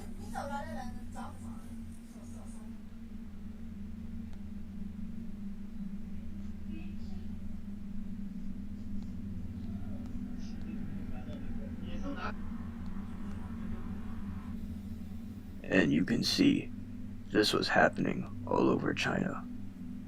And many people took out their phones and filmed this strange phenomenon of UFOs. And I also have heard the theory of a projection of a false UFO invasion. And perhaps that could be going on. Now I still believe this is from the interdimensional beings that are trying to cause trouble in our dimension. Number 11. Air Force alien footage. This is what the U.S. Air Force took of a unidentified flying object gliding across the sky and getting close to the ground. And notice how it just goes up and down in erratic motion, and it just keeps on gliding around, and they don't really know what it is.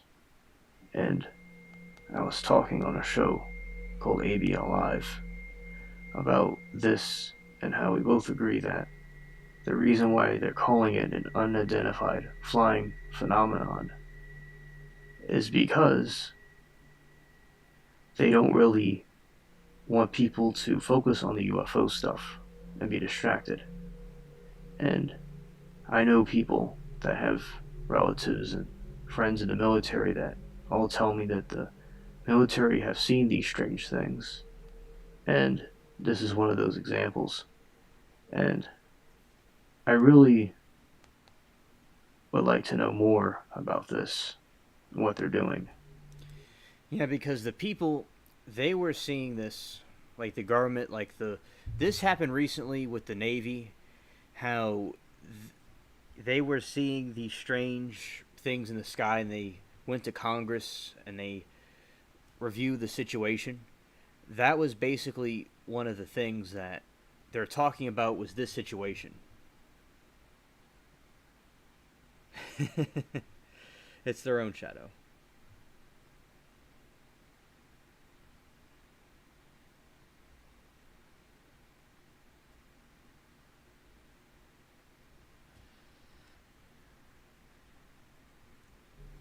And if you all could provide more information in the comments below, I would appreciate it.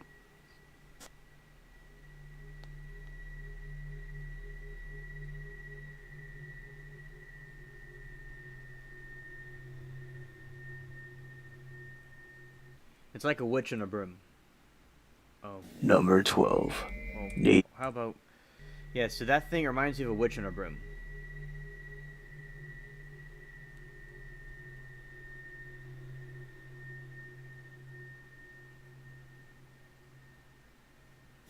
Number 12.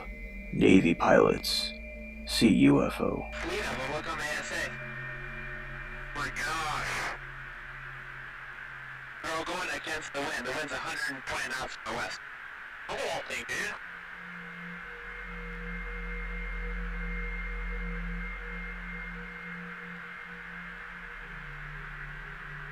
That's not your LNS though, is it? It's not. That is an LNS, dude.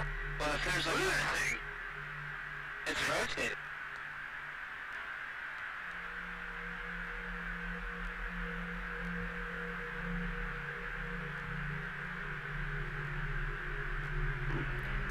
And that was the thing that they were testifying in Congress for, was also this one too. One thing, I'll check on it. Oh, got it! Woohoo! Roger, there's troubleshooting Did you launch moving target? No, I took it on the track. Oh, okay. Oh my gosh, dude. Wow, look at it fly!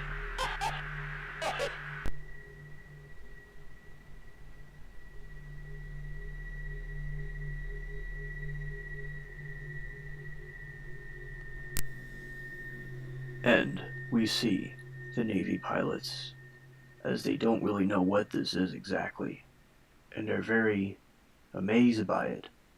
And these things are called by the media and Army now is not unidentified phenomenon, but unidentified aerial phenomenon that I said previously in this video. But you can see that they don't even know what it is, and there is more to these things than meets the eye. And thank you for staying this long in the video, and like, comment if you have anything to say. Thank you.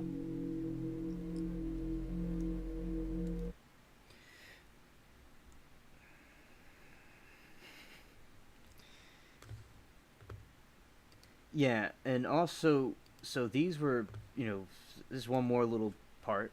There's these basically, so these were the little creatures and things that were seen flying around.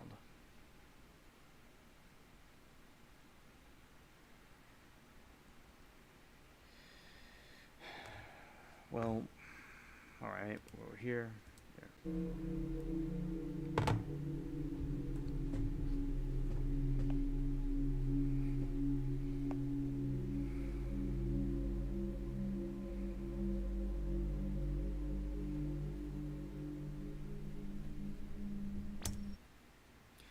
Alright, so that's basically what I was doing about. Yeah, that's basically it about the different sightings and things. And there were some other sightings that I was reacting to before, and so that's basically what the people were seeing, orbs and these little alien creatures and stuff. So that is the situation with the paranormal things.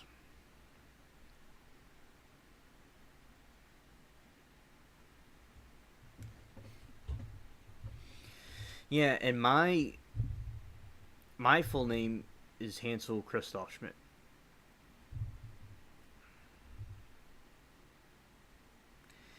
And yeah, so basically I think that some of the things are fake and some of the things are real.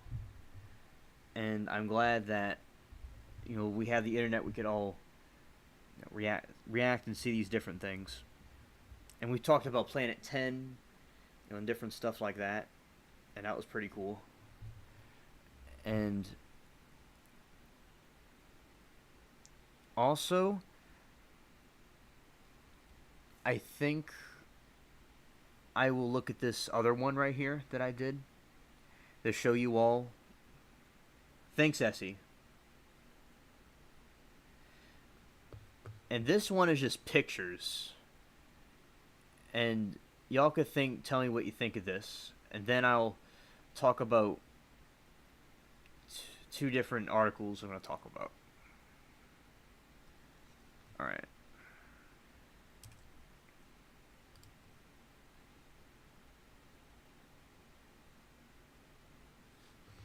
Ads. There's some UFO sightings that will scare you, that you will probably not be able to handle.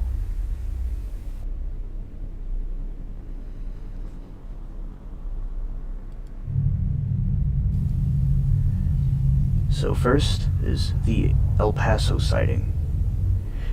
In El Paso, during a soccer game, and during the sunset, as you can see on the screen, there was a UFO sighting. It was caught by a fan, and they put it on Twitter, and they tagged a UFO researcher to see what they thought it was. And I and others agree that is definitely a UFO, and I think it's a very good shot. And it just happened this year. Number 2, the Mosul Orb of 2016. On April 2016, in Mosul, Iraq. Yeah, we Soccer see. game. Yeah, see in this video, my friend in one of the other streams was telling me about the El Paso sighting. And he wanted me to check it out. And also, I agree, Jacob. The Navy pilots seeing it is good evidence, and they testified in Congress about it, of what they're seeing, and that they're saying that there's bases all over the country with UAP, UFO things everywhere. And yeah, it is becoming a sanctuary planet. And also, yeah, so that's that one. It was floating in the sky, and it was put on Twitter. And this was one of the ads I did, and like people, it got some good comments and some crazy comments. That could be a whole video in itself. Okay, on this video, there is this dude that was from Tasmania, which is somewhere in an island by Australia, and it was like, you are the most arrogant white man, telling people that they're wrong, and your people come from my people. And it just, I didn't mention about anything, I'm just talking about these aliens. It just, and then you had some really mean people, but they just have no life. Like with haters and trolls, they have no life. Like, Some people are saying like the pictures are pathetic and I'm pathetic and I'm a loser, like the loser pictures. But that's just, I don't care what these losers say.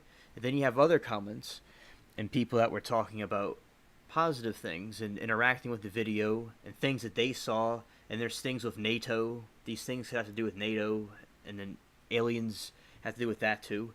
And people had most of them were really good comments and interacting with the video like you all are. But when these things on YouTube, there's a lot of low-life people that YouTubers you all need to be aware of. That you all know about them, but be aware that there's a lot of strange people around, and also there's cool people that will comment and interact with the videos.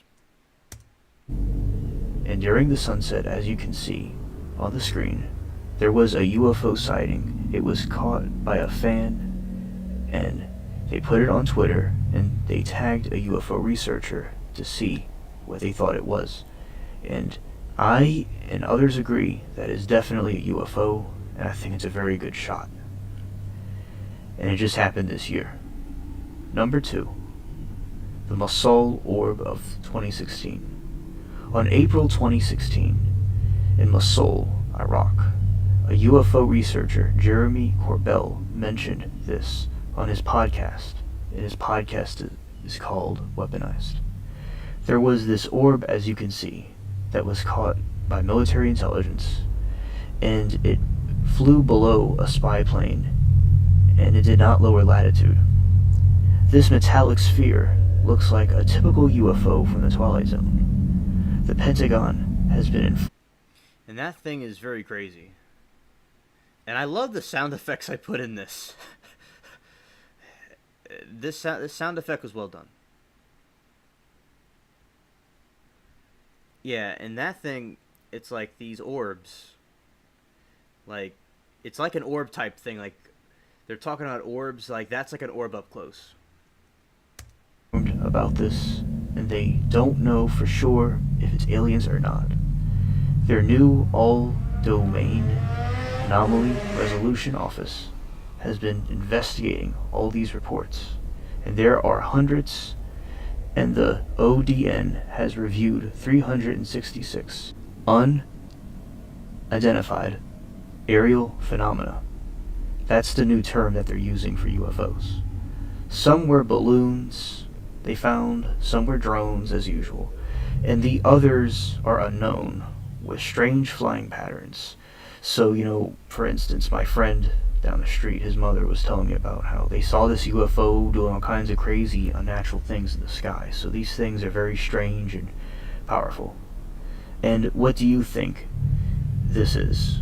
I think they are likely fallen angels, in my opinion. Number 3, Springfield, Missouri. In Springfield, Missouri, one night, some young people caught this UFO on camera, and there were numerous reports and videos taken of this sighting, and it seems like it's happening all over the world. Yeah, so basically with this sighting, it was a video on TikTok, and for some reason I wasn't able to locate it, or I found it and I lost it, and I didn't really continue to look for it because I had this instead.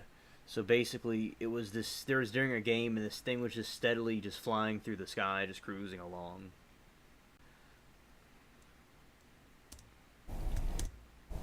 And there was a whole bunch of people that saw it. Like, there was a crowd of people staring at it and pointing at it. It wasn't like a computer thing. Like, all those people, unless they were acting, all these people saw something in the sky. Number 4, Tempe, Arizona. This image was captured by a TikTok user, and as you can see, there is more to this cloud than meets the eye. And as you can see, it looks like a gigantic UFO in the sky, and it also looks kind of like a cloud, but it's clearly not faked. And in the description, you can see this whole article for yourself. Number 5. The U.S. government has received at least 350 reports since March of 2021 of UFO sightings. The news and the government cannot hide it anymore. Almost every month, there are sightings all over the USA and the world of new UFO encounters. And I would like you to put your thoughts and comments below about this. And as I said, the links are in the description if you want to review this content yourself. And thank you for watching. Alright. So, basically, in this situation, with these UFOs, these were just some of the pictures. They weren't like videos, they were the pictures of what people took. So, these are a variety of different UFO encounters that occurred in the past few years so far.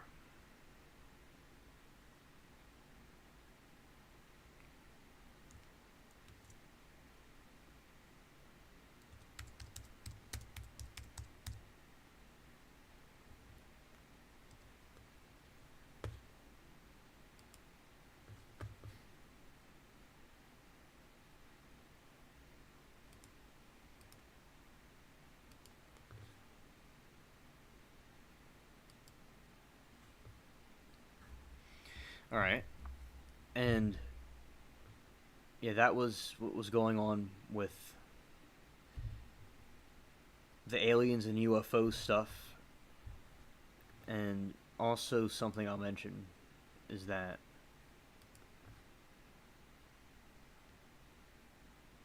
so on the bottom of the Pacific, there is some alien stuff they found underwater.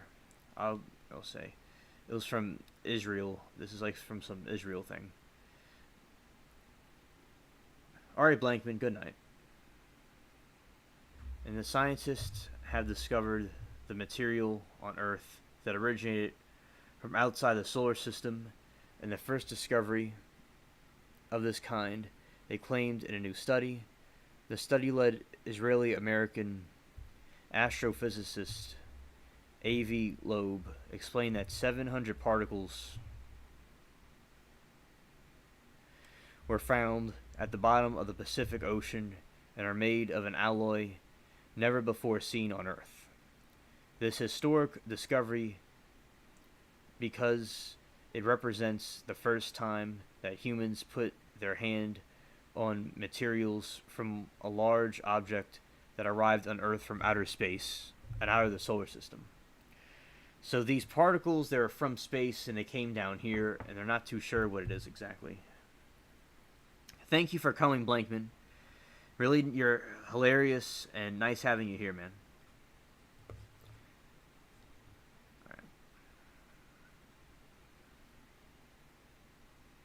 So the Loeb's team is trying to prove the material is alien, and his team spent about weeks in June documenting the seafloor down to the smallest possible detail. They hope to provide new proof back to their claim, and the professor said he was now sure of the results of the study.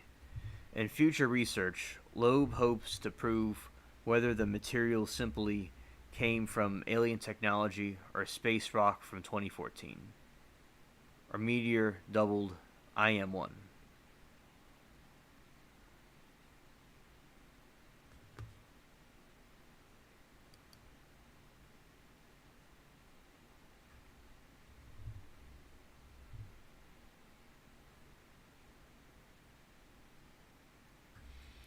The study has been met with criticism and skepticism from Loeb's colleagues, some of whom claim that there wouldn't have been debris from a meteor if it was just moving fast as recorded.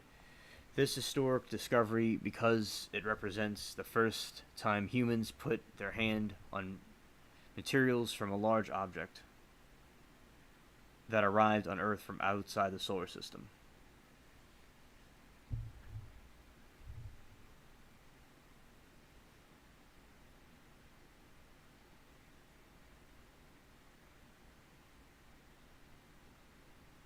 So yeah, that's something interesting I want to share with you all about the remnants of these alien things. And something else in news I talked about yesterday. For people that weren't here, they could see this, like Rebel, he could, see this. So, the Chinese Communist Party is rewriting the Bible. The Gospel, according to Chairman Xi, has Jesus turned killer instead of forgiving sin.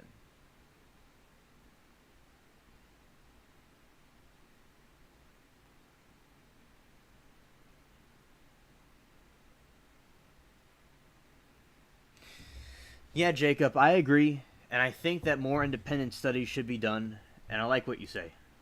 Thanks.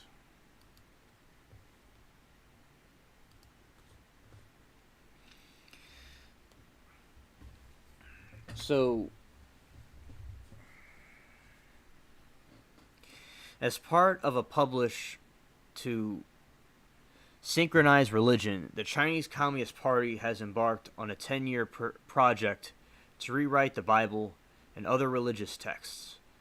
In the Gospel of John, Jesus famously confronts the accusers, a woman caught committing adultery, saying, "Let the one among you who is guiltless be the first to throw a stone at her." The chastised accusers slink away, and Jesus says, "The woman, has no one condemned you?" "No one, sir," she replied. "Neither do I." "I commend you," Jesus said.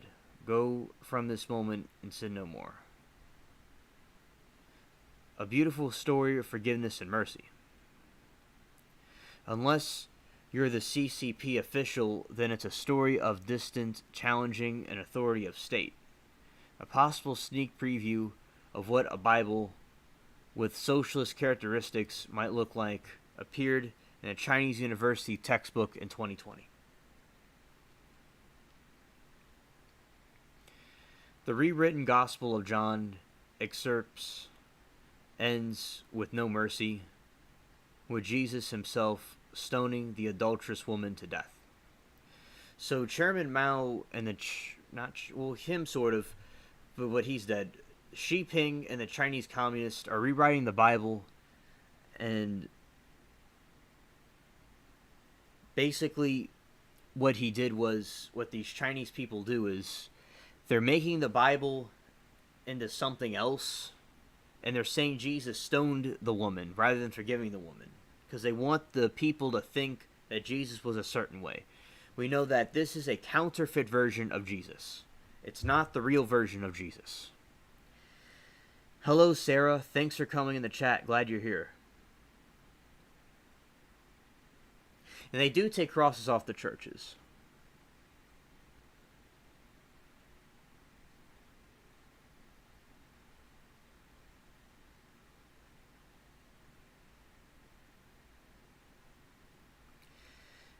And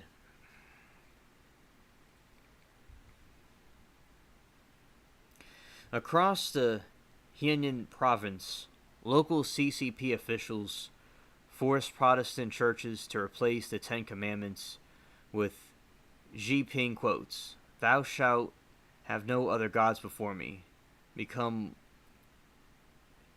diktats, like resolutely guard against the infiltration of Western ideology. A 10-year project to rewrite the Bible, Quran, and other sacred texts is all part of Xi Jinping's quest to make the faithful serve the party rather than God. So they're taking religion and using it as a pawn to spread these blasphemous things in a counterfeit version of Christ.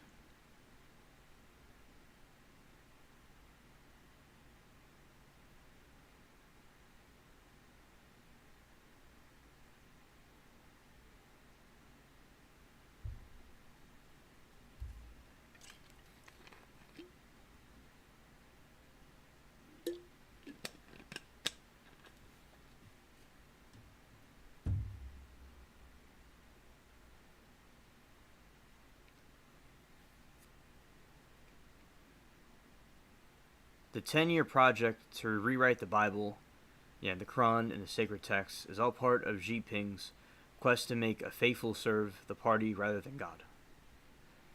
At the 19-Party Congress, Chairman Xi declared, "We will insist the socialization, the synchronization of Chinese religions to provide an active guidance for religion and socialism to coexist."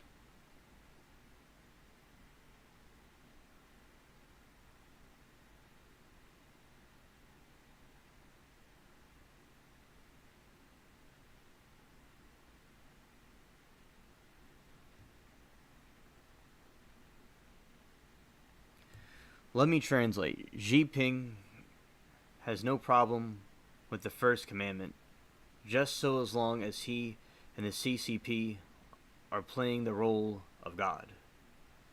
You might expect the Vatican, the leaders of the largest Christian congregation in the world, to be incensed and defiant.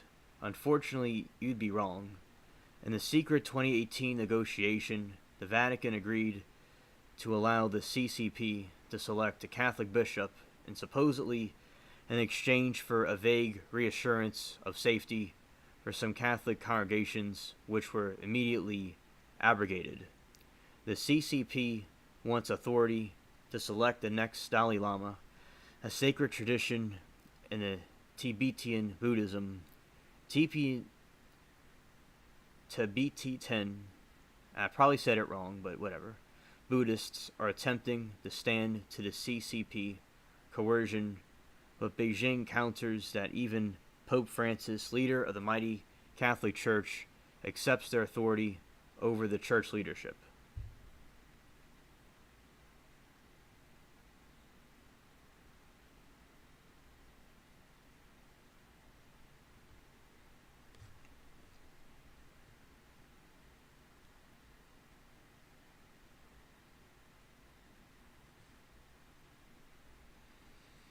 Religion's power is tantalizing the CCP.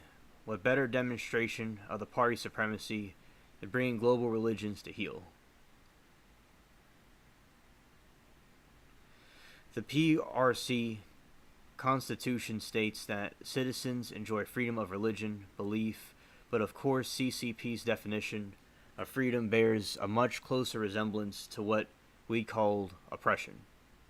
The United Front Work Department manages religious affairs to China because religion is a tool to be coerced, co-opted, and corrupted to advance party goals, and once harnessed, control people's minds. Only 5 faiths are officially recognized. Less established faiths face even more intense persecution. The Falun Gong remains an unfamiliar spiritual practice to many outside China, but that does not make their suffering at the hands of the CCP any less real.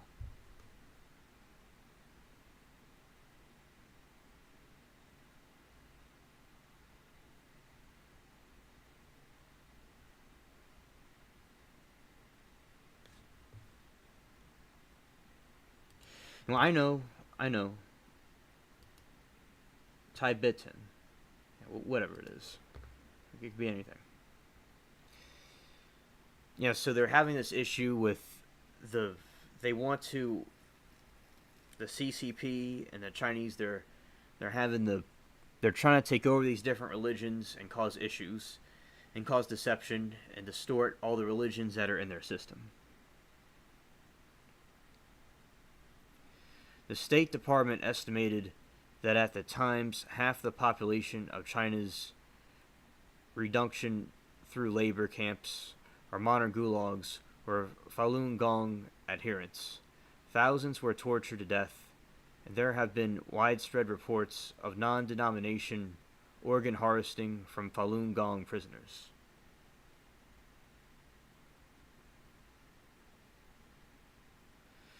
But it is Tibetan and Xinjiang that we see the CCP's unsanitized, brutal attitude towards religion, while other faiths are persecuted throughout China. Buddhists and Muslims in the far west of the country are facing, quite simply, the attempted annihilation of their faith, in some cases their population.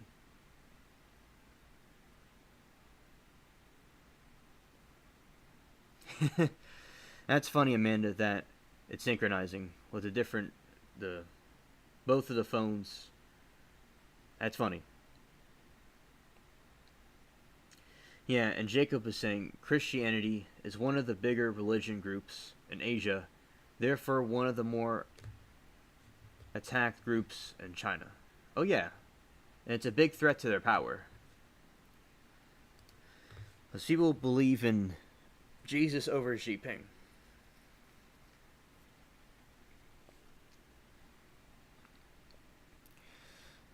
And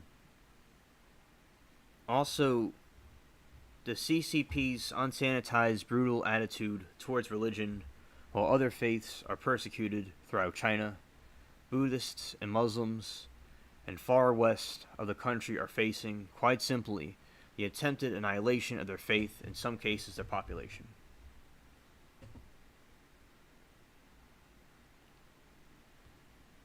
Yeah, because in Japan, they're still a monarchy. They're still an empire. The Chinese became communist and they got rid of their monarchy. And thankfully, Japan did not get invaded and got destroyed by communism. And it's good that the Japanese are also against the communists as well. Much better than the other thing. And I like Japan a lot. I like China, but I don't like the communist part of it. So I think any country that's against the communism is good. Because this thing's just crazy. They're distorting everything.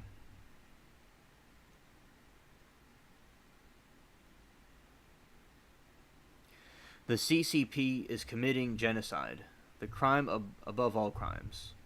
In Xingling, when some of the world's religious leaders, like Pope Francis, barely murmur a word of oppression. Izegul, a Uyghur poet, described the Atlantic how the PRC government had required all Uyghurs there to hand over any religious items they held, religious books, prayer rugs, prayer beads, articles of clothing. Some were unwilling to part with their Qurans, but with the neighbors and even relatives betraying one another. I mean, these people are not really believers in their faith. Well, they're betraying each other. They're not going down into martyrdom for their faith, and I pray that these people can have strength and face martyrdom if we all have to face it, that they should face martyrdom if necessary. Those who kept them were quickly found out, detained, and harshly punished.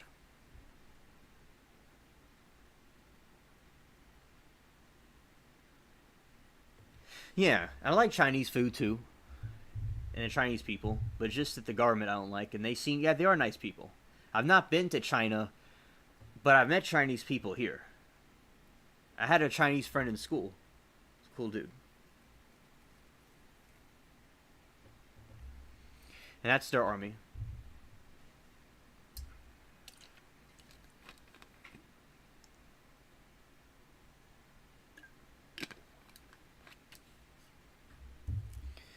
One Uyghur woman, and I could be maybe saying that wrong, related to a Freedom House that now the rule is if I go to your house, read some Quran prayer together, the government finds out, and you go to jail. Maya Wang, a researcher at Human Rights Watch, summed it up. The Chinese government's religious restrictions are now stringent, that it has effectively outlawed the practice of Islam. The CCP is also perpetrating a slow-motion cultural genocide across China's west and north, targeting the Muslim and Buddhist faiths and identities of the Tibetans, Uyghurs, Kyrgyz, and Southern Mongolians, and other ethno-religious minority groups. The CCP just wants pawns. That's all they want.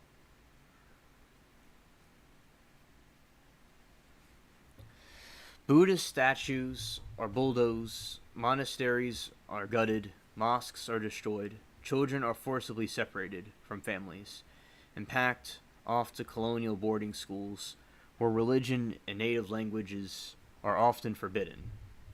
Yet, even under the intense persecution, faith persists throughout China, and other number of faithful grows. So more faith is growing.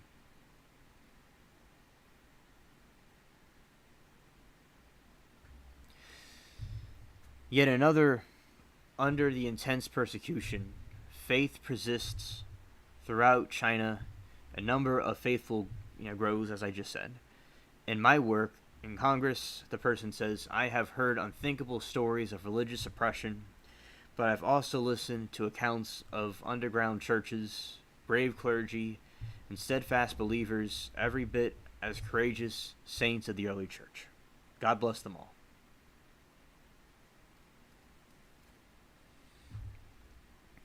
Religion's power is tantalizing to the CCP. What better demonstration of party supremacy? They're bringing a global religions to heel. While Chairman Mao called religion poison, I've come to believe that the CCP's blood-stained record of religious persecution is actually just a battle within their border, ongoing war on the human spirit, on our very capacity to reach something higher. The CCP wishes for there to be nothing higher. Let's see. Yeah, the CCP wishes there nothing to... Oh. Okay. So I'll say that again. I had a little bit of an alien glitch. The CCP wishes for there to be nothing higher than their authority and views, love for anything besides the matrix, the Marxist, Leninist regime, and vicious jealousy.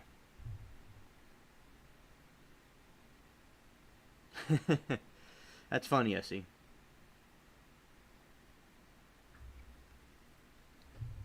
In an interview with The Guardian, the pastor of one of the Chinese churches stated, in the war, Jingling, in Shanghai, in Beijing, in Chengdu, rulers have chosen an enemy that can never be imprisoned. The soul of the man pastor ended with harassment that we must come true. The PRC rulers are doomed to lose.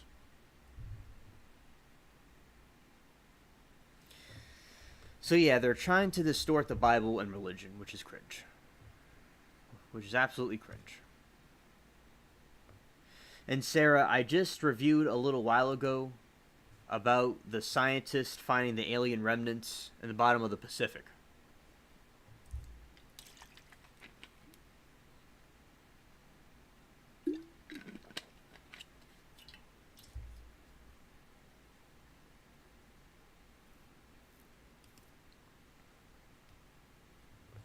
Right, I just about the guy in Israel that saw the stuff underwater, the alien rocks. And I showed the chat and talked about that. All right.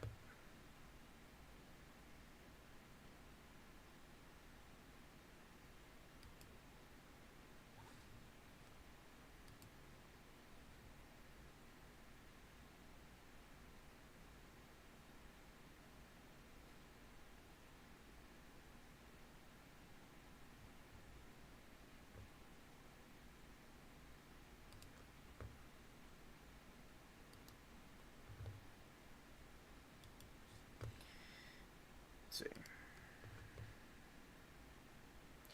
Oh, it was like a couple of minutes. It was like 20 minutes ago or something. I talked about it. But yeah, you could see it in the replay at some point. But yeah, I talked about it. And now I'll show an article that Amanda sent me. And thank you all for staying. I know it's late. Thank you all for being here and participating in the show. In this late night special show I do. I haven't done the daytime ones in a long time, but thanks, y'all are here.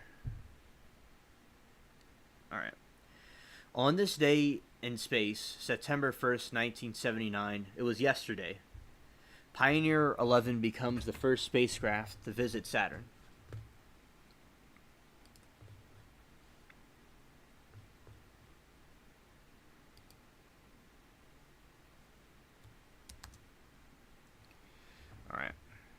So Pioneer 11 launched in 1973 on a mission to explore the asteroid belt, Jupiter and Saturn.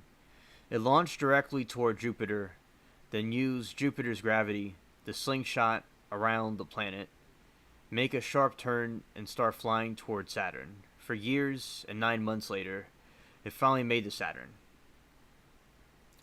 During its closest approach, it's 333 right now, chat. So you gotta brace yourselves, because I'm about to play the loud clapping noise.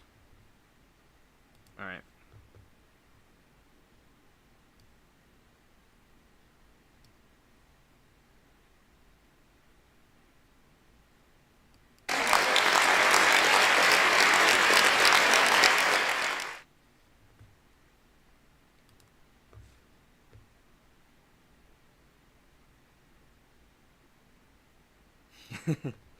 Use the GPS next time. During its closest approach, it was about 13,000 miles above the planet's cloud because NASA's 2 Voyager spacecraft were also known for their way to Saturn, and at the point they sent Pioneer 11 straight through Saturn's rings so it could determine whether it was safe for the Voyagers to do same thing down to the road.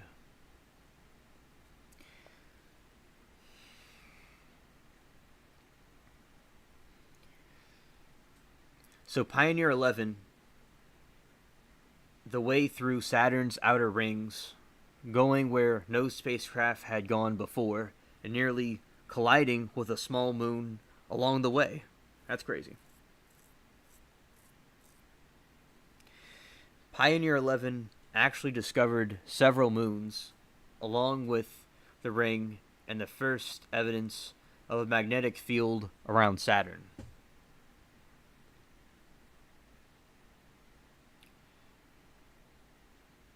Yeah, so that's basically what they saw. They saw this, this thing went into space on September 1st. And I think it's pretty cool. And also, Amanda, thank you for the article.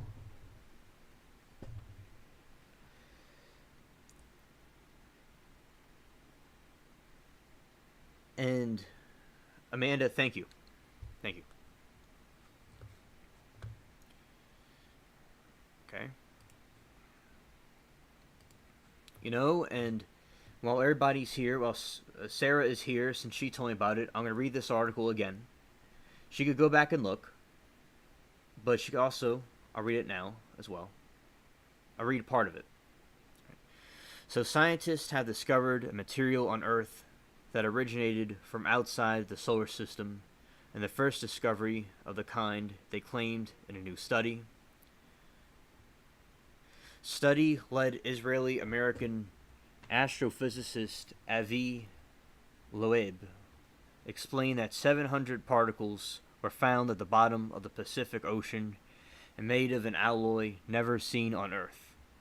This is a historic discovery because it represents the first time that humans put their hand on materials from a large object that arrived on Earth from outside the solar system, he said.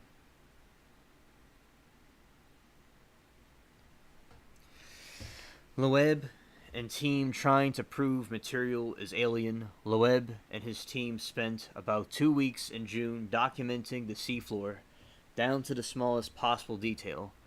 They hope to provide new proof, back their claim, and the professor said he was now sure the results of the study.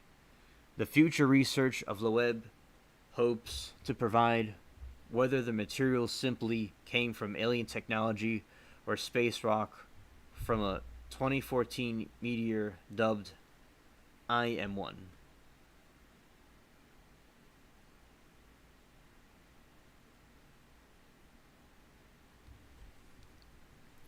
A study, the page goes all the way to the bottom. The study has been met with much criticism and skepticism because Loeb's colleagues, some of whom claim there wouldn't have been debris from the meteor if it was truly moving fast as recorded.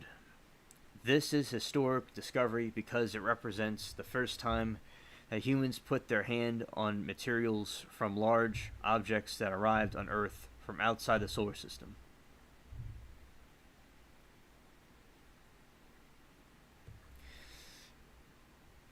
The better react their published claim that the U.S. Space Command overestimated the IM-1's speed by a large factor, that IM-1 was a stony meteorite from the solar system, wrote Loeb in a blog in response to the criticism. We know that IM-1 was interstellar. Instead of rejecting the data, they would be better off revising their model. Yeah, so that was what Sarah told me about. And this is popping up in the news now.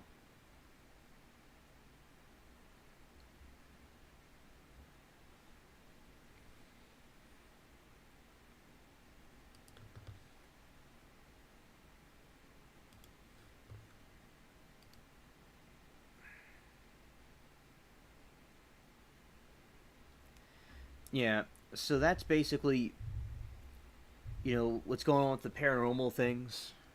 And it talked about the wood devil. And that was pretty cool. And I think the wood devil is a freaky thing. It's tall, slender, and it shrieks. And Sarah,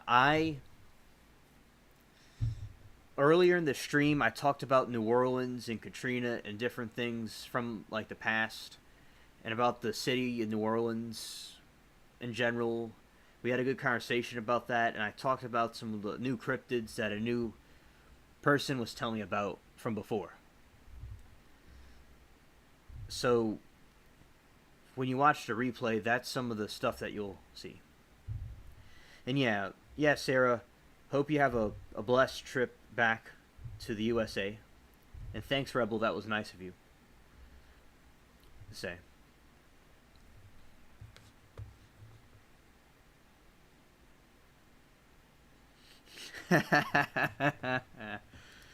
SE is hilarious.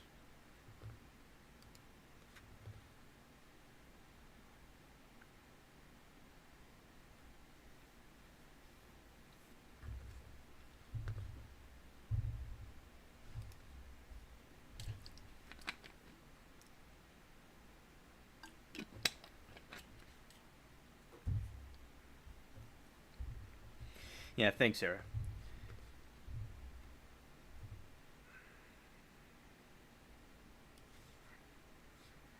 Got to pull this thing up, see what's going on here. Alright. We had a full house tonight.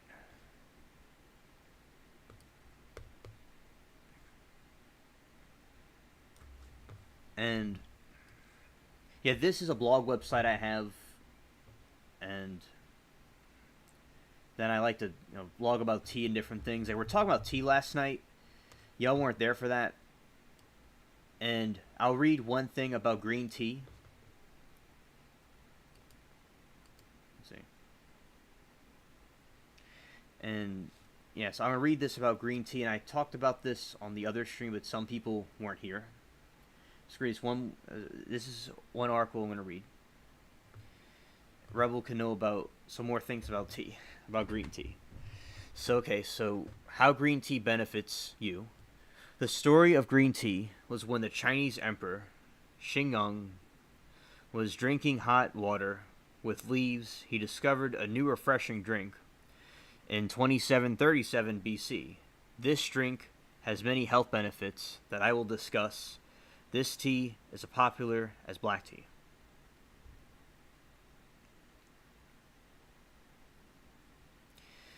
In 800 AD, Lu Yu lived in the era of the Tang Dynasty, raised and adopted by a monk who grew tea, created great literature about the importance and his finding of green tea. The writings are called classic tea.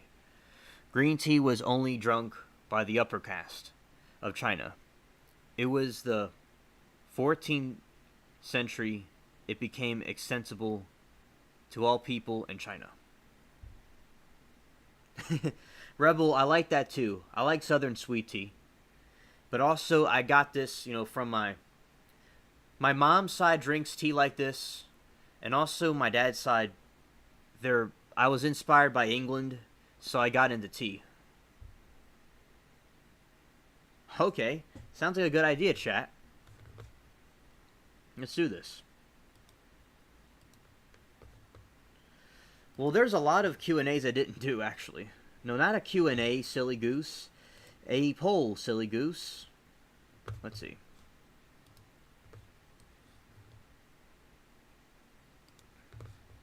Alright.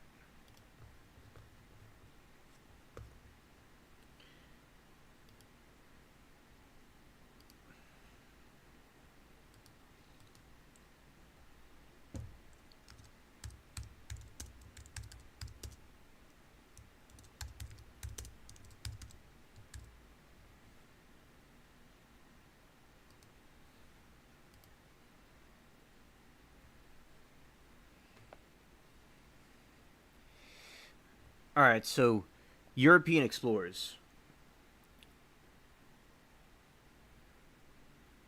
In the 19th century, this delicious drink was brought to Europe. Like black tea, green tea became one of the national teas drunk by Great Britain. This tea, quite historic, as it was the tea that the colonists dumped in the Boston Harbor.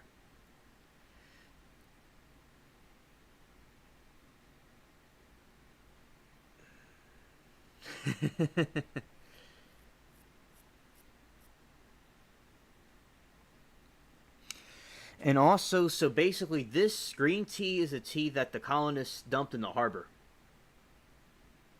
And it was shaped like a bullet.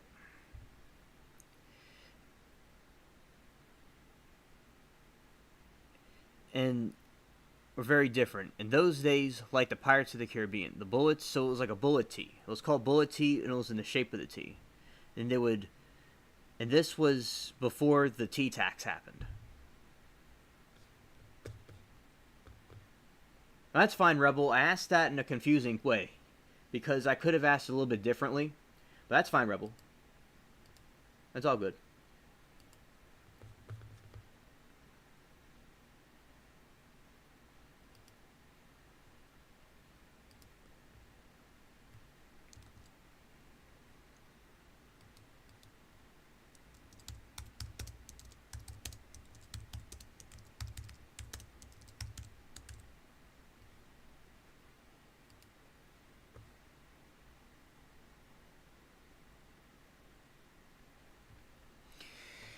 And also, green tea has flavonoids that are antioxidants. These chemicals help prevent cancers like black tea and other teas in general. It helps our bodies not rust like metal. Green tea helps prevent cavities in teeth and kills bad bacteria in your mouth. Green tea has half the amount of caffeine, like other teas, so no caffeine crashes. It has stimulants called L-theanine that do not cause fatigue and helps with concentration. Green tea is also good for heart health. It lowers the pressure of blood in your body. It could help some people with weight because it increases metabolism. It could also increase lifespan.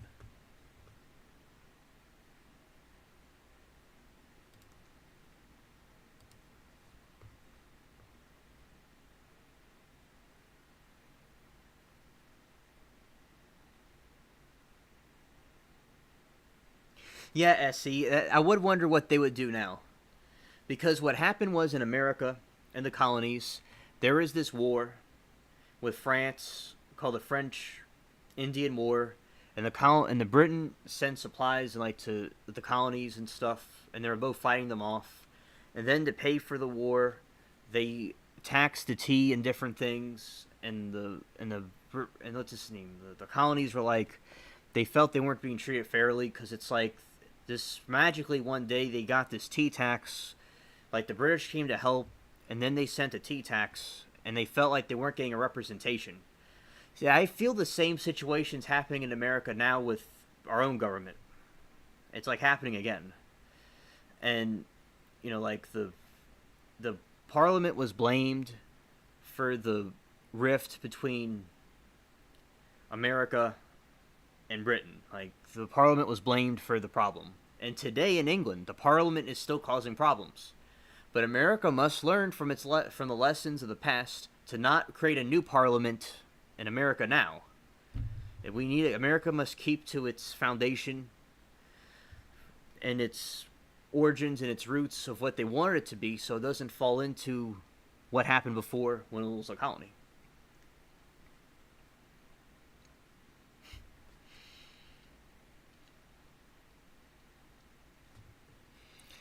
And also, green tea is good for heart health. It lowers the pressure of blood in the body, as I just said.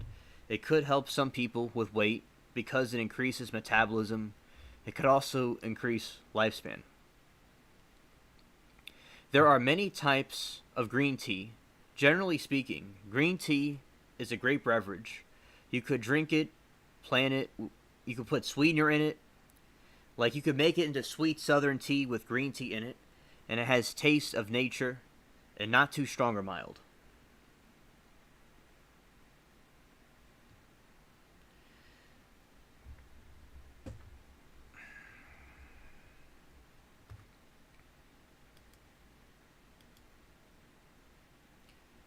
And as I said, this is a website that I made, and I blog about tea.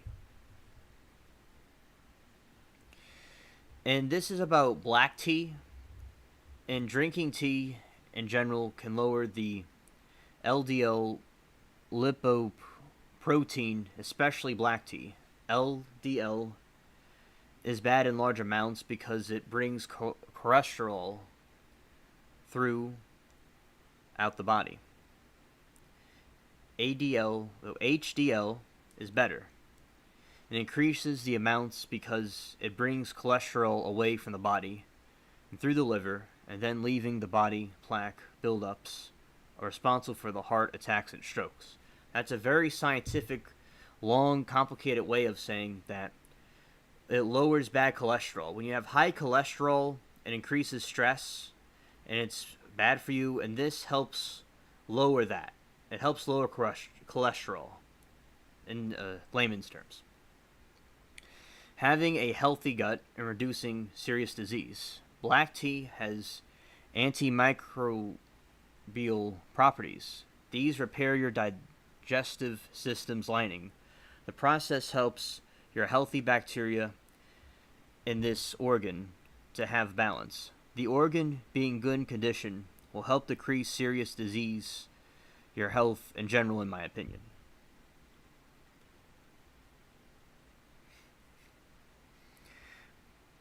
Polyphenols. Scientists have tested this component in black tea. It has shown to fight various cancer cells. This is not a cure, but it generally can decrease the power production of cancer cells. Tea drink regularly has shown to decrease these bad health effects. A substance in large amounts can go a long way. In my review and summary, the classic drink can increase focus and health. I highly recommend it without too much sugar for healthy experience. But people can add sugar. You can add as much sugar as you want. I drink it without sugar and with sugar. I do both. And you can put cream and stuff in it like coffee. But you could also make this into iced tea too. Like, you can make black tea into iced tea. And I in this blog, I wrote about that. So you can make like a southern tea out of this. It's just a different type of flavor. And it's a strong flavor without sugar. And those are the ships that were coming over here. British ships or American ships. And things like that.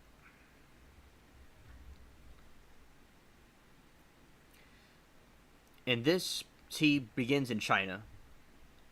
And it most likely began fermenting tea leaves.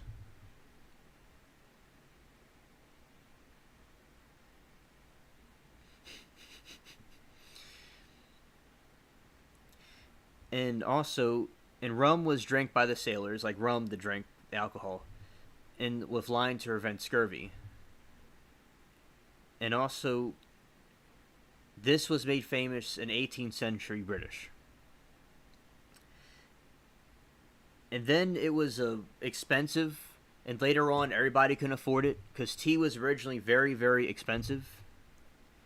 And in Nepal, in China, and Taiwan, and it's still grown today.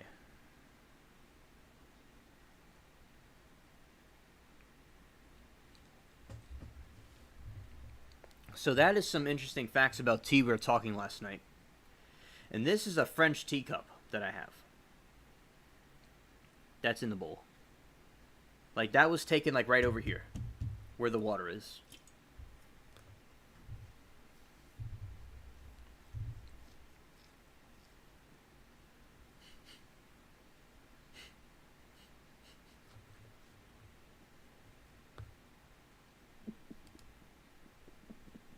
Chat's hilarious.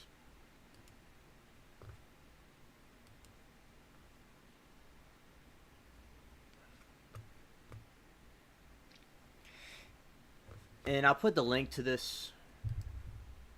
Let's see. And also, I'm going to still make a YouTube post about this. So everybody on YouTube, my buddies on YouTube can see it. Because I also have more, and I talk about tech and tea and different things like that. And yeah, so I liked creating this blog website. I created this website in 2020. And I remember I had back then, like, I use Mac computers mainly, but I like PC also. But like, these computers do better against like viruses and malware, and it's good for creating stuff. And that's why, I personally like the Mac. And also, before I tried out, although I have the other Mac that had some stuff done to it, because it was kind of old. But I had some Dell, and I created this computer. Then I returned to Dell, and I got this. Because it was like, the other thing my main computer is a Mac. And the other computer is a PC. Like, I would also get a PC as a side computer. I like tweaking with things, too.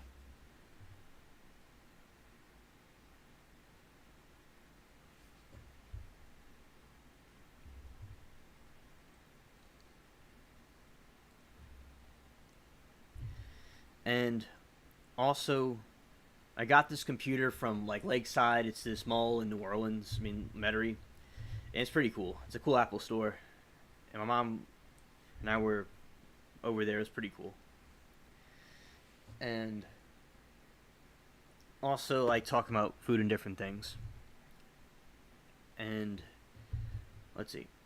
In chat, y'all have any thoughts about the tea?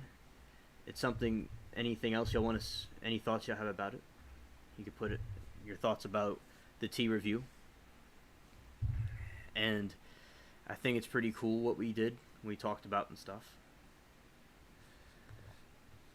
And as I said, Georgia, the state of Georgia, they're trying to impeach different people, and they're very corrupted.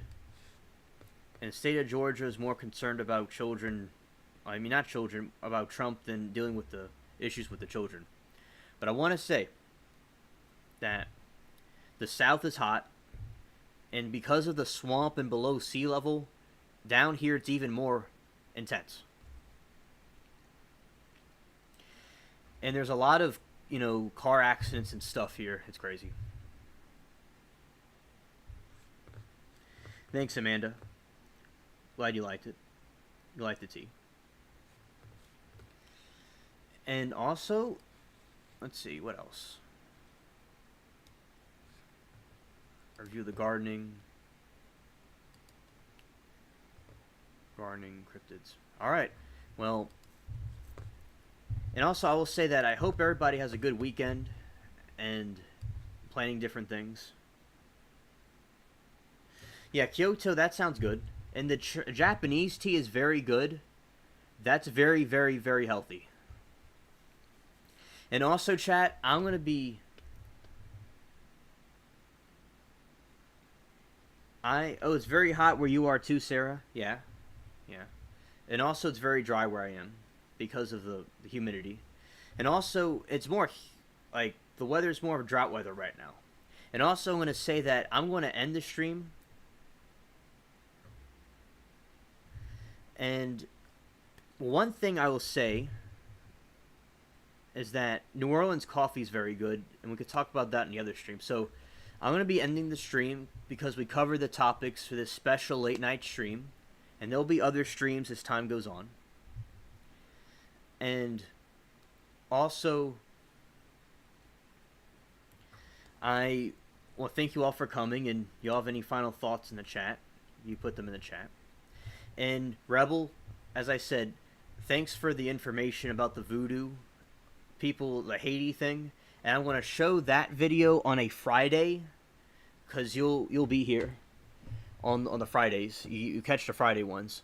And yeah, so I'm going to review that video about the voodoo Haitian stuff on a Friday, because Rebel sent me a very good video I'm going to react to about that and talk about that stuff. And it's like a Halloween type thing, and like we're getting close to that season, and thankful for the stuff y'all send me.